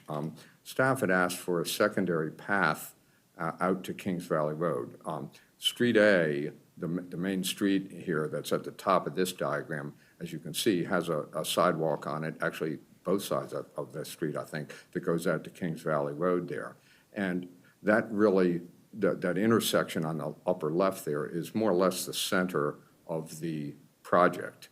And so anybody who is at the center or north is going to take that pathway out to Kings Valley Road. Even those who are somewhat south of that line are going to do that because it's a perfectly flat or relatively flat sidewalk along a road and will be the easiest pathway out to Kings Valley Road. The only people who might want something at the south end of the property would be probably a quarter of the lots, those at the very southern end here. And initially, that made sense to us that, we could do that. But at that time, it was going to be a natural surface trail that did not have to meet ADA requirements and didn't have to have, the same topographic limits as a paved path would. But the condition now is for a paved path. And what that does is it does require a number of switchbacks back and forth so that it makes it a very, I'll say it, unwalkable path. I mean, if I'm walking, I'm going to want something relatively level and straight, not something that looks like I'm climbing the Andes. And it's for what benefit? It's a very slight difference in distance. It adds stormwater management requirements. We will have to put in retaining walls, even with it having the switchbacks. And in the end, as staff acknowledges, it won't be ADA compliant.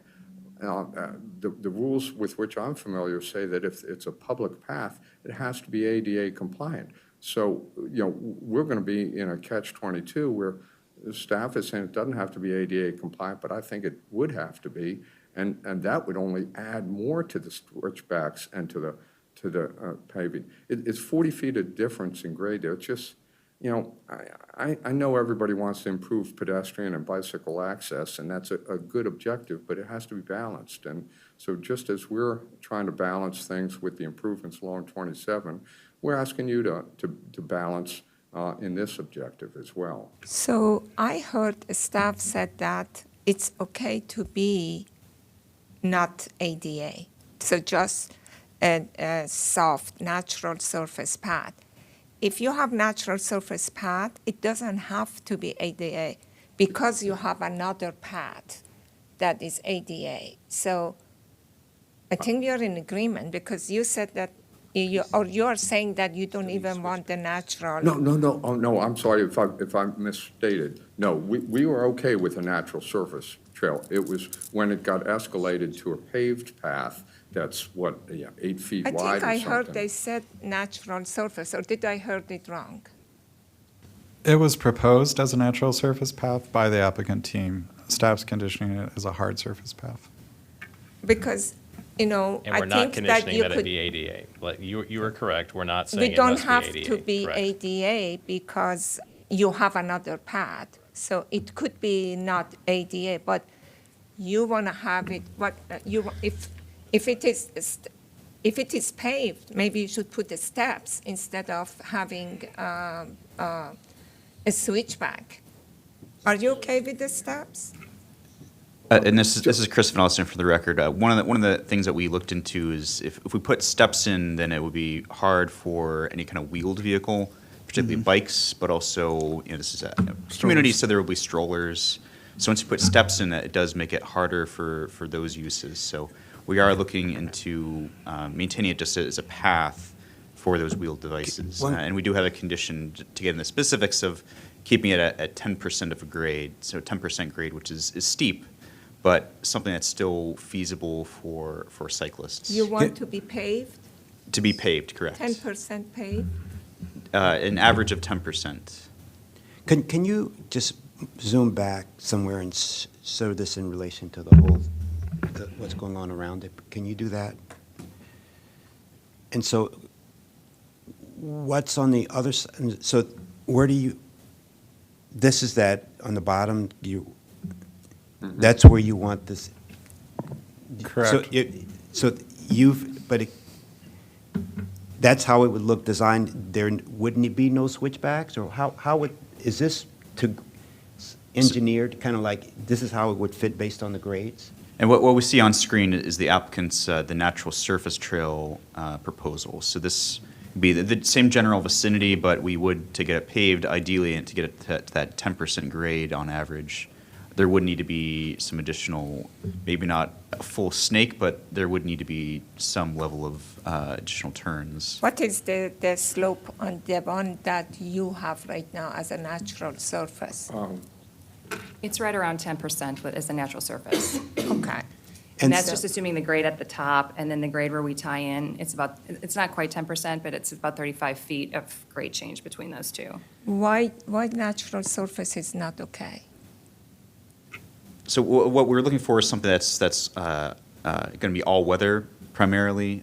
So natural surface, you're not going to walk on that in the rain, in the inclement weather. Could you make it all-weather natural surface? There are some that you put brick pavers that is still natural and still storm drainage goes down. Those are those bricks that is empty inside. So they're natural, they use it, and it could be used. I think that still requires stormwater management, which is part of. I don't think so. Okay, maybe not. Do you know? They are pervious, I believe. There's a fine line, so Yeah, maybe it. depends what you use. Excuse me, the one thing I appreciate you listening to us and trying to work through this.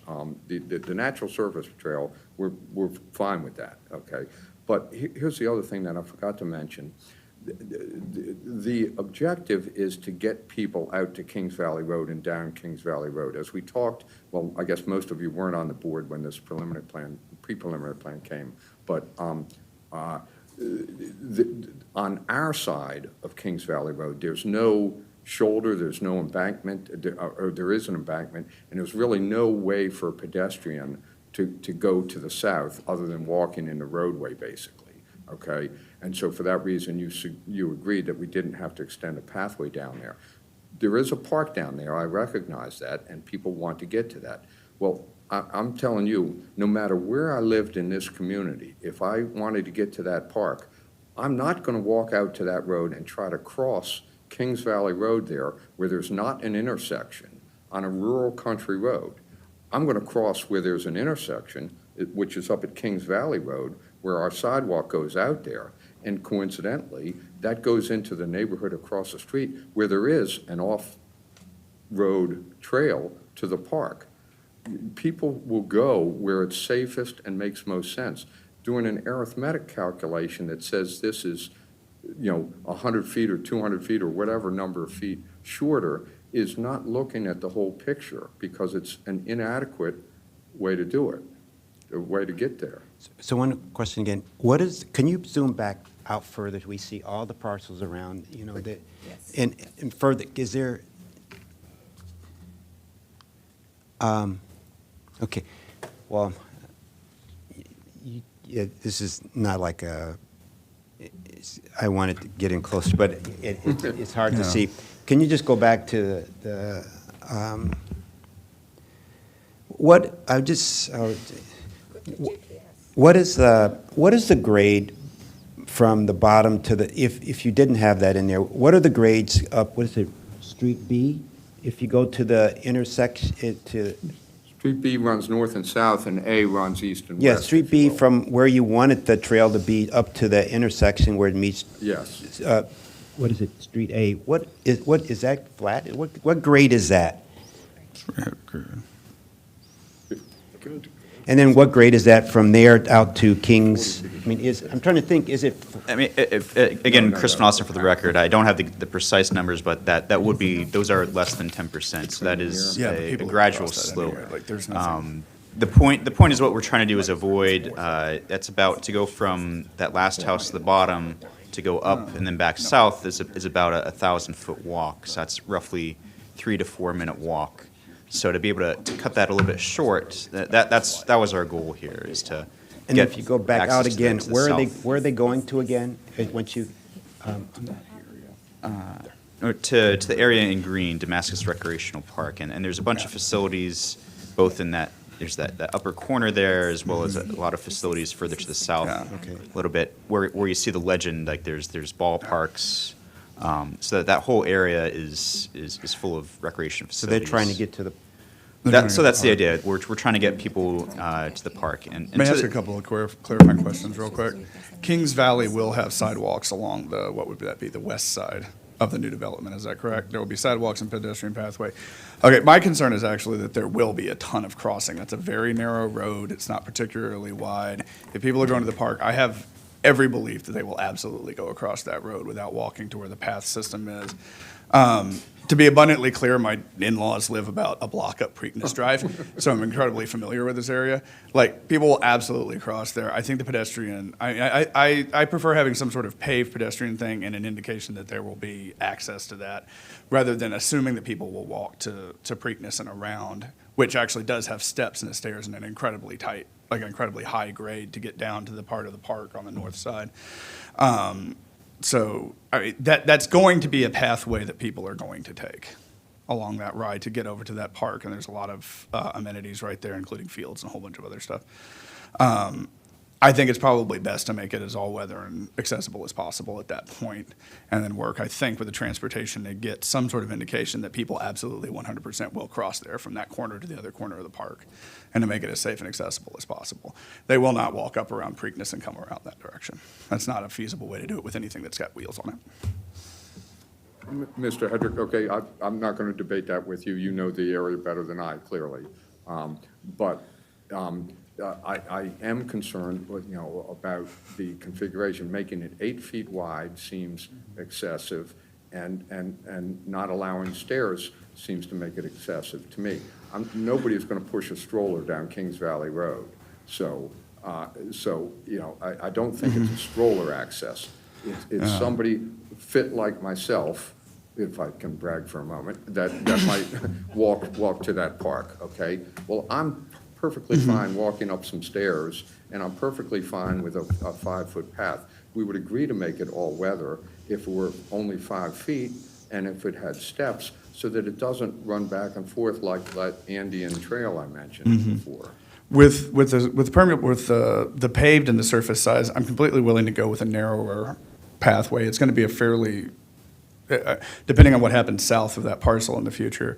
The stairs, I'm willing to defer to the grading and specifics. And do we need to make that decision now, or is that something that can be made at the prelim and site plan of exploring options for that? I would prefer there not be stairs there because wagons and children. And selfishly, again, I'm out there a lot. But I'd prefer there not to be stairs and there to be some sort of way to accommodate that grade. But if we can examine that and defer it to the next stage, I'd be willing to go with a narrower path rather than this full 6 or 8 if that's a concern for stormwater and impermeability. Yep. For the record, Sandra Pereira, yes, absolutely. I think that we can be flexible with the width of the path. I think our preference is not to have the stairs, if possible, just for the reasons that you stated, and make it as direct as possible, connecting the two ends of both the sidewalk along Kings Valley Road as well as a new sidewalk internal to the property. So the goal here is, yes, to provide access to the vicinity, to the park, but also to create a sidewalk system that's connected within this property. Because at the moment, as proposed, it would dead end on the natural and be connected with a natural surface path, which is not as accessible and as universal as a hard surface trail. We can make recommendations, so you will have a crossing across Kingsbury. Will there be a dedicated crossing at somewhere across Kingsbury? Again, if Chris Van Osten for the record there, unfortunately, down at that point, there would not be a crossing. That was something that we explored. Unfortunately, with county policy, having a mid-block crossing at that location was not a possibility for a variety of reasons, among them including that there's no infrastructure on the other side of the road, so we can't have crossing that leads to nowhere. But where would you think they're going to cross to get to the park? If we put that sidewalk there. Well, that's unfortunately we can't solve all the issues, all the public infrastructure issues in one sitting. So right now, technically this would just tie into the proposed sidewalk network that this site is providing. Yeah. What goes on off-site is beyond the course of this application. I just want to quickly state that at the time of the previous application, we did have a discussion with the board on this particular item. Perhaps it was the previous board at this point. We did make a strong recommendation that there be a connection to the park property. We explored many options. The board ultimately did not end up conditioning that and gave direction to to move a little bit away from that. So we did try to get the frontage improvements and other packages and together. So this total plan is what we had all been instructed to do and what we've worked forward with the applicant. Okay, so we could make, I'm not saying the applicant needs to do it, but I think that, what is it, who controls that road? Is that DOT? That they consider, something, because it's going to happen. People, let's go back. So what I got from this, the applicant would consider a smaller, well, staff would consider a narrow sidewalk to go down and correct? Okay. But I will say that regardless, a 40-foot deep change in grade is a big change in grade. That's going to be huge. So, but let's go to the second option. I mean, the second about the driveway, through the back. So if you can go back to the, so if at the dead end where it is shown now, how is that further enough down for cars to turn around? I mean, so to go to the townhomes, is there rear-loaded townhomes or something like that for the MPDUs? They are rear-loaded, and the single families there are rear-loaded to the alley as well. Okay, and so it goes, so it's deep enough so that they can turn around? Yes, Mr. Chairman. Okay. And you said you would lose one townhome if you, I mean, is that? One single family. One single family, okay. And then what staff has produced, it doesn't, you're saying it doesn't have the right square footage or whatever of the home, so that's why it looks like it is the same number of townhomes. Yes. Okay, so and I'm not faulting them for that. They No, were I'm doing not a saying that rough either. sketch, No, I'm not yes, saying that right. there. So I don't want other board members to, I mean, a house is a house, and if, I mean, I'm in favor of not losing houses, but, and then I don't know, how close is it from the street to the driveway? And you're saying that is, ideally, we'd like to have the roads connect and everything's like that, but how close is that? And is that from the street to that driveway? Do you know, the back driveway? Is that like 100 feet? I don't know the exact distance Okay. offhand. But it's enough for stacking and all that other thing, you believe? Correct. Right. And I know in those areas, people want their backyards and stuff like that. I understand that. So the other members, I mean, I prefer if you can get a house, but are there some other considerations that other? I do. I have a question for Mr. Harris and Ms. Kubit. Was your design no alleys, and then, or was your design originally with alleys? Very good question. The original design was no alleys. Okay. We had the MPDUs located somewhere else, and staff asked us to separate the MPDUs. And the best way to do that we agreed with them on, was to make them alley-loaded. That's here. So that's what drove the proposal for the alley in the first place. We weren't happy with it, but again, we're trying to work with staff to find a solution. Yeah, because I'm familiar with Damascus area also, and in my opinion, backyards are preferable there, and backyards are, believe it or not, preferred green space for family homes, especially those with children who want their kids to get outside and play and not necessarily walk down the street to a park. And then second, when I look at diversity of housing choices, having an alleyway is similar to the developments across the street, which are high-density urban areas with an alleyway with not consideration for, family fun space, i.e. a backyard. And so I find it curious that this type of recommendation is in want for an area such as Damascus. So it's a curiosity to me, but I would agree with Mr. Harris that the community of Damascus is a backyard type of community. So could it be possible that the 3 MDU townhouses to be front-loaded from the street like the other ones, or the topography doesn't allow it. I don't understand why we need an alley to go from the back, but we couldn't do it from the front and just have the back to be the backyard for the townhomes. I don't believe the county will allow us to have driveways on Kings Valley Road. So all of those homes that may look like they front on Kings Valley Road. They're not. They're not. They might, the front of the house might look that way, but the driveway is not going to be there. The driveway is going to be from the rear or from one of the internal streets. So you need the alley regardless for those for those single family, so we it's need not the- just for MPDU then? No, it was initiated by the MPDUs, but then when we reconfigured the plan, we Okay. changed that. Well, it's really only necessary for, frankly, I think the 3 MPDUs that are there and the one house that looks as if it fronts on Kings Valley. Yes. The other homes that are on Street B, I guess it is, Got it. they're rear-loaded because staff wanted us to have a variety of units. So But it's in for my one mind- single and 3 MPDU. Got it, But- okay. But the ones on Street B could be front-loaded. I would have preferred that, but, staff wanted more rear loads, so that's what we did. I see. Just to add, we would like to add just a few points to the discussion real quick. Again, Sandra Pereira for the record. This community, as the applicant explained, has a majority of front-loaded units with rear yards. So all the units on the periphery, if you don't mind going back to the other slide that shows the entire community, shows the majority of the units are all front-loaded with backyards, as you can see here.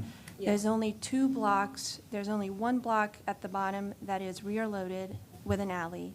And then this block that we are discussing now is half of the units are rear-loaded, the other half are front-loaded. So from a diversity perspective, we felt that we were providing a diversity of unit types and orientation of the units, some with backyards, some with the alley rear-loaded.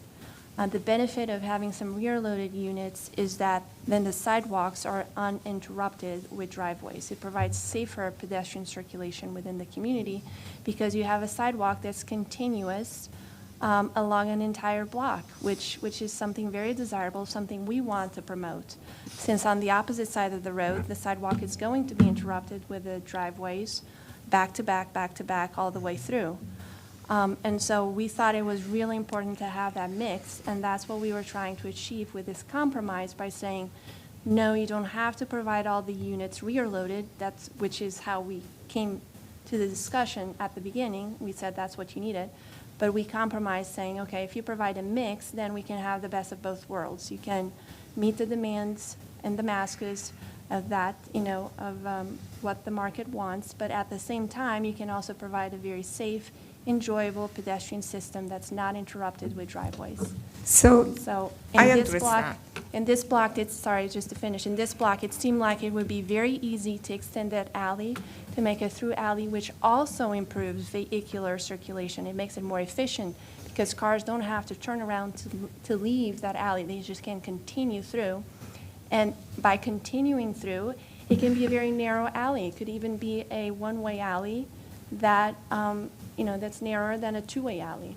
So we were looking at all of those as potentials to make it work and yet not take away at all from what we need here. And if we can make it work without them losing one unit, we are all for it.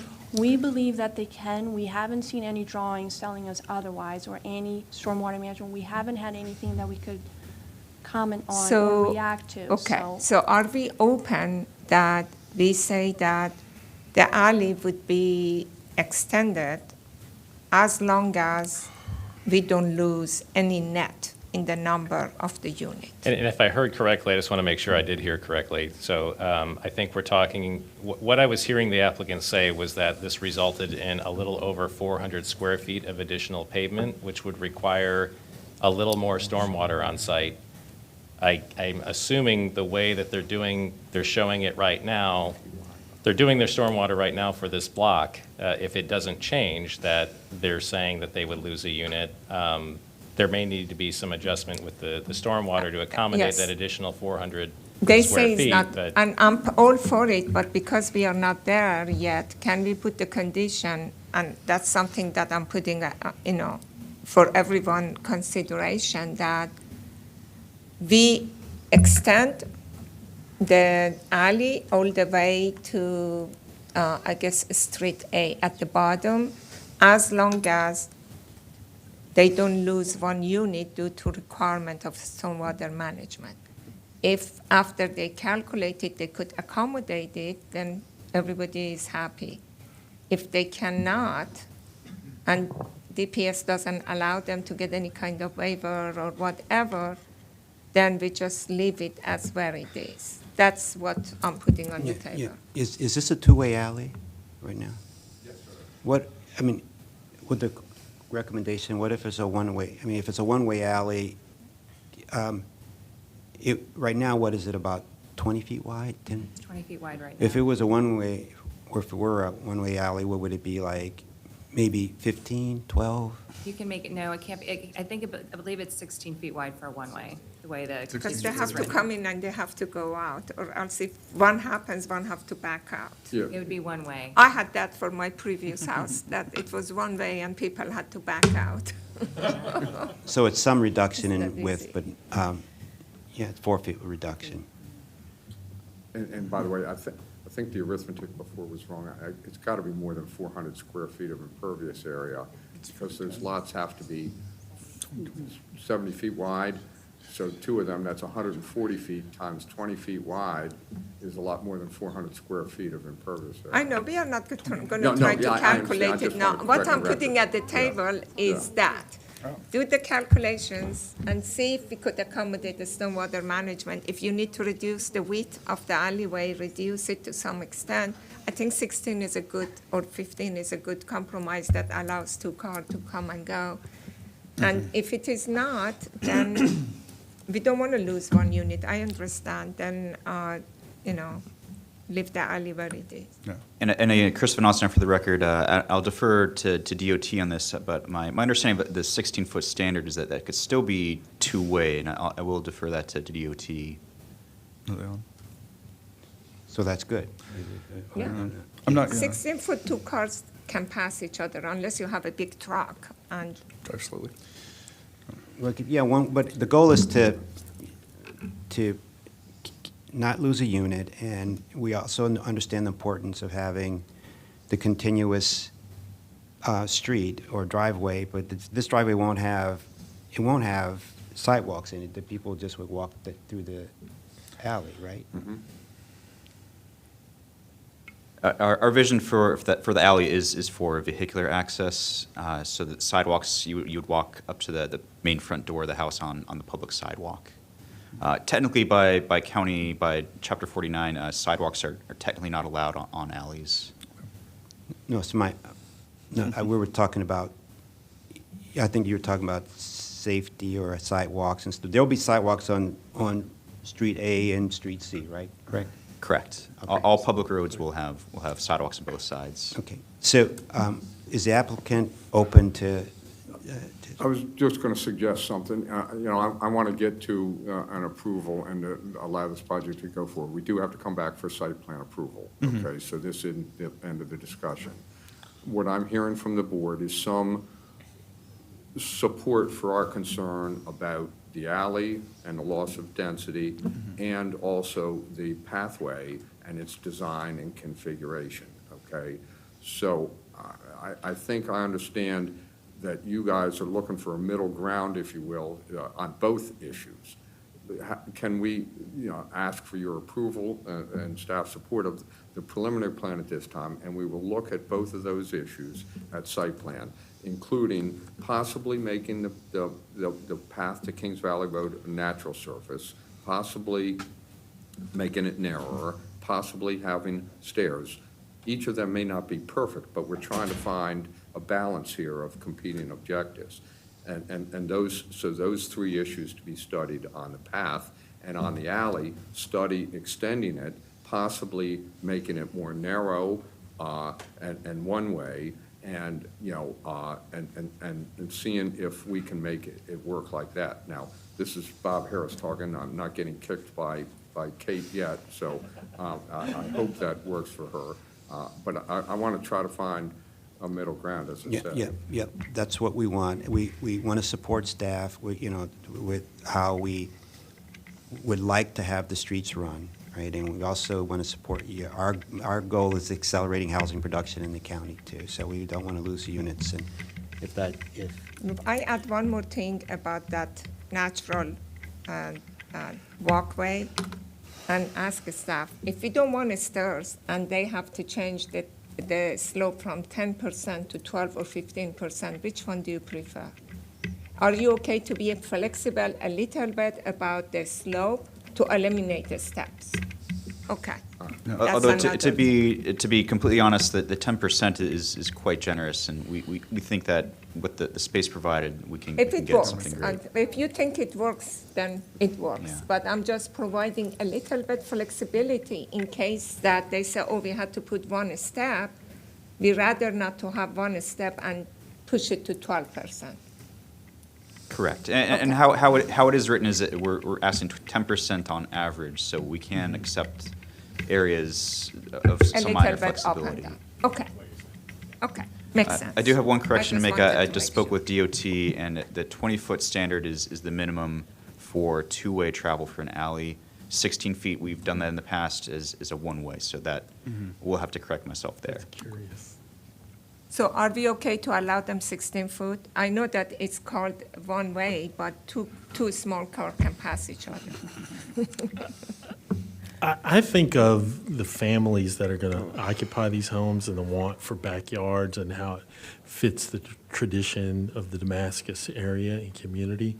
And so, you know, I think Mr. Harris is proposing something that I think I was trying to arrive at is like, can there be some kind of compromise here where the original design that allows for backyards for families and their children probably be reached as opposed to alleys for, I don't know the correct term to use, but, you know, ingress or egress or livable home, you know, and I kind of favor the livable home with the backyard.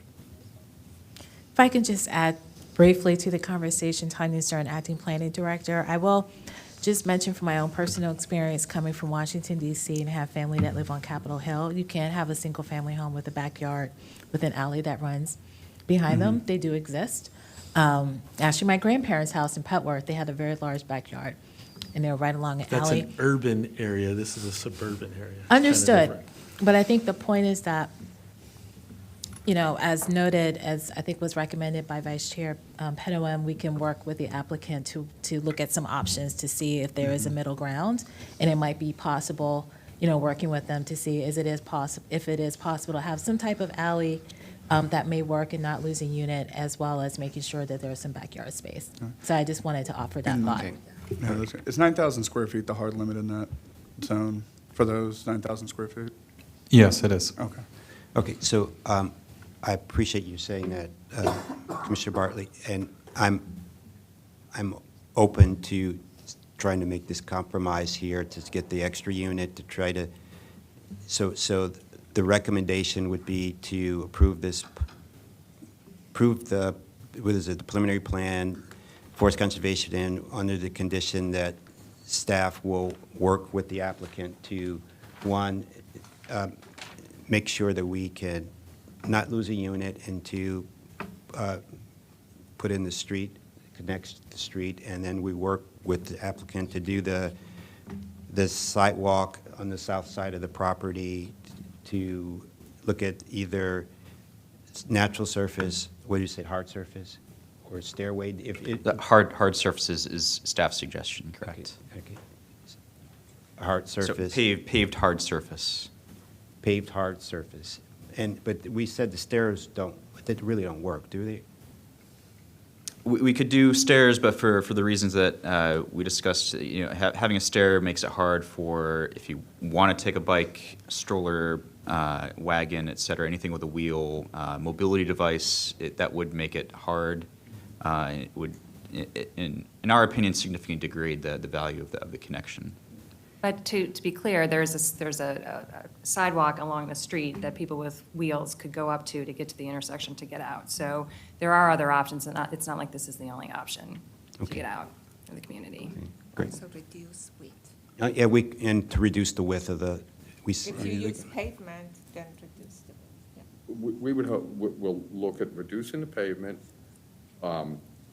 Width is certainly important, but I do ask, and we'll work honestly with staff, that the natural surface remain among the options, because if it turns out that we're baked in and it has to be a paved path, and it's an incline like that, I don't think that's serving anybody's interest. Right. I mean, I'm open to naturals. I mean, if you can provide the, sort of stable I don't know, staff, are there, you guys look into it. There are ways, yes. Right, those are my recommendations. Okay. All right, so is there a motion to approve of the current site plan, my preliminary plan, as approved by staff with the condition of looking at the ways to reduce the pavement with, could either be natural or hard, but look at those, and also with the terms of the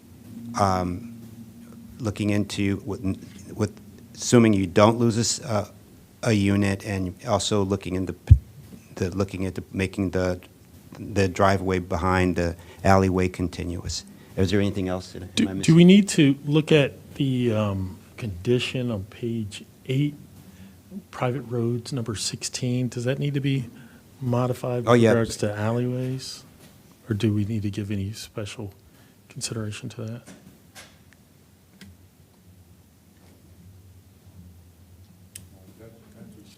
Good point, Mr. Bartley. That is fairly specific in its reading right now. One of those alleys certainly complies. I don't know whether the other one.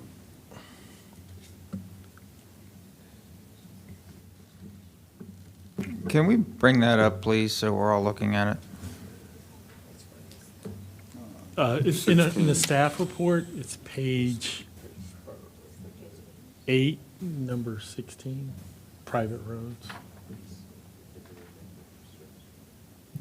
Mr. Bartley, as I look at that now, the way, when I read it on, it says, as required by either the preliminary plan or subsequent site plan.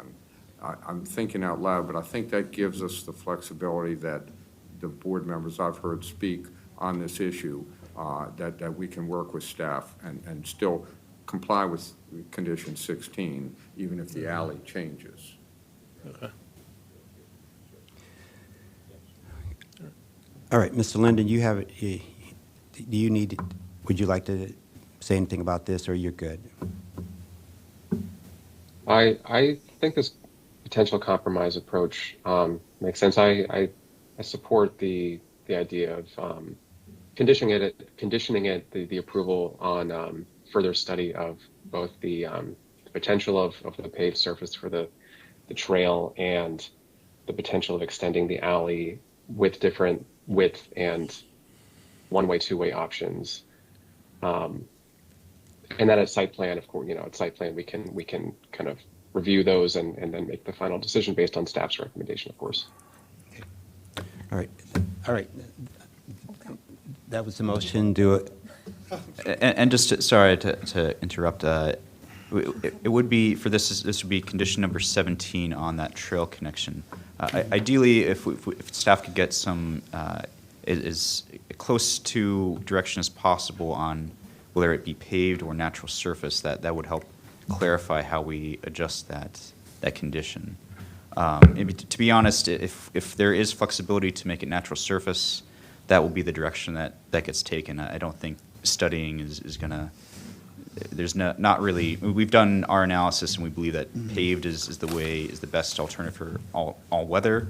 But if we want to take the flexible approach and do natural surface, that would serve a recreational purpose, but they would be two distinct Well, uses. what we could do is that we say that natural surface can be an option in case the paved did not work, but it was not a preferred option. But I think most of the other pathways around that area are paved. I think They the- connect to both the park system to the south and then throughout the rest of the. The issue, in neighborhood staff's area. opinion, is that it can work. So we can always make it work. It's just, it's more the board's discretion on one or the other. Yeah, one so versus the other. It doesn't have to be 8. 40 foot is a lot, I do not know. You have to put a lot of switchback?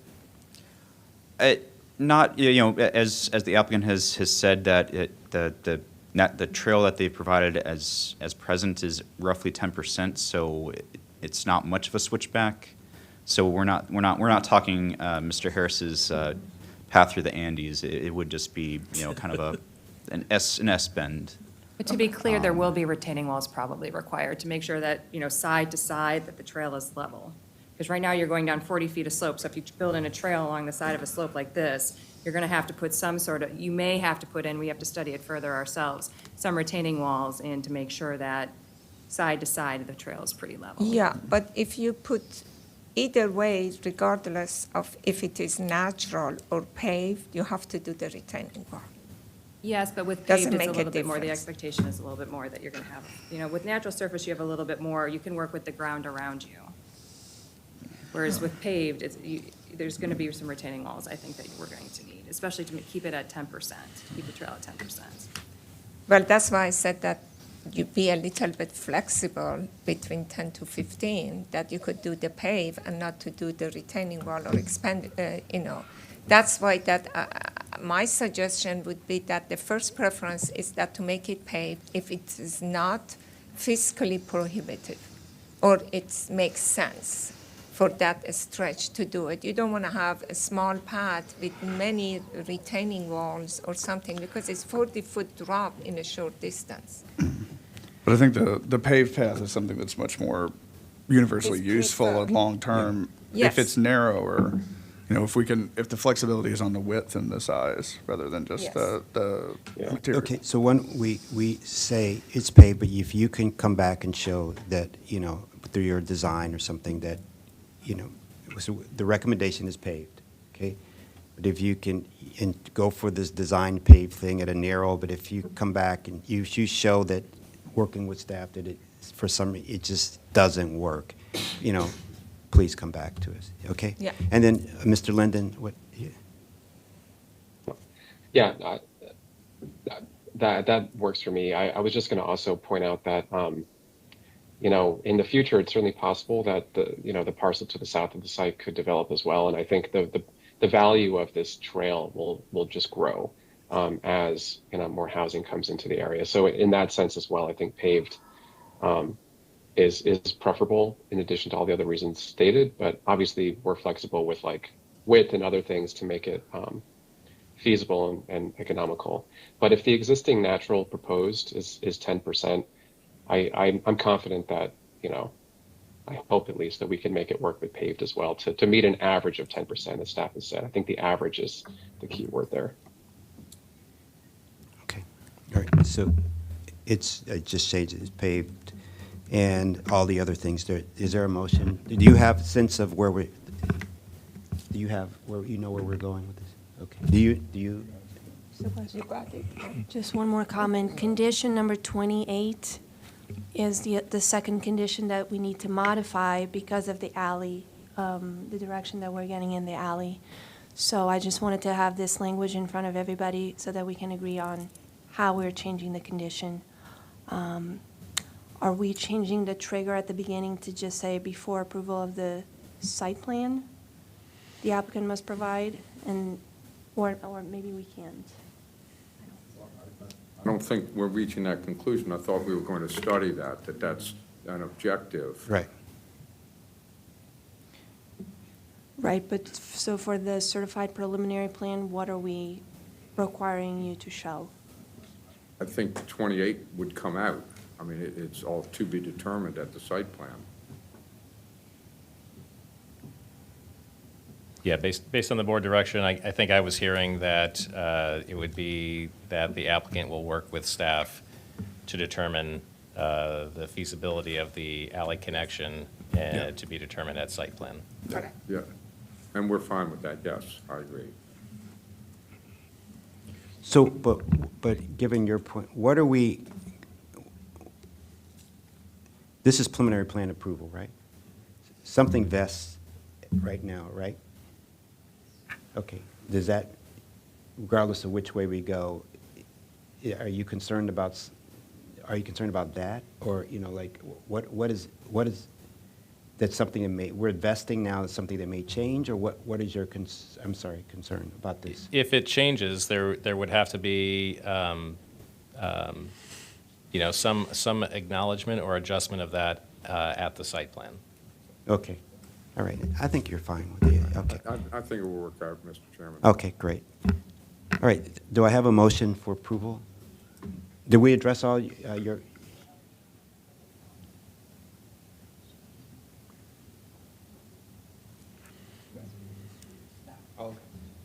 You're moving the microphone. I was waiting to make sure that we don't have. Okay, we're good? Okay. If we're ready for motion? Yes, we're ready for a motion. Okay. And I guess I move that we approve preliminary plan number 1, 2023-0120 with conditions and updated conditions as discussed. I second. All in favor? Aye. Aye. Aye.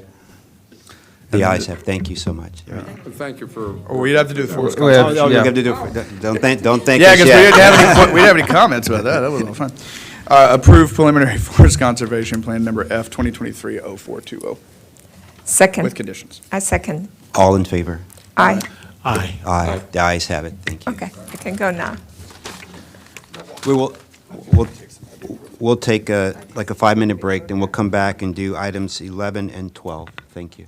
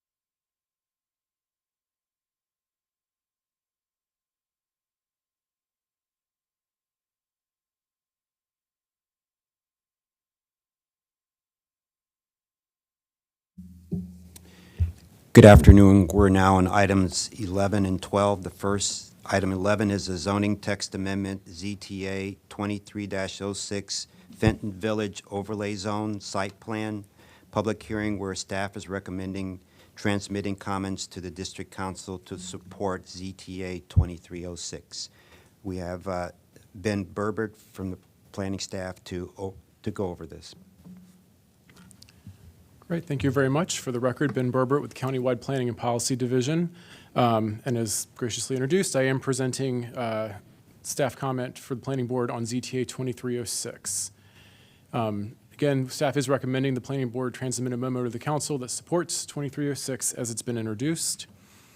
The background, this ZTA was introduced on October 17th, 2023, co-sponsored by Councilmember Stewart and Council President Glass. There is a public hearing scheduled coming up November 28th, 2023 in front of the Council. The ZTA is pretty simple. It modifies the site plan section of the Fenton Village Overlay Zone, exempting certain small sort of additions or modifications or rebuilds from the site plan process as it exists. On the screen here, it shows you exactly what this addition is.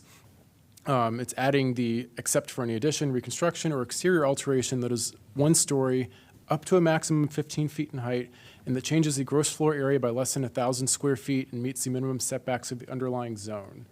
So we're not even actually striking anything, we're just adding this sort of exclusion in here. The reason for this is normally in the CR zone, when you don't have this overlay zone requirement in place, you can do minor modifications and otherwise build up to a 0.5 FAR and still be under standard method development. And so normally when you have CR zone adjacent to other commercial zones and you are under that 0.5 FAR, you're not required to actually come through with the site plan most of the time. There is a table that specifies there are certain uses you have to do this for, but in many other parts of the county, these very small additions would not require a site plan necessarily. The Fenton Village Overlay Zone, established back in 2000, right after the 2000 Silver Spring master plan was done, did require that any development has to have a site plan. This was done under the premise that the overlay zone was allowing additional flexibility in development standards that didn't exist at the time. Now that we have the CR zone, some of that's kind of been rendered a bit moot. But in exchange for that, there has to be additional layers of compatibility and findings, and the site plan was the best way to do that. We subsequently have started having interested parties come to us or come to the county who want to do very small additions or alterations to their aging buildings in Fenton Village, you know, as they renovate for a new restaurant or a new coffee shop or a new store. And just some of these very minor alterations, they were finding out we have to do a site plan for that. And it raised the question, do we really need to have site plan for such small things, or, you know, having the otherwise limits in place, in this case, the 15 feet of height and less than 1,000 square feet, will that still ensure enough compatibility? And I think planning staff's opinion is that is fine. We're not going to lose compatibility over these very small additions, and if it helps these small businesses out and not having to go through the whole regulatory process, we think that is a good call. Staff also did prepare a climate assessment for this ZTA. We found that it would be an indeterminate, slightly negative impact on greenhouse gas emissions and sequestration, but compared to the county's overall factor of those emissions, this is very minimal. And really, this is pretty much driven around the fact that anytime you encourage redevelopment, you are creating greenhouse gas emissions through that construction process and the new materials. It's very hard to measure because we're also assuming that you might get a couple of additional applicants because they're no longer have to do site plan. If you end up with the actual same number of applicants that would have done this site plan or not, you actually don't actually increase greenhouse gases at all. So I want to stress this is a very minor impact if there is one, and that there would be very slight positive impacts on the community resilience and adaptive capacity, because this is fostering small business expansion and development, could create additional local jobs and otherwise help the local economy out. So in conclusion, staff is recommending the board transmit a memo supporting this ZTA to the district council as is introduced. And if the board is interested in getting an idea of exactly where Fenton Village is, in case you're not familiar with it or just want a refresher, Jason Sartori has a map open that he could share if that's of interest to the board, just so we are all aware of what we're talking about. Yeah, that would be great if you can. Excuse me. For the record, Jason Sartori, Chief of Countywide Planning and Policy. So you can see it here, if I can use my mouse. It's what's outlined. This is downtown Silver Spring. So it's all of these areas in orange that are surrounded by this outline in triangles. So this is Georgia Avenue on the west side. This is Wayne Avenue up top here. And this is Fenton Street that runs down the center. Just a quick question. Do you think the 1,000 feet, 15 feet in height, and is enough to satisfy most of the small additions? Would it be reasonable to ask to encourage it to be larger or higher? I do know the height was something that was very important to the sponsors as well as to the community. Okay. They really, the restrictions are in place now because they really do want to keep Fenton Village, unique the way it, close to the way it is now. And so I think if there's anything of any greater size than that, there is still a desire to see the site plan. And I also think the types of expansions we're envisioning, we're thinking like a storage room, or if they opened up a rooftop bar and need a couple hundred square feet for a little contained, I think it's plenty generous for what we're envisioning. Patio kind of thing, yeah. Okay. Great. If there are no other comments, do I have a motion for approval? I move to approve the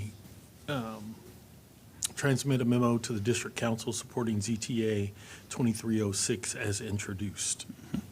Seconded. All in favor? Aye. Aye. Aye. The ayes have it, 5-0. Thank you so much. You can start the next one, which is item 12, zoning text amendment 2307 Bethesda overlay zone, park improvement payments in downtown Silver Spring overlay zone, civic improvement funds. Thank you. All right. Glad we were able to efficiently combine these, but since I'm starting a new presentation, I will reintroduce myself, Ben Berbert, with Countywide Planning and Policy Division for the record.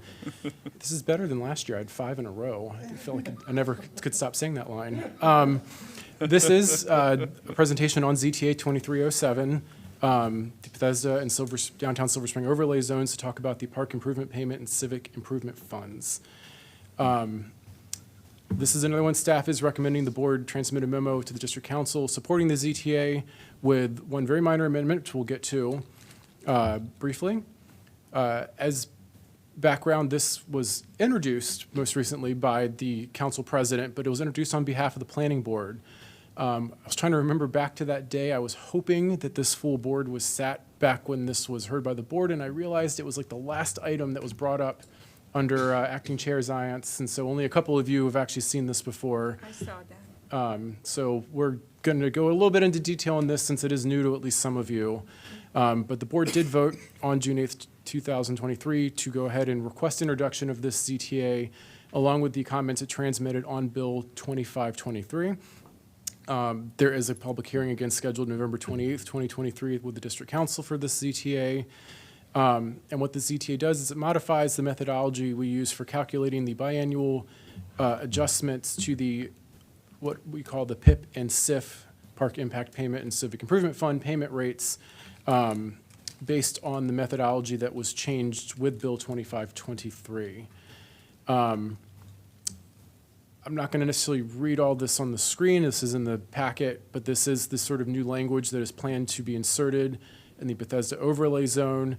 Again, talking about what will be a cumulative increase rather than an average increase over the past 2 years inflation, and inserting the 20% cap, and then how, if that 20% cap is exceeded, how the carryover is handled into the next adjustment. And again, exact same language for the SIF in Silver Spring, except it references the correct overlay zone in this instance.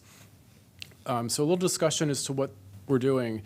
The current methodology that is in the zoning ordinance uses an annual average. The effect of using an annual average is we're only getting about half of the actual increase that we should be getting every time that we calculate the new PIP and SIF rates, because rather than actually adding up the inflation that's happened over the 2 years, we're averaging it out and basically eliminating the existence of one of those 2 years. So what this methodology is doing is it uses the cumulative change, which is the additive, that we actually get the inflation captured over both of those years. However, there was concern that was raised when we were talking about the transportation impact taxes back over the summer, that this could create and has created scenarios where there'd be a very large increase when you have periods of rapid inflation. And so this idea of the 20% cap was put into place, which would keep that changed at 20% every other year. And then there's a carryover provision, sort of hoping and presuming that eventually inflation would come back down and we could kind of equilibrium the two rates with each other. I debated seriously whether I wanted to get into math, but I feel like I wanted to be fair, especially to those of you who haven't seen this before. So I created a couple of tables that are based off of the scenarios that were in the staff report. The top table is just sort of showing the difference between the current average versus the proposed cumulative effect. Same starting rate of 10%, the same inflation rates in year 1 and 2 of 4% and 6%. And then the change column showing that under the current methodology, the average of 4 and 6 would be 5. You'd get a 5% increase or 50-cent increase for a new rate of $10.50. This proposed scenario, the cumulative change would actually be 10.2% or a $1.02 increase. And so what we're saying is we actually should be getting $11.02 as the new rate, and we want to rectify that. The second table below is a little more complicated. This is showing what happens when you do and don't have a 20% cap come into play. And so again, we're starting with the same $10 base rate, but we're going to kind of assume a little bit of a higher inflation here. Let's assume in scenario 1, the 2-year cumulative was 14%. That's under the 20, and so you would calculate the full amount, in this case $1.40. You add it to the new rate that you would pay at $11.40, and that $11.40 would be what you would start the adjustment based on 2 years in the future. In that scenario that you have an inflation over 20%, I've picked 24%, the actual change that would happen now would be capped at that 20% or the $2. And then the carryover would actually apply. You'd have 4% that you would turn into a dollar amount or 40 cents that you would just hold on to. So the new rate for the next 2 years would be the $12 or the 20% increase, but the new adjustment rate that you would actually base the formula on 2 years from now would be the $12.40. That's when we would add in the carried over dollar amount. However, the footnote in here is stating that if you then, because of when you actually calculate the 20% change to determine if you've exceeded that, you do base it off the 12, which is what they were paying before, and not the $12.40. And so there's a little bit of tracking that has to happen in the what I'm going to call rare circumstances that we actually run into this carryover rate. And again, this is to keep you from ever exceeding the 20%. Eventually, we would work our way out of that. We've had bigger problems if inflation remains at 20% over and over and over again. But we have thought through a scenario that could happen. The modification that staff is recommending, and again, this is something that was adjusted in what got adopted with the council bill after we'd heard it at the board and after we had drafted our ZTA, but before they adopted it. The word adjustments added in both the SIF and the PIF, just to be clear that what is being capped at the 20% is the rate adjustment. It's not the rate itself. And so for consistency, we're recommending that be added in those 2 places in the ZTA. Climate assessment was performed by staff on this one, and we really have no impacts to anything that we measure through the assessment, whether greenhouse gas and sequestration or the resilience and adaptive capacity, because we're not changing anything in zoning policy or affecting development at all. This is purely just changing math. for how to calculate a very obscure subsection of this overlay zone. And so in conclusion, staff does recommend the board support ZTA 2307 with this minor modification and transmittal of the memo. Thank you. Thank you very much, Mr. Berbert. I have no comments or questions. Any other members of the board? Nope. So do I have a motion for approval of zoning text amendment 23-07? Yeah. Move that we approve transmitting comments to the council in support of ZTA 23-07. I second. All in favor? Aye. Aye. Aye. Aye, unanimous. Ayes have it. Thank you so much. And we're going to take just what do we need, 5-minute break? And then we'll start item number 13, the Tacoma Park Minor Master Plan, Work Session 3. Thank you.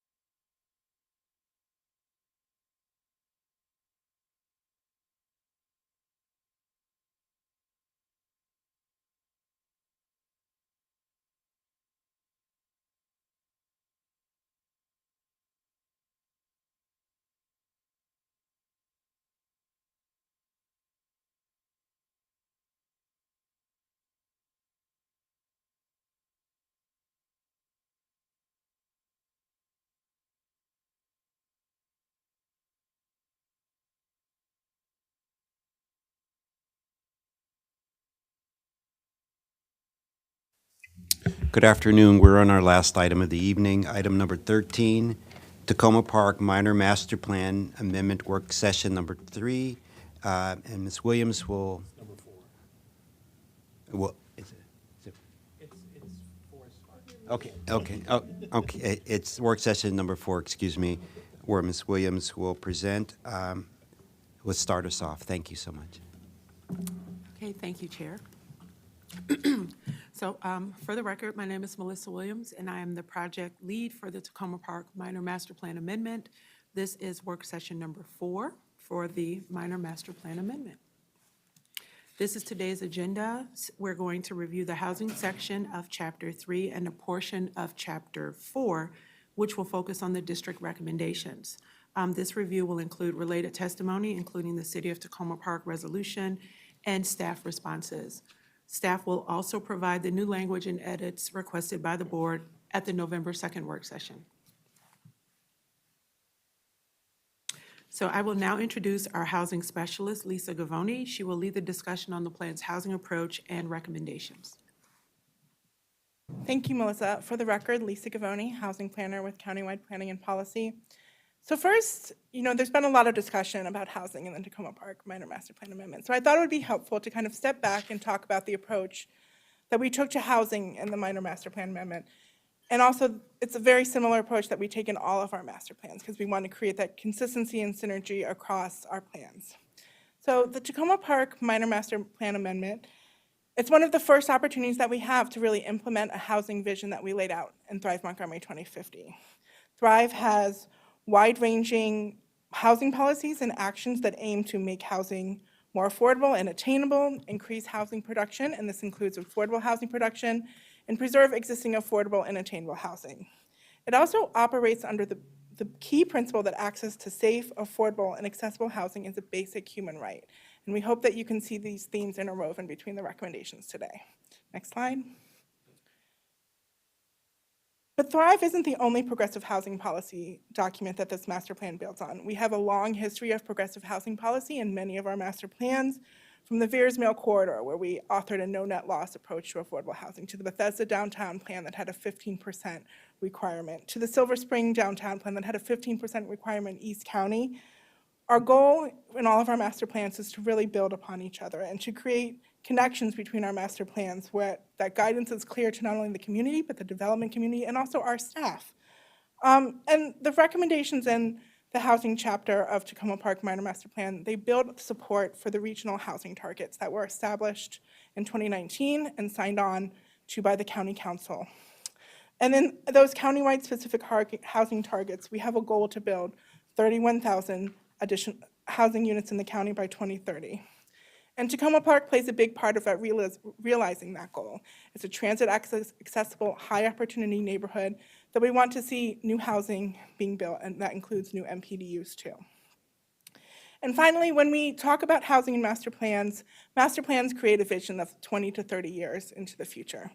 Our aim is to guide growth and provide recommendations that are not too prescriptive, but prescriptive enough that anyone who picks it up knows the direction that we're going into. And we want to provide a certain level of flexibility in all of our master plans. Next slide.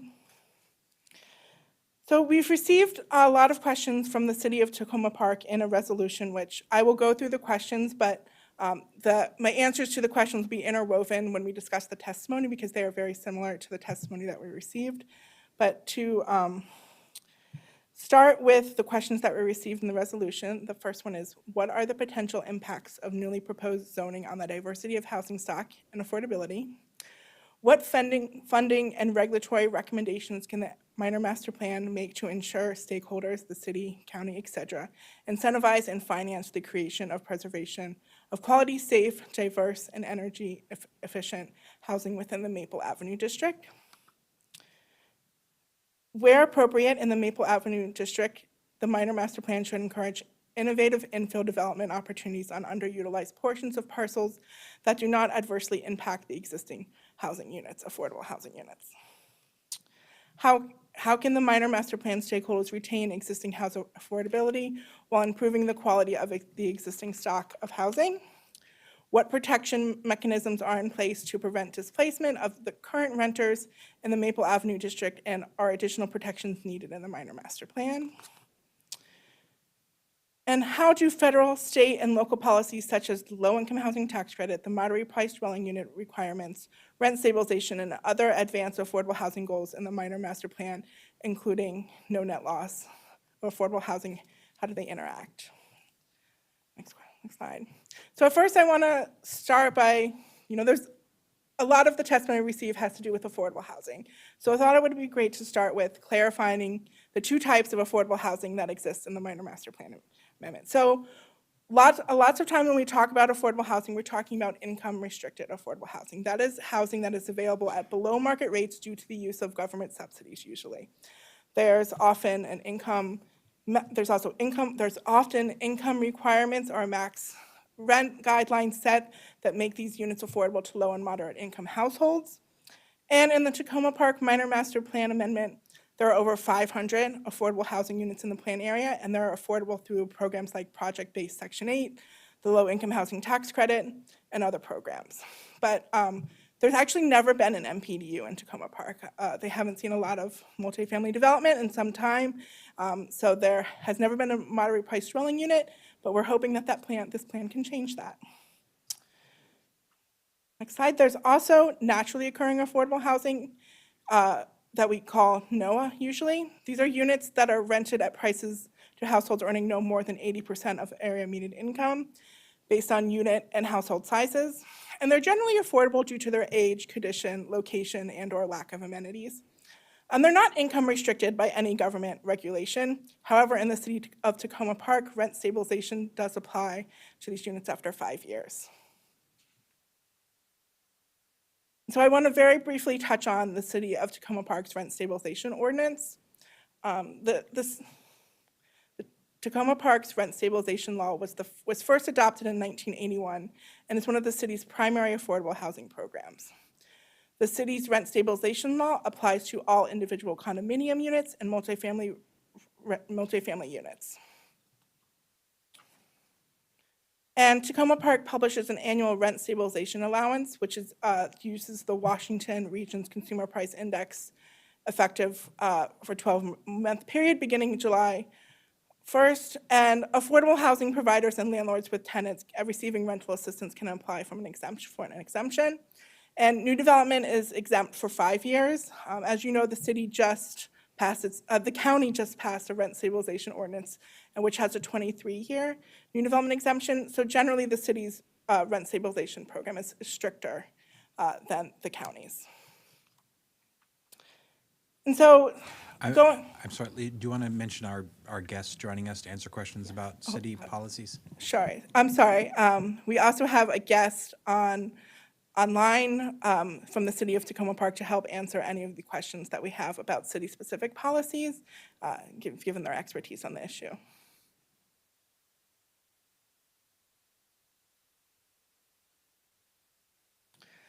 So I thought it would be helpful, because there's been some questions about how rent stabilization and how MPDUs or other affordable housing units would mix. So this is an example of, say, a new rental development in the Tacoma Park area. There's two types of units. There would be 12.5% set aside as MPDUs through the moderately priced dwelling unit program. These would be affordable to households earning 65 to 70% AMI, which for a family of four is, like $120,000. They would be affordable for 99 years, which is generally the life of a rental building. And they're allowed to increase by something that is currently called the rent is allowed to increase by something that is currently called the voluntary rent guidelines. And this is something that we have before rent stabilization. So we're trying to, that's going to change, but for now it's the voluntary rent guidelines, which is just basically the rental component of the consumer price index. Now the market rental units, they would be under rent stabilization for forever after 5 years. New development is exempt for 5 years. And their allowable rent increases the consumer price index for all urban consumers. So they're slightly different. One's the rental component and one's the broader urban CPI for all urban consumers. Is it the regional CPI? Is it CPI for the Washington region, not the Yes. overall? I just want to understand it better. This rent stabilization is for any rental unit, or is it just for the affordable? But, okay, the question I have is that if you have a new rental development, and they just have 12.5% moderately priced dwelling unit, that the 3% rent increase, is it for every single rental in the new development, or is it just for the moderately priced MPDUs? Sure. So to step back, the MPDUs would have their own rental increases, and they're income restricted through a county program. So their rent would be allowed to increase by the rental component of the CPI. But the market units, those would be the not the non-MPDUs, the ones that aren't inclusionary zoned or through the MPDU program. They would have rent stabilization apply after 5 years. To every market unit. All the market unit? Yes. Okay. Do you believe, I don't know, maybe I have to ask that from, City of Tacoma Park, I forgot his name. Do you think? I'm sorry, his name is Ira. Ira? Yes. Okay. Ira Does this, you think that it's going to shy away new developers to come? Yeah, I know, but as long as we have that, we may not be able to encourage or see that this vision come to reality. I don't know. I'm just asking, putting it on the table. Sure. So I'll start, and then the city can jump in, because I think this is a question that comes up, and the reality is we don't know. The Tacoma Park historically has not seen a lot of new development from multifamily units, but they are very proud of their rent stabilization program, and it has created a lot of prolonged affordability in the plan area. I think there are obviously concerns about the city program just as there were concerns about the county program, but this is also a huge opportunity that we can wait and see and figure it out. The question is that, are we planning to provide any kind of provisions? Because yes, it's great, it keeps the rental to be affordable, but it is what it is. So you have 500, it stays at 500. We want to make it to be 1,000. So you need a lot of new ones to come in to make it more affordable. Sure. So I think the question of rent stabilization in the city is also a little bit out of scope for the master plan. This is primarily dealing with land use, but I think that we can work with the city, should a development application come in, should there be hurdles, and figure out potential next steps. But I think for right now, it's a city program that I can't imagine that it's going to go away, but it could potentially change, evolve, longer new exemption for new development, for example, similar to the county program. It can change, but for the purposes of the master plan, we're just kind of talking about the existing conditions of rent stabilization. Ira, do you want to chime in on that? Certainly. So for the record, Ira Cowler, Acting Director, Housing Community Development for the City of Tacoma Park. Happy to answer any questions here today about how our rent stabilization policies work or their impacts. I think Lisa did a great job kind of explaining a broad overview of rent stabilization. I think just to real quickly hit on a few key points of how the program works, and I'm repeating a lot here, so apologies. But rent stabilization applies to basically all of our multifamily rental facilities and individual condominium units that are not deed restricted or kind of providing have other sort of affordability exemptions built in. I'll also point out rent stabilization also doesn't apply to single family homes, accessory apartments, or duplexes with an owner occupant within them. So the way our rent stabilization program works is for new construction, you would have 5 years to set your market rent. After those 5 years, again, we release a rent increase allowance that is based on the annual Metro Region CPIU change from March to March, and that rental allowance increase goes into effect at the start of our fiscal year. So it's a July 1 through June 30th change. And I'll say the only other kind of opportunity after those 5 years for a property to increase rents beyond kind of our rent stabilization allowable increase is we do have a fair return petition process whereby, if property makes a significant capital investment in the property, we would analyze that and consider if that could impact any sort of potential rent increases outside that allowance. So those are the broad strokes. Happy to answer any questions about process as we go through here. Okay, thank you. Next slide. So I'm going to briefly go over the recommendations that are in the housing chapter of the Tacoma Park Minor Master Plan Amendment. And after I go through the recommendations, I'm going to pause and see if the board has any comments, because there's a lot of recommendations, and there's been a lot of discussion about housing in this plan, and we think it would be, if there's any opening thoughts, we would welcome them in to make sure that we can integrate feedback into our responses to the testimony later in the presentation. So there's 3 categories of plan recommendations. There's housing production, there's affordable housing production, and preservation of housing and affordability in the minor master plan. So just briefly noting them, so recommending supporting a diversity of housing types, providing financial and other incentives to boost housing production for market rate and affordable housing. We want to strive to increase the quality and quantity of housing units that are accessible to people with disabilities and older adults. Next slide.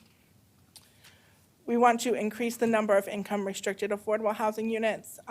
Consistent with current county policy, new development should provide at least 12.5% moderately priced dwelling units.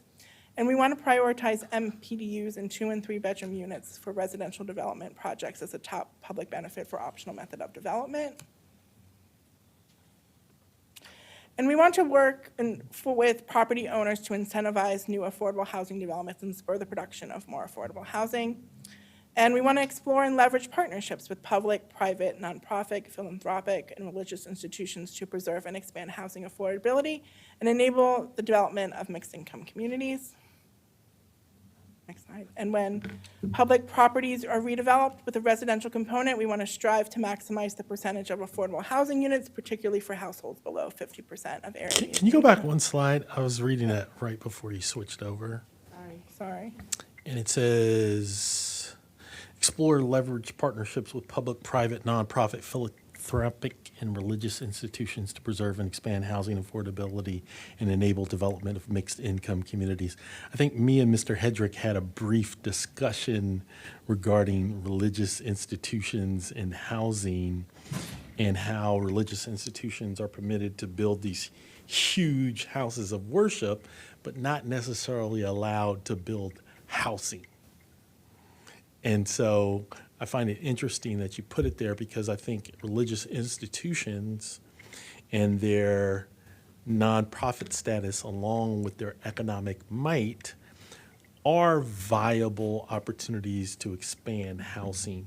But you put it in here with little to no discussion as to how religious institutions are treated in the county with regards to houses of worship, but not how they're treated with regards to low income and affordable housing. Sure. So talking a little bit about religious institutions and the provision of affordable housing. So we actually have seen an uptick of a lot of religious institutions wanting to build affordable housing on their land. There's some impediments to doing that. A lot of them are zoned R60, which doesn't really allow multifamily without going through a rezoning. We have seen the provision of conditional use senior affordable housing on a lot of their land. It's been a discussion in our department, and I think it's going to pick up quickly because the Department of Housing and Community Affairs has a work program item to kind of investigate the feasibility of this, and we're going to work with them on that. So I put it in here as a broad recommendation, realizing that the focus will really come countywide on how we can expand the ability of religious institutions to build affordable housing on their land. Oh, that's great. So yeah, you're going to push for that to happen. Mm-hmm. Right. Yeah, yes. good, okay. And I would also just add, Elza Heisel McCoy, Chief Down County Planning for the record. I think some of our county affordable housing providers like Victory Housing do affordable housing developments not on church property or not next to the churches. So we do have some faith-based affordable housing providers working in the county. Yeah, we do. There's not, I'm trying to remember from the tour, there's no religious institutions within this plan area, are there, that have large, that I can remember off the top of my head? I mean, you certainly have the Adventist. Well, the church. Adventist, but not a church, I'm thinking of standard church property. But yeah. I think that's probably the only church property within the plan Within the plan area. area. But as Mr. Heisel McCoy said, there's still opportunities for partnership, even if, they don't own That the happened land. specifically, yeah. Yeah, this is Artie Harris. I also believe that there's potential ZTA out there that people are working on to create, make it by right instead of having to be rezoned, I think. Right. Next slide. So when public properties are redevelopment, we want to strive to maximize the percentage of affordable housing units, particularly for households at or below 50% of area median income. And when feasible, developers should work and collaborate with nonprofit partners and the City of Tacoma Park and DHA to reach those deeper levels of affordability by providing housing below 65% of area median income. And then we want to support the development of permanent and temporary supportive housing for the unhoused populations in the plan area. And in the event of redevelopment, we want the property owners to work with DHCA, the city, and tenants to ensure eligible residents receive support and assistance to mitigate impacts of temporary relocation. And we also want to retain and expand the current levels of affordability by working with property owners to extend their rental subsidy contracts. And county and city agencies responsible for code enforcement and property maintenance of residential property should continue to ensure consistent enforcement of residential property maintenance standards, building codes, fire codes, and parking standards to improve resident safety, health, and comfort. And then we want to develop targeted strategies to minimize gentrification displacement because of development and while promoting social integration at the same time. And discourage the deterioration of housing through the enforcement of housing codes. And that's the last recommendation. So I'll pause if the board has any broad comments or anything they would like to say this far in the presentation. In Tacoma Park, I think the word gentrification is curious because it is a highly diverse socioeconomic community that is well blended. And so when you say minimize gentrification, is there gentrification in Tacoma Park? But we'll talk about this a little bit later, but the Tacoma Park housing market is really, really interesting because it's kind of bifurcated at two extreme ends. The for-sale market is really characterized by unaffordability, high-income households living there. And the rental units under rent stabilization are really, really affordable.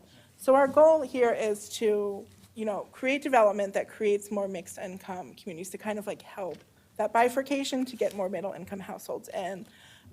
So that's really the goal of the plan. I think that we're always cognizant of gentrification. I can't speak to whether there's gentrification or not, but I think that it's, always a concern that especially this community has stated that we felt that it was important to include. Another thing I find interesting about Tacoma Park is that there are highly educated people of every ethnic group, right? And so with Tacoma Park being as diverse as it is socioeconomically, religiously, and DNA profile, it's hard for me to grasp that gentrification could exist in a place like Tacoma Park. And would that be an appropriate term to use in such a place that is so inclusive and conscious of one another? So Melissa Williams for the record. So I just wanted to jump in that as a part of our community engagement process, so that was a very long process, we heard quite a bit that the concern about development and the potential for displacement, and even people who felt that, so when we're talking about gentrification, it was really more about in some cases, those apartments along Maple Avenue. The idea that what is currently market affordable in NOAA or subsidized units would be torn down and replaced with luxury high-rise. So when they're thinking about that, and then there was also some people that were concerned that the development, a larger development like the one that is being proposed for the Washington and Venice campus, would put development pressure on the surrounding single-family neighborhoods. And so we do have some missing middle housing that currently exists. And there were people that kind of were aware that it's there and they love the idea of it, but there was also this fear of change. And for them, change is gentrification where things are replaced with something that's unaffordable to the people that are currently there, and then displacement, which was the fear that we got from a lot of the people that currently live in the subsidized units, that they're going to be forced out. And so we felt we were responding to that by making sure that we use the terms that were used with us so that people could see themselves in these recommendations. So the people who were afraid that they were going to be forced out, what group of people, what was the composition of the group of people? And was that group of people diverse, or was it homogeneous? Meaning like just one specific DNI profile people? So I would say that it's very diverse. The population, particularly along Maple Avenue, that was where we did a lot of our canvassing efforts. That population was incredibly diverse. There were probably 10 or 15 very distinct regions of the world that are represented there. Mm-hmm. And by and large, what we heard over and over again was that many of them had been in Tacoma Park for quite a while. They'd been living in those apartments, many more than 5 or 10 years. Some had raised families in those apartments and were now empty nesting. And they loved living there. They were completely okay with living in the apartments, but they acknowledged that those units were not necessarily as modern as they would like. And so that led to the fear of supporting new development. Does that mean that I have to leave and that there won't be a place for me to come back to? And so we had that very distinct conversation. We also did a lot of engagement where we went to the farmers markets and we spoke to very different populations where they were similar concerns, but from a different end. The idea was, I'm in a single family home and it's quaint and I love it, and it's incredibly expensive. I probably wouldn't be able to buy this home again in this current market. And if you put in this new development, what is that impact going to be on the market? And is it going to create pressure where I might be able to stay, but maybe my neighbors are forced out? So we were trying to kind of walk that line of understanding, like Lisa's point about the bifurcation, that there's this gap in the middle.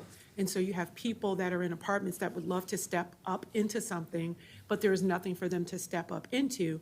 And then you have people that are in single-family homes, but there are just not enough of those to go around at the rates that people would love to pay for them. And I'm hoping that answers your question. It does answer my question, but my understanding of the term gentrification is displacement of a less socioeconomically viable, quote-unquote, minority being displaced by a socioeconomic viable majority based on DNA classification or characteristics. And so, but I don't think that's happening or could happen in Tacoma Park because it's not, a urban homogeneous environment of minorities being displaced by people. I understand the point that you're making, and so I think that what we heard, and this was kind of represented in kind of even the summary of comments that we provided to the board, was over and over again the fear of the apartments that are there today coming down and being replaced with luxury development. Like, that was kind of the very specific term that was used, that these units that provide affordability today will be replaced with luxury development that will not be affordable to the current population. And so when we were thinking about the term of displacement and gentrification, we were really zeroing in on that comment that the people that live in this building today will be forced out through new development. And the new buildings, even though they're going to be modern and everyone's going to love them, they won't be affordable to this new population. And so that was why Lisa made a lot of recommendations that spoke to assisting people with moving in, and we were looking at no net loss of affordable housing. And so we tried to comprehensively tie a lot of recommendations together to address this fear. I think that what Sean is, Commissioner Bartley is looking for, from what I hear, is a performance measure of how do we measure or quantify gentrification. Well, about a month. And how do you measure it? Yeah. That's what I guess that you're Yeah, looking well, for. yes. What's going to happen that we Especially call it since the people who gentrification? want to live in Tacoma Park are probably not, I hate to say it's race motivated or want to displace someone else, and are probably very much like-minded. Well, we also have a set of standards related to growth, displacement, and shrinkage of population that we discussed about a month ago on the neighborhood change information that we have. We have data on this, and I think, and I was double checking it, trying to zoom in on it. We don't have gentrification or growth in Tacoma Park. What we have is stagnation, and that's what we've had and what we've had for 40 years now. And I think the problem, at least in terms of the affordable housing and the terms of the multifamily that we have, is that there's been no reinvestment in those properties. Those properties are old. They are in need of a lot of updates, and there will be no inclusive growth in there unless there are more housing units there. And one of the things we're doing is going after the Adventist site, and the other thing is we're looking at ways to retain the affordable housing, but also expand the options for people to live there, because as I think Lisa was mentioning, it's bifurcated at the moment. Very low cost, low income housing, and then very high, very expensive housing within about a rock's throw of each other. And so we have measurements that we've got on neighborhood change and inclusive growth and things like that we can look at to measure those things. But what we have for most of the area covered by this plan is stagnation of both, it seems, incomes, populations, and relatively moderate changes in the area, except for very large growth in the cost of housing, particularly the single family, and it's ranging around there. I was just so to build on that, and I think we can talk about. I think we could delete the word gentrification from the plan, but I think one of the things that that Chair Harris did a great job of on the bus tour was talking about some of the issues that Commissioner Hedrick and others are talking about in terms of you have a lot of existing affordable housing here. You have a unique affordable housing resource that other parts of down county are clamoring to get, but these buildings these are older buildings. And I was wondering if the chair wanted to talk a little bit about his experience in terms of keeping those up and the costs. I'll be brief. Thank you. I'm Artie Harris, for the record. As everyone was speaking, as Ms. Williams and Giovanni and Mr. Hedrick were saying, there's a big challenge in the county, but especially in Tacoma Park, of providing high-quality housing. And the reason is that most of the housing stock in the county, especially Tacoma Park, was built in the mid-1900s. So that housing stock is generally 60 to 75 years old, which is very old. And so we all talked about the residents wanting quality housing. However, today, to renovate that housing, it's not just, putting in a new vanity and some cabinets, but you have to pretty much gut the building, so you're putting in all new mechanical systems, all new plumbing, which domestic lines, sewer lines, you're upgrading the electric, you're putting in new kitchens and baths, new roofs. And then once you touch a property, even if you add disturb more than 5,000 square feet, you have to conform with the new stormwater management regulations. So it's just a big cost to renovate these buildings, and we've seen when I recently that it costs about 125 to easily 150,000 a unit to renovate that, and so most landlords can't do that because they can't get the financing for that, because to get the financing you have to have the revenue to support the financing, okay? And so the only way you can do that is maybe if you're a nonprofit that can tie into some governmental, local, and governmental soft funds, and then also get low-income housing tax credits to provide equity. That's one of the ways to do it, and that's why there are a couple of nonprofits on Maple Avenue that have done that, Enterprise and Montgomery Housing Partnership. Or if you are for-profit, what you want to do is create more density.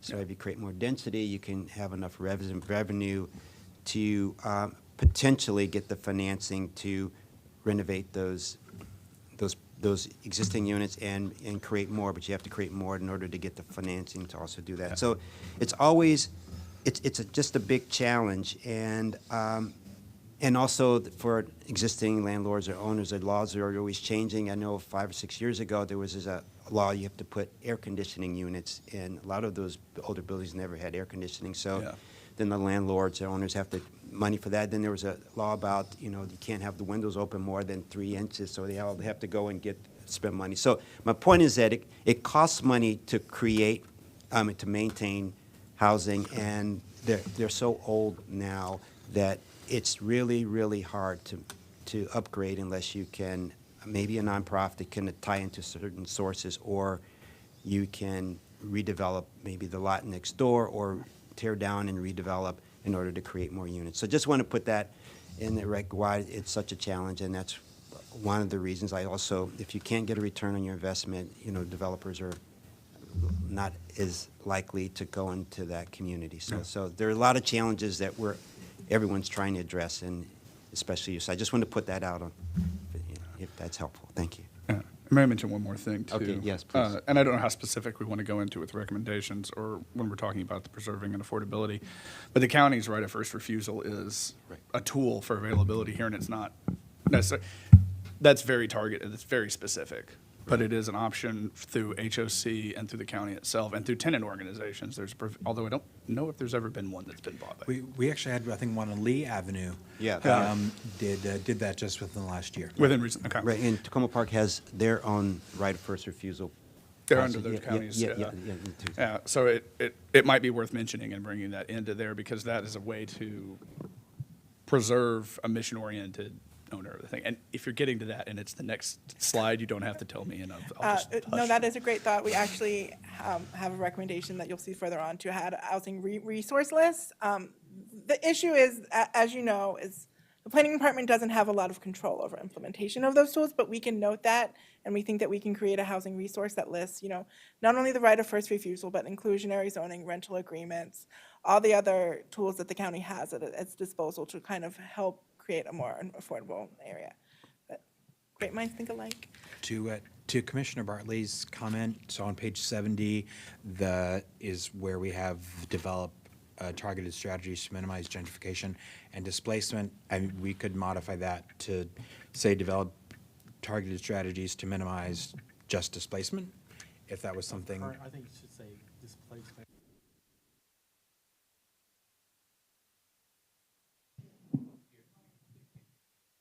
I think displacement of current residents, because that's what you're concerned about, is the people who currently make up the community being displaced, right? So you don't want to displace those current residents, especially socioeconomically disadvantaged residents. Yeah, I think we could definitely do that if that's the direction of the board. The key was, isn't it the current resident? I think the key is current residents. I mean, Like socioeconomically disadvantaged residents who couldn't endure price change. So I mean, I think that's the key. I'm fine with that. I would argue that gentrification is possibly more of a regional or like countywide phenomenon as opposed to typically thought of in, at least in the research designated in This is very what this small is. areas. I'll I get tell- the point, though. I'll tell you why I have an issue with it, is because my experience and perception of the people who live in Tacoma Park and who move there and might happen to displace someone would not want the label of being a gentrifier when that would be the least thing that they would want to do. They wouldn't want to harm anyone.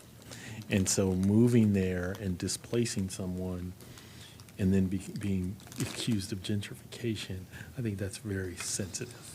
And I don't think anybody moves to Tacoma Park with the want to be, to have that negative impression or label. No, I mean, I would argue that housing markets are more driven by economics than they are by anything else. But, I mean, displacement is roughly the equivalent thing. It's just that in the case here, I mean, there's not with, the issue with the rent stabilization is it's not necessarily income restricted either. So there's potential for displacement and gentrification without actually changing currently anything that's happening within those units and those buildings, particularly given a regional housing market. So, I mean, people have all the good intentions in the world, and it doesn't change their behavior. If there's income and money involved, and what we're running into is a supply problem. Right. And I think the focus should be then on retaining and increasing the affordable housing supply that currently exists, rather than necessarily trying to get into the heads of the people that may or may not move there in the next 5 to 10 years. But gentrification has this like racial connotation to it. So if it's like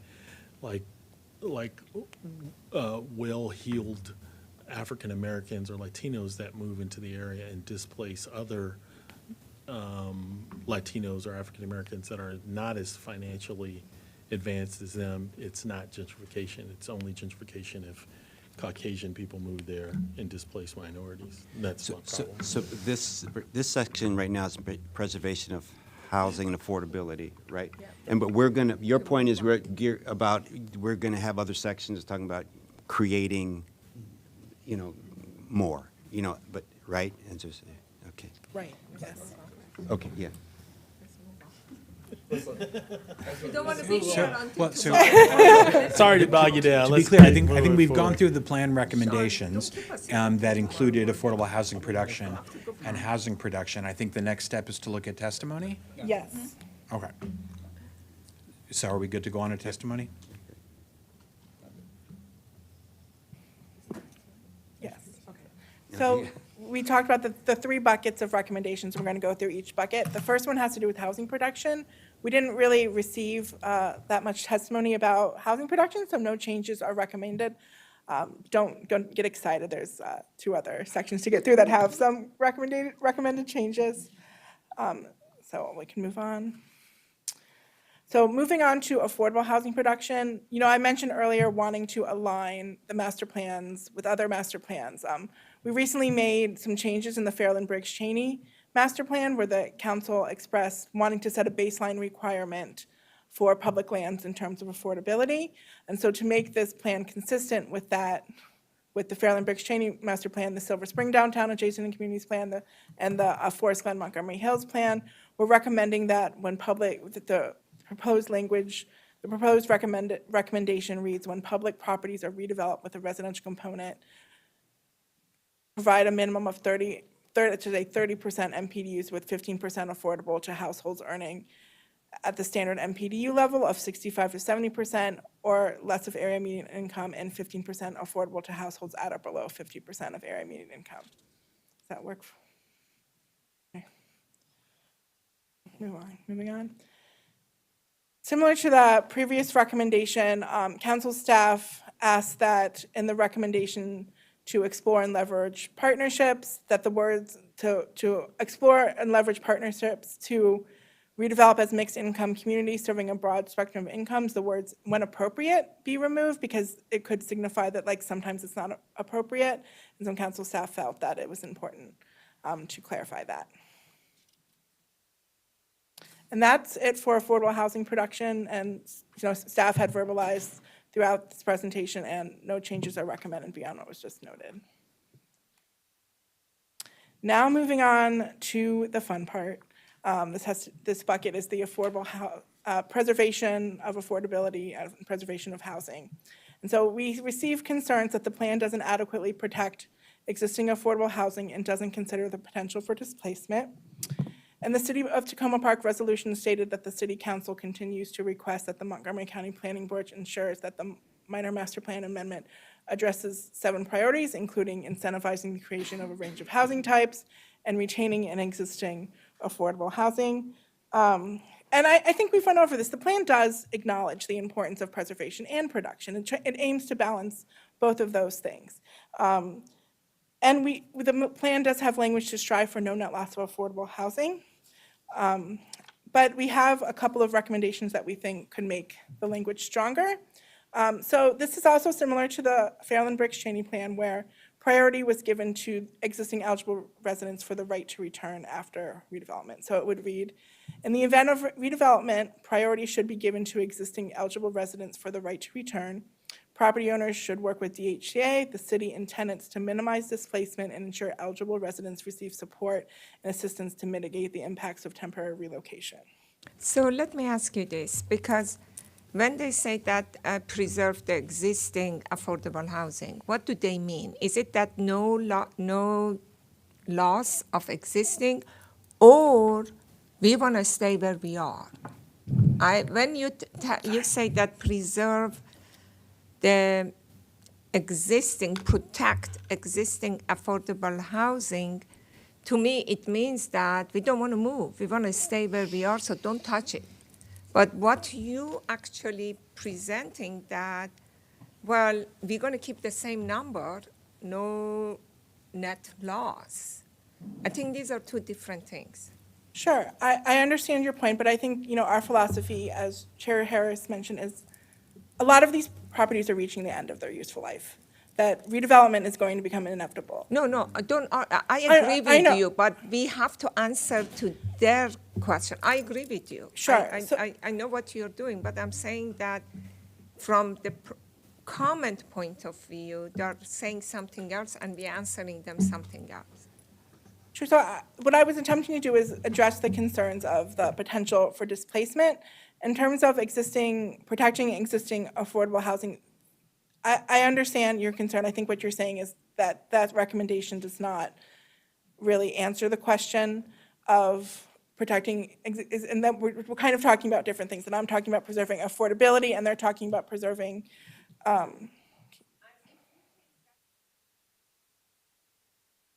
Sure. And if that's what you believe is the right thing, okay, just say that the existing existing affordable housing are not sustainable anymore. Sure, I think, yes.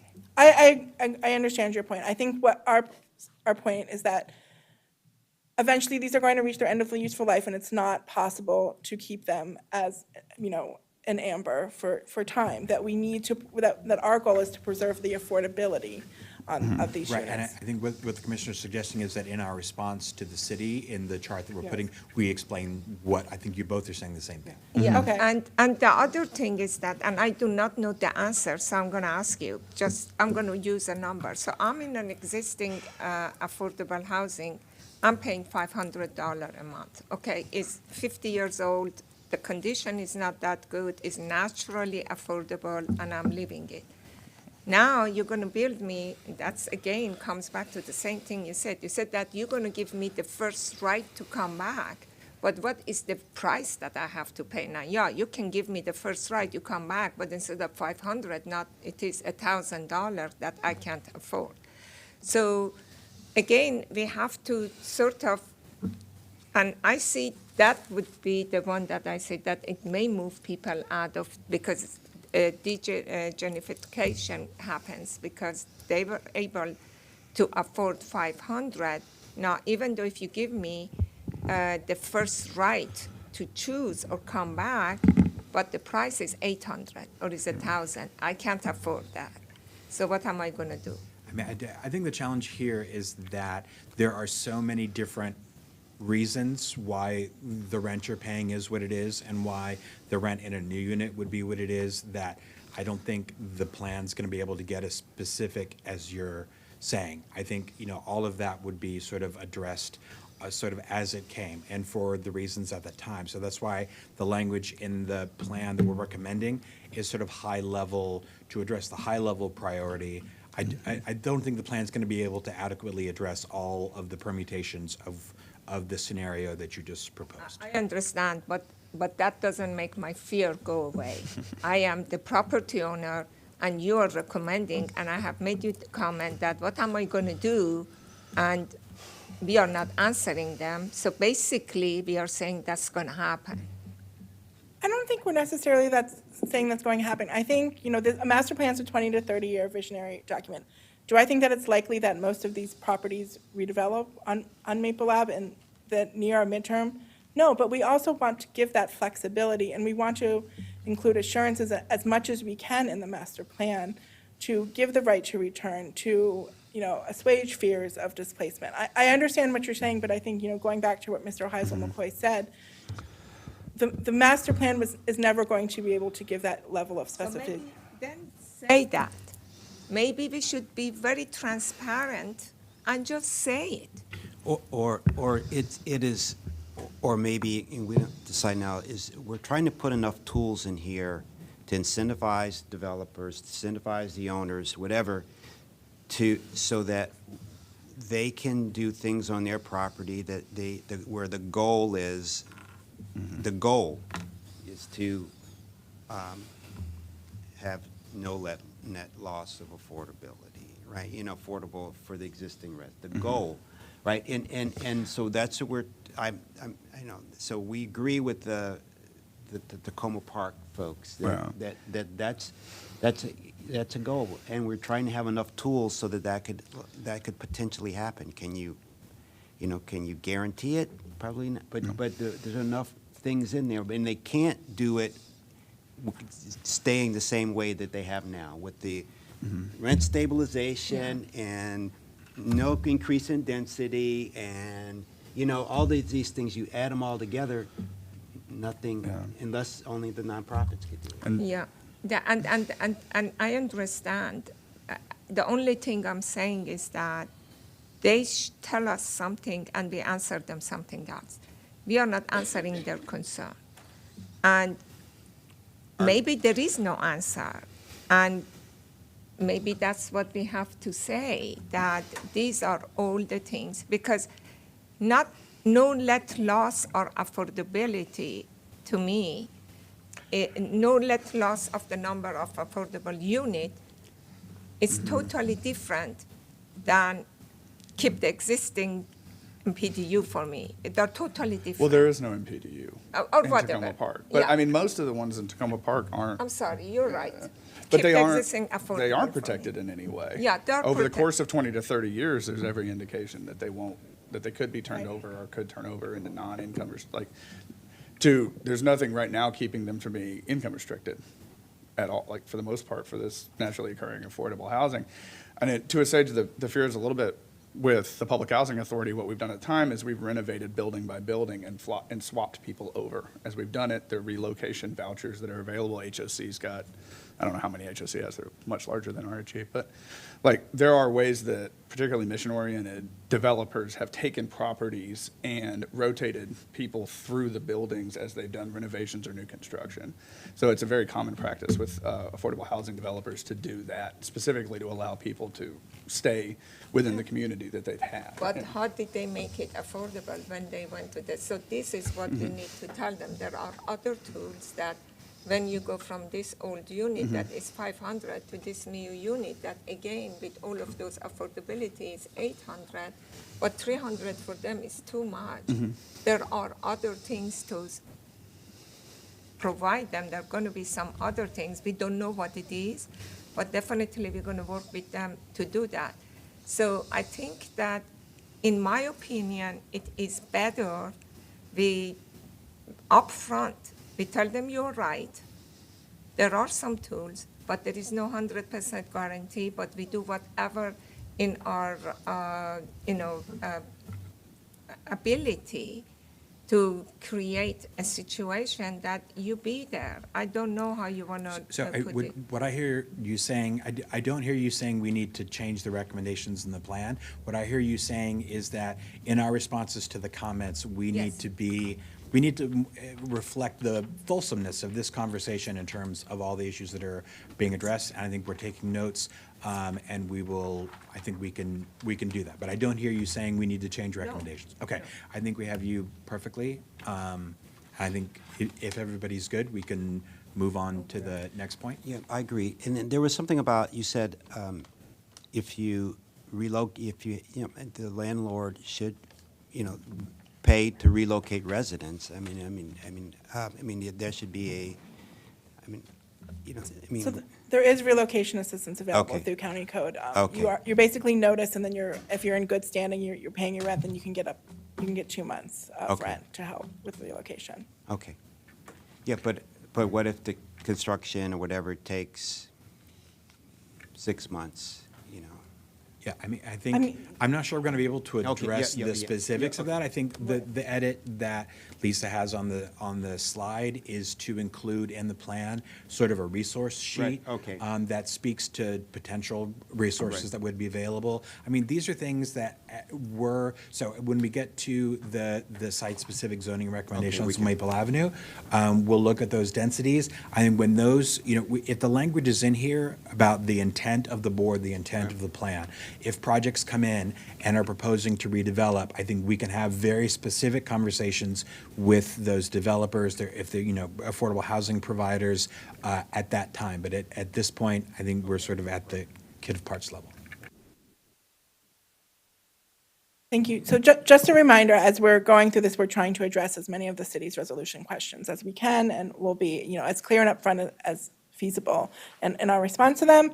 And just to recap, as Mr. Heisel-McCoy stated, we're going to create a resource in the plan that kind of lists all the tools that the county, and we hope to work with the city, because they have tools too that the county doesn't have, and in conjunction, we think that there's a lot of tools in our toolbox for Tacoma Park. Next slide. So there was testimony that the mechanics of no net loss of affordable housing was not explained in the plan. So we have proposed language to create a call-out box that discusses the mechanics of no net loss of affordable housing. And there's a couple of bullets, I'm going to read them to you, and then I'll stop for your comment. So first, no net loss of affordable housing requires that all affordable housing units, both naturally occurring and income-restricted units lost through demolition, be replaced or rebuilt. No net loss of affordable housing is enforced primarily through the requirement that the planning board find that new development applications are consistent with the recommendations of this plan. Planning staff would work with potential applicants for development on sites with affordable housing with the goal of ensuring the amount of affordable housing on the site did not decrease. More broadly, realizing these goals requires increased density to ensure feasibility, flexibility for land use, coordination with implementation partners, including the Department of Housing and Community Affairs, and both affordable and market rate housing providers, and assistance from other housing programs and policies. Any comments? This is good. You're talking about things in the toolkit, right? Right. Okay.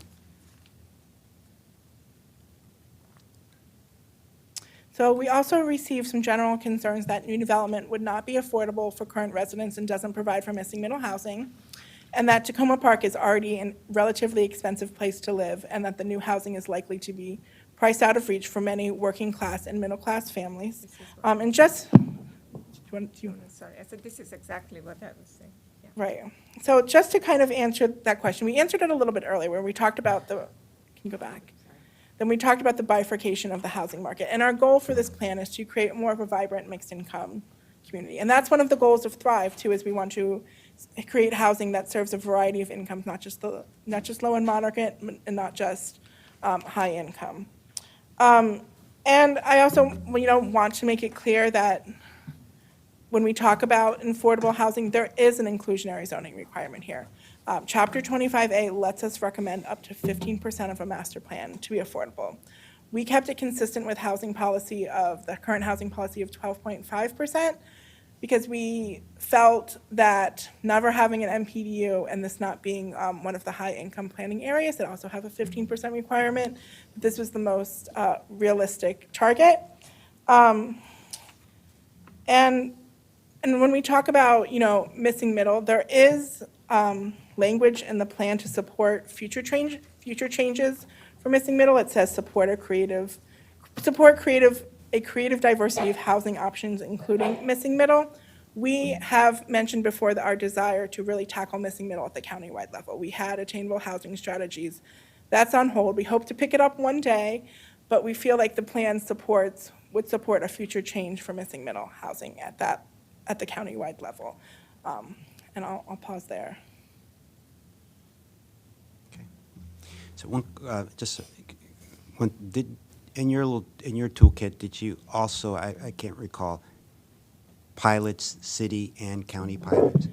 Did you? Pilots, yes. Okay, just want to make sure. Okay, great. And that's a very, very important tool that has gotten a lot more flexible in the recent years with the by right pilot and even though there is WMATA-owned land in the area, but not there. The county considers it a very important tool at its disposal, and the city does too. Right. So we will be sure to include Right, it. and the city also has, and also maybe they could, even if it's just restricted to the affordable units, but it's a way to finance the affordable units. Okay. Right. Okay.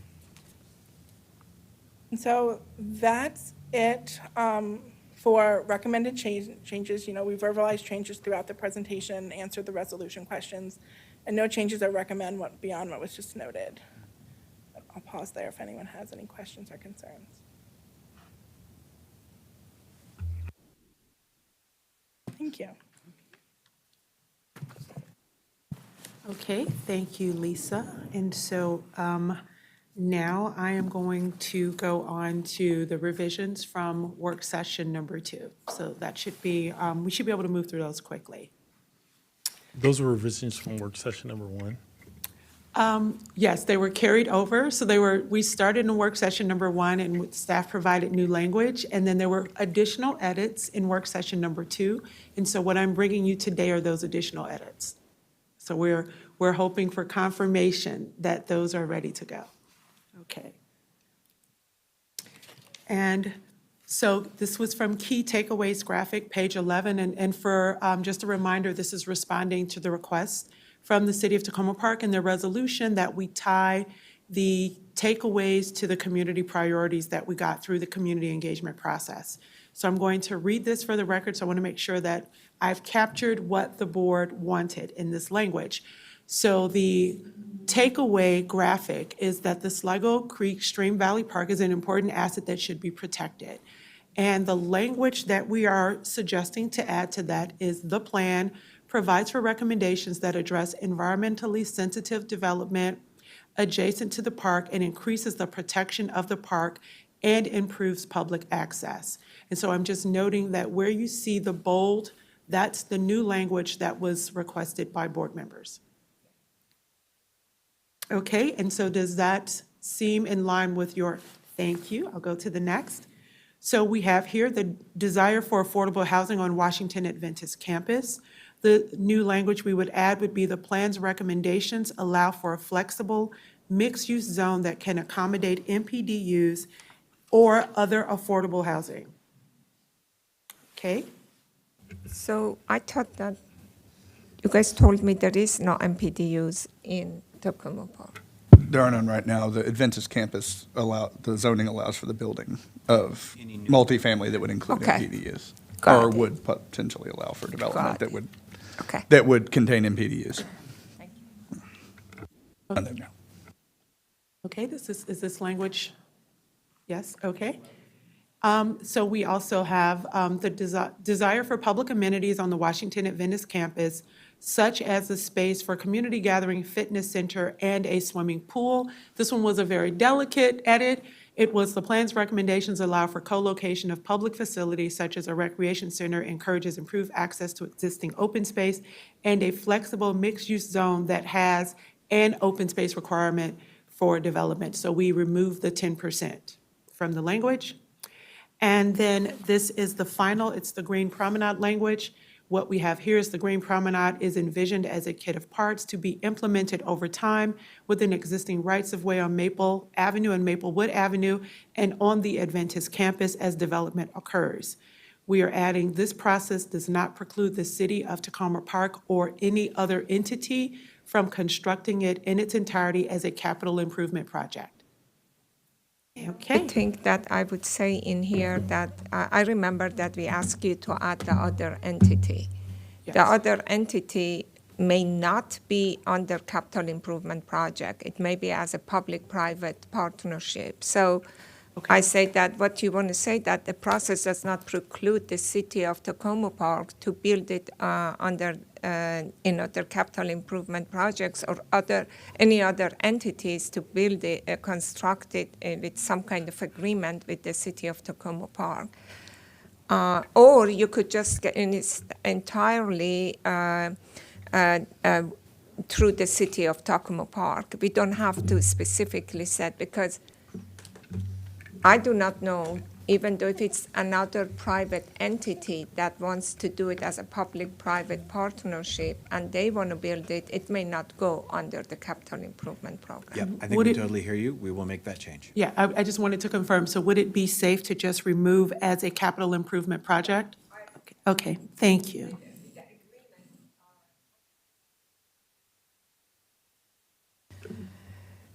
Entirely with an agreement with Tacoma Park for funding resources. Yeah, I think if you just remove that, I think she's trying to also say the funding as well. It's about the It's about funding. Yep, no. about the funding Okay. as well I think as Yeah, build- we hear you. Okay. We hear it. We got it. Okay. Okay, and we're also acknowledging that the board requested, in some cases, additional graphics. Staff would like to provide those as part of our November 30th work session. Okay, so now we're going to start on Chapter 4. This is the district recommendations. And just a note that to better organize the plan, we divided it into 3 districts. Each had focused recommendations that related to its unique conditions. These districts are the Municipal District, the Maple Avenue District, and the Flower Avenue District. We will not be talking about the Flower Avenue District today. We'll be saving that for our November 30th work session. So I just wanted to remind everyone. So the Municipal District is the civic heart of the city of Tacoma Park. It includes numerous municipal functions, many of which are located within the Tacoma Park Community Center. It is also home to the Piney Branch Elementary School and the Tacoma Park Library. So at the request of the city of Tacoma Park, the plan made recommendations to change the zoning for specific parcels within the municipal district. These changes allowed for future development flexibility. The plan also recommended that the zoning in this area be consistent with that proposed for the other properties along Maple Avenue. City and school properties now zoned only for single-family houses will be rezoned to a mixed-use zone with a maximum FAR of 2.5 and a height of 150 feet. Properties located on Oswego will be rezoned to, are recommended to be rezoned to R40. That's a single-family zone that allows for duplexes. So I wanted to note that where you see the blue shade, the cells that are shaded in blue on the table represent places where we recommended new zoning. The sites, map numbers 3 and 4, those are existing park properties, and we are just reconfirming the existing zoning to retain the park use. So we're not proposing a zoning change there. And it's important that I say that because there was some confusion with the public related to zoning changes and how zoning applies to parkland. Well, and I'll also add that I think there was a question of whether there's a park zone, and we do not have a park zone, and so that's why we're confirming the existing zoning. And may I ask a quick question? Yes. Is the R40, I have to remember that, the R40 only allows for a duplex as a conditional, use within the R40? No, it's by right. It's by right within the R40 as a duplex. Is there, but it doesn't require for any density higher than a duplex, is that right, in R40? I believe that's right. And they would still need to subdivide, so they would still need to come through the They would still approval need to split it process. and subdivide? But yeah. Okay. Is there any option in there that, I mean, those are fairly small slivers. I'll skip that until later. We'll talk offline. higher Oh. density options for that available, but they're fairly small pieces of Yes. the overall puzzle, and probably not, practically speaking, available for much larger density in the first place. Otherwise, but the 1 and the 2 zones, I think, are good along that same line of Maple Avenue. Okay, thank you. And so we also had parks recommendations here. So if you remember from the general recommendations, we spoke that there would be very specific park recommendations in the district. So we're starting to see those now. So, hold on a sec. The plan recommended the following improvements be made to the Tacoma Piney Branch Local Park. This includes additional lighting to improve safety and allow for extended usage of the park, along with opportunities for additional trail connections, and many of those would have occurred through the development process. There is also a recommendation for a unique gateway and improved connectivity as a part of the implementation of the Green Promenade. So is park department okay? Because they usually close the park at the dark. This is actually their recommendation. So they're looking to have, responding to what they're hearing from the community, and specifically, like daylight savings time. So this is specifically addressing that it's 5 o'clock and it's getting dark. It's very dark out there. So yes, this is a parks recommendation, and it's responding to some things that they heard from the community during the engagement process. And so generally, the concerns were these recommendations will create development pressure on the municipal district, and there was also a question as to how were we justifying the rezoning of city properties. And I think it's important to know that once again, this is in line with our comprehensive zoning approach, and also these changes were made at the behest of the city of Tacoma Park. We also did not receive, in the resolution, there was no specific testimony related to the municipal district. As such, we are not recommending text changes in this section.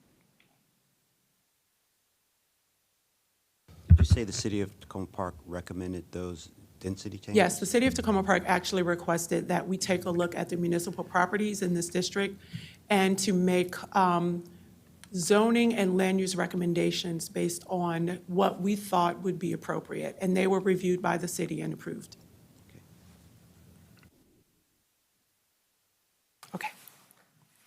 Okay, so now we're going to talk about the Maple Avenue District. This is the plan's established residential center. It is the spine of the plan area and culminates at the Sligo Creek Stream Valley Park. Additionally, the bulk of the residents within the plan area live here and are served by a small node of neighborhood-serving retail. The district is characterized by an attractive tree canopy and steep topography, and also varied apartment types with large surface parking lots. And so the plan sees an opportunity for a reimagined Maple Avenue, Maple and Lee Avenue, and provides flexibility in zoning, including addressing obsolete and inconsistent zoning. The plan proposed that the existing multifamily zone properties be rezoned to a mixed-use zone with a maximum FAR of 2.5 and a maximum height of 150 feet. And that's specific for those properties that front along Maple Avenue. This is in line with the existing maximum height within the Maple Avenue district. All other properties, and this is specifically those located on Lee Avenue, have a recommendation of a maximum 1.5 FAR with a 60-foot height maximum. The plan also made significant recommendations to retain affordability, provide sufficient parking for residents, and to minimize environmental impacts. And so as you can see here, there's actually going to be 2 tables for this. I'm going to go to the next slide. As you can see on the previous slide, those properties in blue, once again, are properties where we have made recommendations to change the zoning, and the justification is to increase flexibility for future development. When we get to this part of Maple Avenue, you can see that once again, we have park properties. We have not made, we're reconfirming the existing zoning in these areas to retain the park use. And so it's also important to note that we have I'm sorry. As we mentioned earlier, the plan recommends the removal of obsolete or inconsistent zoning. And so in this case, we're talking about the community serving retail overlay zone. While this zone does allow for a mix of uses, it limits the type of retail and service establishments and is not as flexible as the proposed CR zones. There is a And so you can see here, this predates the CR mixed-use zones. And once again, the plan is recommending the removal of this obsolete overlay zone. And there will be another overlay zone when we get to the Flower Avenue district that we'll also discuss, and we're recommending the removal of that zone as well.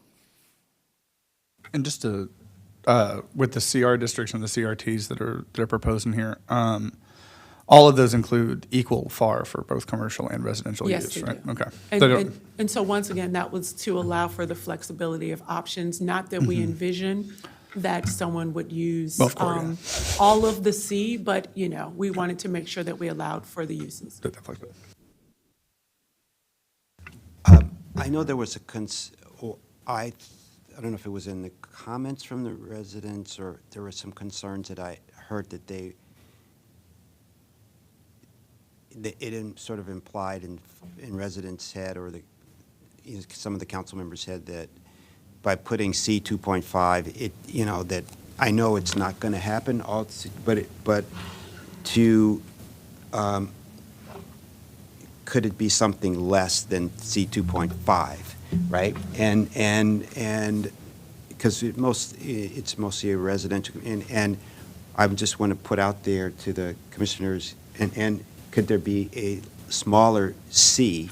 I mean, it's still the overall CR 2.4, whatever it is, but C1, C. I mean, there could be, so again, this is a 20-year plan, and I think we really focus on flexibility. In terms of when we think of commercial uses in the zoning ordinance, it's non-residential uses. So this would include medical offices and could include healthcare, commercial kitchens, retail, restaurants, vets, hotels, B&Bs, medical office. And so I think we could come up with another number. An FAR of 1 would suggest something that might accommodate, ground floor retail would probably not be more than 1. But I think, I guess my suggestion would be, instead of changing the FAR number, to add language that was more qualitative in terms of, keeping a residential balance or keeping a predominantly residential balance in the district rather than coming up with a number. Yeah.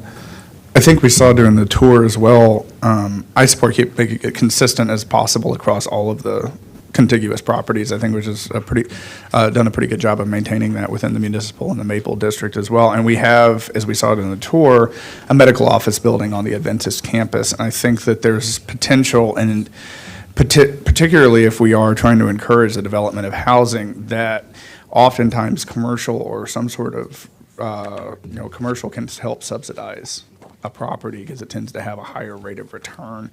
And so if you do have something allowing for office buildings, accountants, small offices, things of that nature, I think it can really help, with the redevelopment of some of those areas if something does come in that's private. I would recommend retaining as consistently and simply as possible at both Maple and within the municipal district. I would also say go slightly higher off the street, but I think I'm going to lose that one, so it's fine. Yeah. So, but I mean, you should look at what are the comments from the community, but I think by putting if the feel of, I'm open to that feel of if we keep them the same, but I believe that that a big push was to have, that is primarily their residential community. They could have a mix of office or it could whatever, but it was not just all office, which, but that's where likely the multifamily will mostly be. And I think it would be signaling that we heard them, and so I'm okay with the 2.5, CR 2.5, 2.5, commercial 2.5, but with the goal of, or whatever. Yeah, we'll add that language and we'll bring it back to you next time. Okay. Yeah, I think that's a good way to go. I mean, one of the things, when we look at places like this and we're drawing zoning lines and we're coming up with FAR numbers, we're doing that now in 2023. And, in 2033, this great opportunity comes along, but we can't do it because the zoning line followed a property line that's no longer there, or we tried to come up with a number and it didn't work. Right. So I think it's much better to have a qualitative language, and we'll bring that back next time.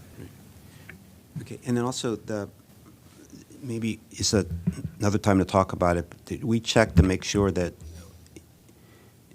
at the height limit, we can get the density in that height limit? You know, I know. So we have some scenarios We have some to show scenarios. you Okay. coming up. Okay, great. That's actually the very next slide. So Okay.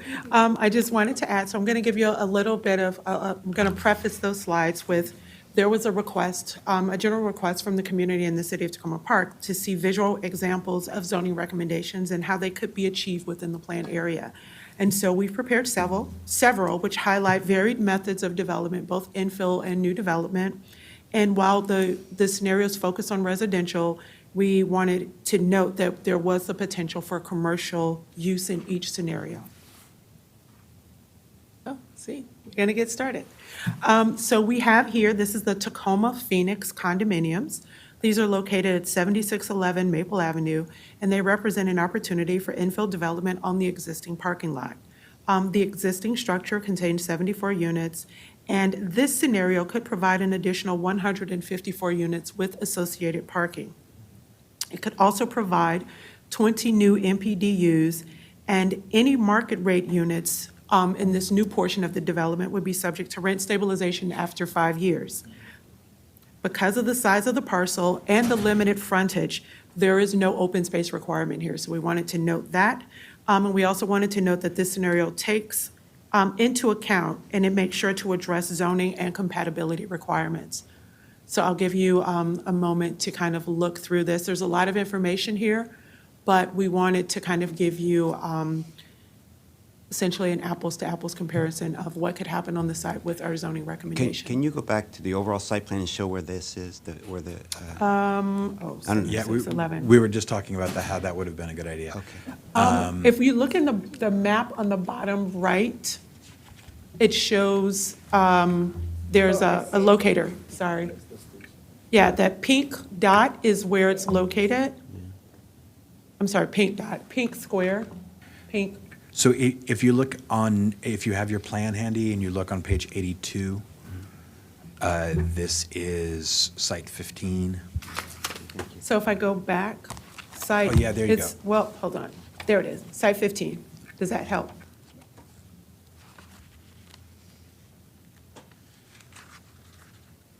Okay, thank you. And so where we are So showing while yes. she has this up, the area that we're showing is really sort of where the 15 is. There's the existing Phoenix condo is in that area on the left. And so this would really be building into that parking lot. And one of the things that, we're showing structured parking here, right? And these redevelopment scenarios only work with structured parking. Right. Parking is by far the greatest limiting factor on all of these sites. And so, as you'll see in some of the ones that were coming up, infill is not possible because you can't Right. park it. So, but as we're seeing on this, the densities are high enough that you're getting enough units. Right. And you don't need to go underground, and maybe you're excavating into the hill anyway. Right. So you're getting tuck under. So we tried to model what we thought was the most efficient, market-efficient scenario. Great, thank you. Okay. And are there any questions, any additional questions on this scenario? So just saying, so the existing building had almost 70,000 square feet and Yes. the square foot on the right is So- what is the new? Right, so the Okay. existing building has about 70,000 square feet. The density, with the density we're proposing, there would be about 225,000 square feet. So there would be about 155,000 square feet to play with. And the building that we're showing, it uses that density. Okay. And it's built on. It is built in the space where it's currently surface level parking and That's open correct. space, without affecting existing building. Yeah, and there would be, there's 224 parking spaces. So this would, there would be a shared parking scenario here. Okay.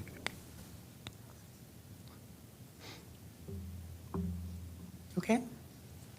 We have a few more of these, so we're Okay. going to work through them. Okay, so the Franklin Apartments are located at 7620 Maple Avenue, and this is another example of infill development. This site is big enough for a potential move once scenario where a new building could be built on site that could accommodate all the residents of the existing building. Under this scenario, the existing building could then be replaced with additional. I think you're one slide Did I off. go? I went So too far? you're talking about the one, no, your text, your script is one slide off. Oh, sorry, y'all. Okay. Wait, So go we're back, going to start. because we over. didn't talk about the second one. We didn't talk about the second one. If you go back one slide, I can, Yeah, you're going to have to do that because it's not here. so in this one, they Oh, have. I'm sorry, I have it, Maple View. Go. Sorry. It's late. Okay, the Maple View Apartments are located at 7710 Maple Avenue, and this is another example of how infill development could be achieved within the plan area. This scenario also utilizes the existing parking lot. In this case, there are 120 existing units. The zoning recommendation could provide up to an additional 140 units with associated parking. It could also provide up to 18 MPDUs. Because of the size and the limited frontage, once again, there is no open space requirement. We do address the zoning, in this scenario, we do address the zoning and compatibility requirements. And as mentioned previously, units that are not MPDUs would be subject to the City of Tacoma Park's rent stabilization program after 5 years.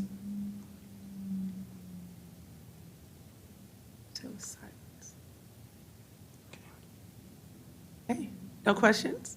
Okay, all right. So now we're going to talk about the Franklin. So I gave you a precursor, you got a sneak peek. So the Franklin Apartments are located at 7620 Maple Avenue, and this is another example of infill development. This site is big enough for a potential move once scenario where a new building could be built on site that could accommodate all the residents of the existing building. Under this scenario, the existing building could then be replaced with additional development and open space. This scenario also provides for 24 MPDUs, and any market rate units, as stated before, would be subject to rent stabilization after 5 years. This plan anticipates that the 10% open space requirement could be accommodated within the existing easement, environmental easement. This scenario also addresses zoning and compatibility requirements. And I think it's also important to note that this particular property does provide for subsidized units. And I think this is one of the few, before coming to the department, I worked as an architect in the private sector, doing Hope 6 projects, and always trying to minimize the number of moves. So people, if they have to move out of the building and they move to somewhere else, it's really hard to come back. So this was one of the few sites in the plan area where there was enough room. It's the building that we're showing is 10,000 square feet.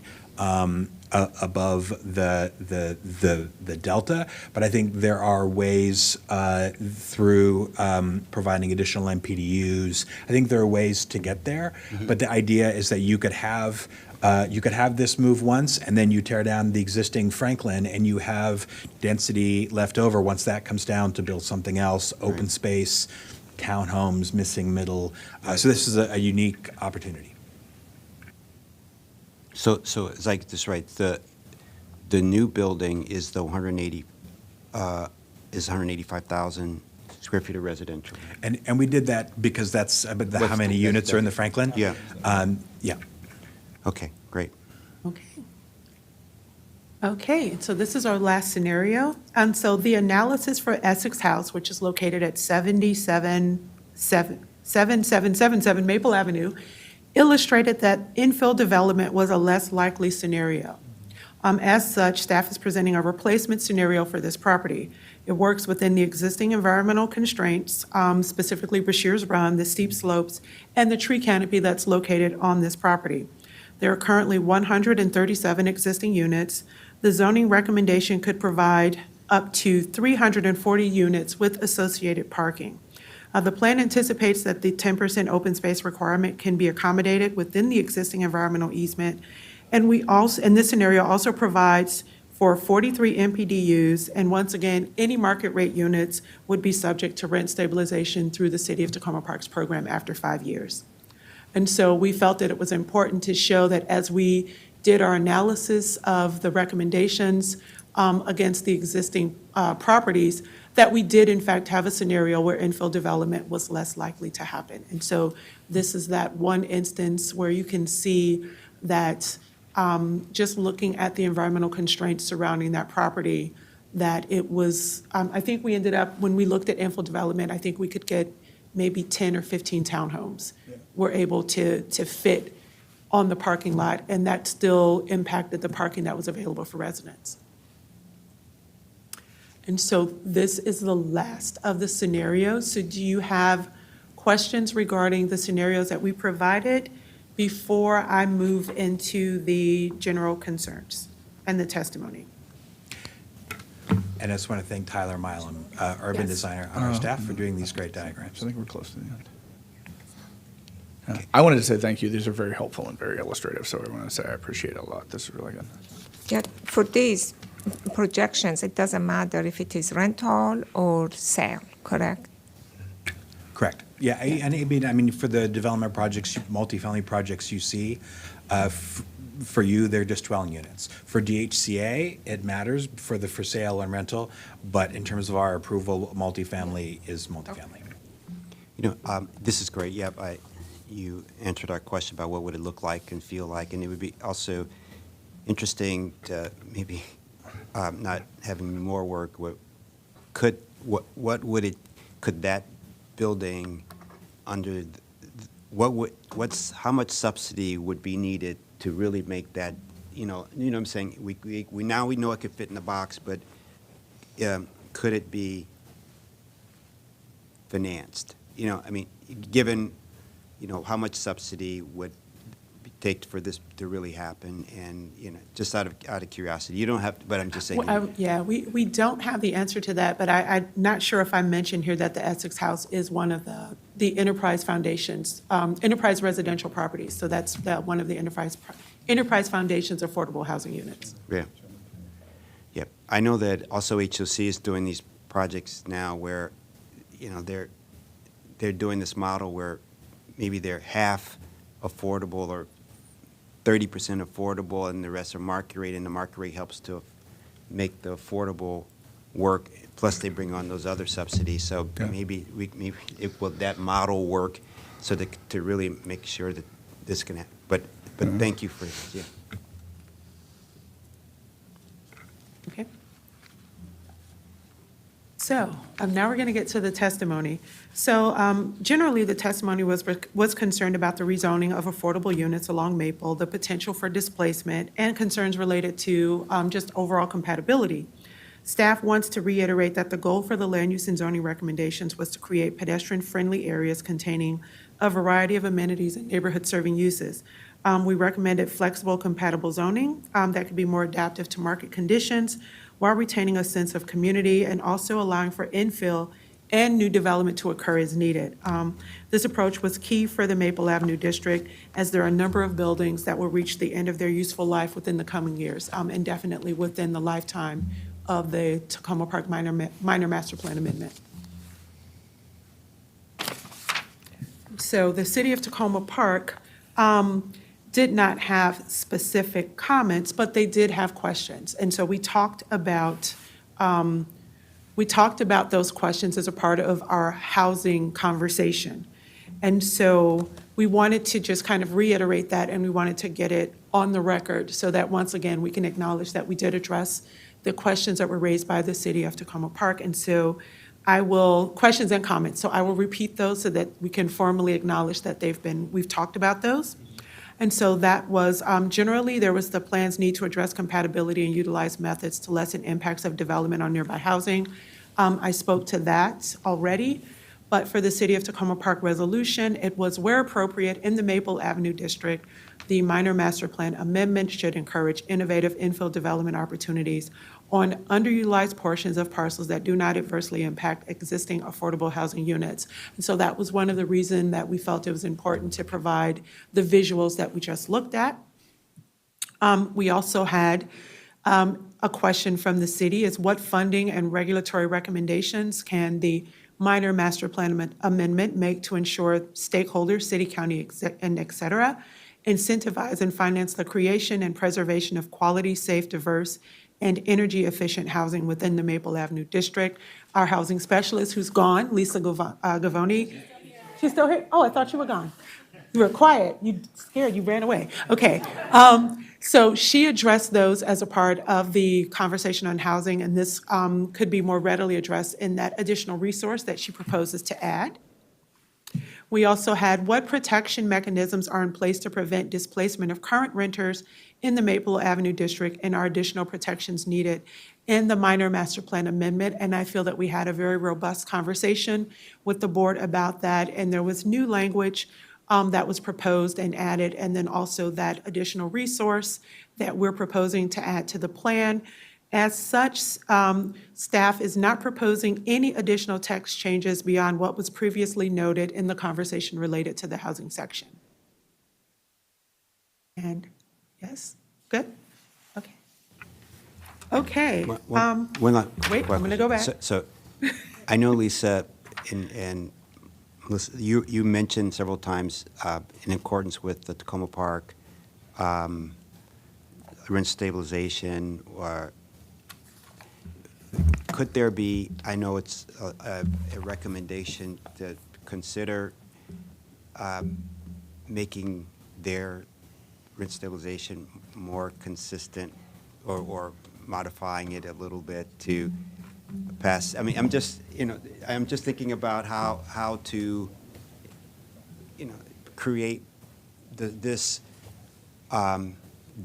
financiers need to know that they can get X income over a certain period of time, and I think that may be also an impediment to investing in significantly in Tacoma Park. So I mean, the city has to address that themselves, but I think the plan could make a recommendation. It is so it's just as the city addresses stormwater management and tree canopy. This is the city's rent stabilization program.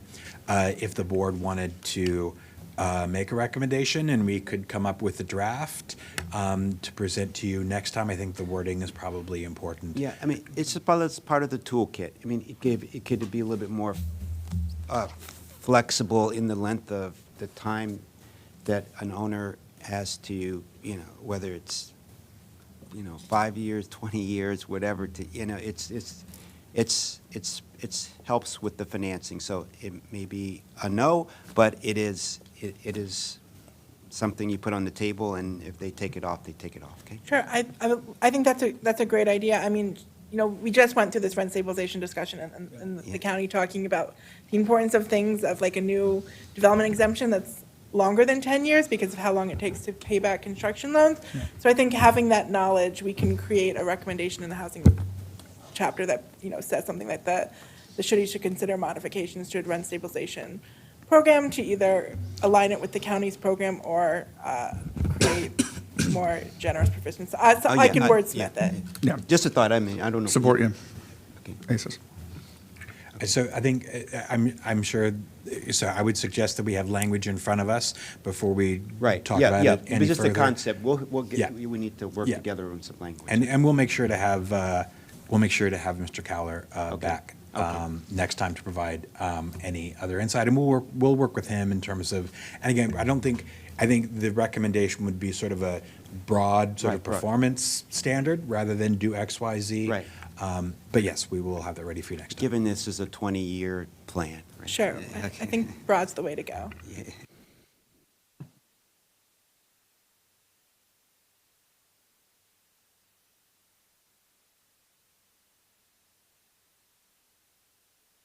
Okay, and so we're almost at the end. So the Maple Avenue District is home to numerous parks and open space, including Opal A. Daniels Park and the Sligo Creek Stream Valley Park, which, as a reminder, is the largest park within the planned area.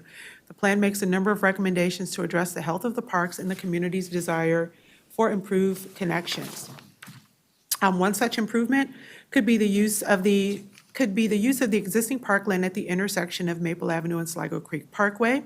The plan proposes a feasibility study for potential activating uses here and also studying the potential for a community garden at Opal A. Daniels Park. Additionally, the plan makes specific recommendations to improve the ecological health and performance of the Sligo Creek Stream Valley Park. The plan area has a significant amount of parkland, so the recommendations are designed to improve access and usability. This includes recommending improved trail connectivity and increased signage and placemaking where necessary. The deterioration of the Brashears Run outfall was of significant concern to the community, and the plan recommended collaborating with the City of Tacoma Park on improved stormwater management and its restoration. The plan also recognized the historic Sligo Creek waterworks and recommended dam restoration and natural and cultural resource interpretation. Concerns were raised related to the preservation and zoning of parkland and the need to further delineate Brashears Run. The City of Tacoma Park noted similar concerns in their resolution, so I'm going to read this to you. The minor master plan amendment should include more specific recommendations around the activation and creation of usable green space, including the activation of the green space neighboring Essex House. That's kind of where that Brashears Run outfall is located, and identification of additional opportunities for ball fields and structured play areas. Staff believes that the plan sufficiently addresses issues associated with natural resources stewardship, including upgrades to stormwater management in the plan area to reduce the amount of stormwater discharge into Sligo Creek, as well as improvements to the environmental condition of Sligo Creek and Brashears Run, which is a major tributary. The delineation of Brashears Run could be done, but it would be expensive and time-consuming. Staff believes that it is best that this occurs as a part of the development process. Additionally, open space requirements related to its preservation and creation will be met through the applicable zoning requirements. Also, it is important to note that there are the recommended feasibility studies, which are going to look at options for activating green space, specifically near the Essex House as a part of that process. As such, staff is not recommending any text changes related to the Maple Avenue District section, Maple Avenue District Park section.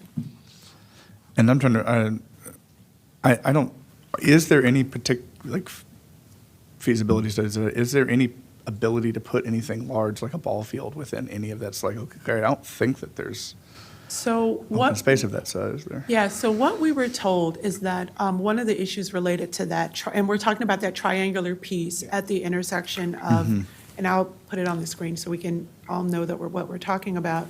So we're talking about where that red circle is located.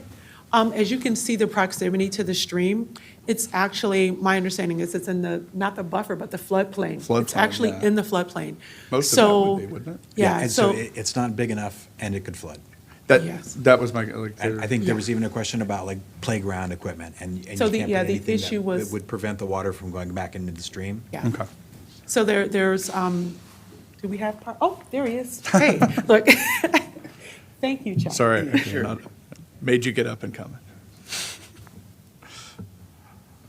Chuck Hines for the record, Montgomery Parks. Could you repeat your question? So when we did the tour and looking through the minor master plan amendment, I don't, like we were talking about there being floodplains, I don't think there's space for anything of that size, of things like ball fields and amenities of that size and location anywhere along that Sligo Creek that, at all. I don't think, no matter what development happens, I think there in any particular place. That's correct. The space isn't big enough. Yeah. And we generally don't put structures in floodplains. Yeah. Because they are impediments to stormwater flow during flooding events. With our other stream valley parks, what kind, I would think that as looking through the plan and looking through the comments and things that we've got, probably our higher priorities would be things like non-native invasive species, restoration of the banks, things of that nature. Assuming that all of that can be taken care of in some way, shape, or form, what sort of amenities have we placed at other stream valley parks in similar areas? What have we done in the past, and what potential is there that's not something along the lines of ball fields and play structures? That's a challenging question because some development precedes modern environmental course, yeah. regulations. So we do have some parks in stream valleys, like Sligo Dennis Local Park is entirely within the stream valley buffer and Which we and wouldn't do floodplain. today, obviously, We yeah. would not build that today. Yeah. But it's there, so we do Yeah, of course. operate and maintain it. We're not going to remove it.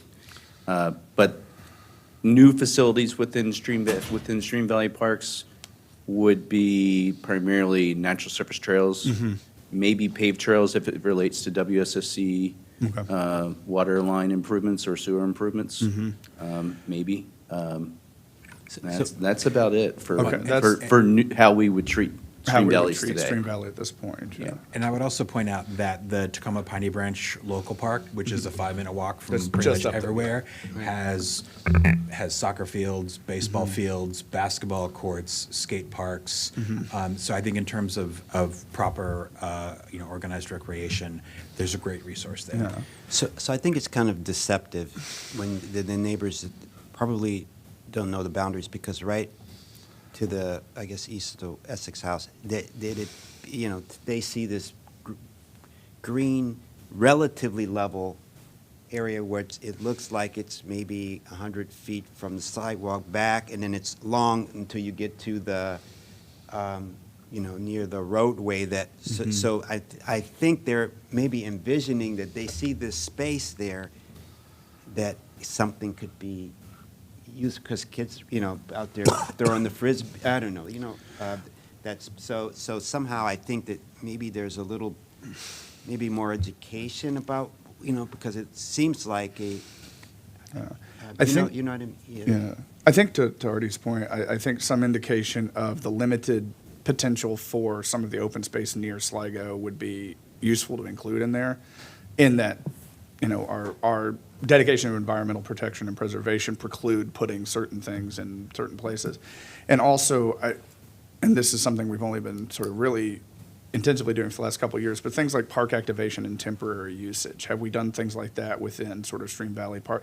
This would be proximate to a fairly large population center, and we've done, it's not the Silver Spring Acoustic and Ales thing, but is there options that we've done recently or potential for park activation or temporary events or something like that within this that would not create an environmental, sustainability Absolutely. issue? Okay. Yeah, I It think might we be, could have it might be activation interesting to events. put something in there along those lines of increasing activation along the park stream buffer or locations or existing open space areas, increasing activation or something along those lines, as a thought.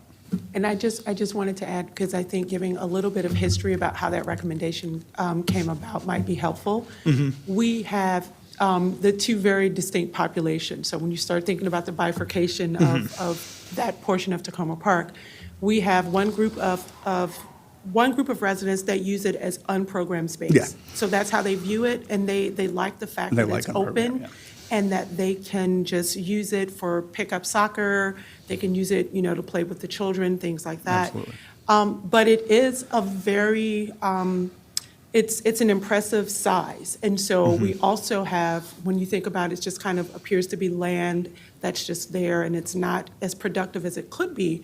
We had another group of residents that saw it as an opportunity for a community garden. Yeah, of course. Or an, what did they call it? Urban forest? Food forest. Food forest. Food forest. Or food forest. So that was kind of where the idea of maybe we need to have a study that can really determine what's the best use Right. of that Of that land. particular And so we're piece, yeah. addressing the requests and the concerns that were being raised by both populations. Absolutely. Yeah, and I think that, unprogrammed space, I think, is actually incredibly important to have just a place, an outside kind of thing to go to, but sort of elaborating as much as possible on what are, not a full feasibility study, obviously, but elaborating on what is a potential use of that space, that it, making it clear that there is not enough space, nor is there like a desire to put certain things on there, but there is an option for expanding the current use of that space or using it for, particularly if we end up with, something akin to what we're planning with this Maple Avenue corridor. Right. And I think that would be helpful in that particular instance to provide as much detail as possible. I think that's a great suggestion, and I think there's certainly an order of magnitude, right? That we're not Obviously. going to be able to fit a structured Right. field here, Yeah. but But- there can be other things, I think that's. Yeah. And because of your, because of it's so on the weekends, they close off, right? And that, the people are walking down the Yeah. road. It'd be a great, I'm just throwing it, for, an activation, like, the pop-up like those, right there, because it's just It's a very sort of busy at the area. center area. That was something that came up a lot, was how Mm-hmm. could we better tie that space into the Sligo Creek Parkway? And, and what happens there on the weekend? Yeah. So I think that's what the study was getting to, is looking Okay, at great. kind of how all of those things How they could can- play well together. Yeah, and I think the feasibility study obviously should retain in there. I just think to expand as much as possible, what that feasibility study would feasibly determine, which is Yes. probably not baseball field, that kind of Yes. thing, that And- kind of thing. And it dovetailed into the restoration of the Brashears Run Absolutely. outfall. So all of that is a kind of a larger, more nuanced conversation that has to happen. Yeah. Right. And I was really We afraid you definitely were going want to to say the temper. next slide was exactly what we asked, so sorry. It's not. It's not. But thank you, I appreciate that. We definitely want to temper public expectation. That's it, and I think just allowing for there to be expectations of more and more, not only more use, but more attention from the Parks Department on what that could be to provide for residents, while also saying, like, we can't, for environmental reasons, for a lot of reasons, we can't put certain things can't be there. Yeah. Okay, we'll bring back some language Okay. on November Thanks. 30th. And so I just wanted to clarify, are we looking for that language to be in the plan in a response to the City of Tacoma Park? Or is this additional detail that we would provide in the appendix? I think maybe additional detail in the appendix is probably worthwhile, and then also with response to Tacoma Park. Like you said, I want to temper expectations for what is potentially possible with a feasibility study. Lots of things are feasible.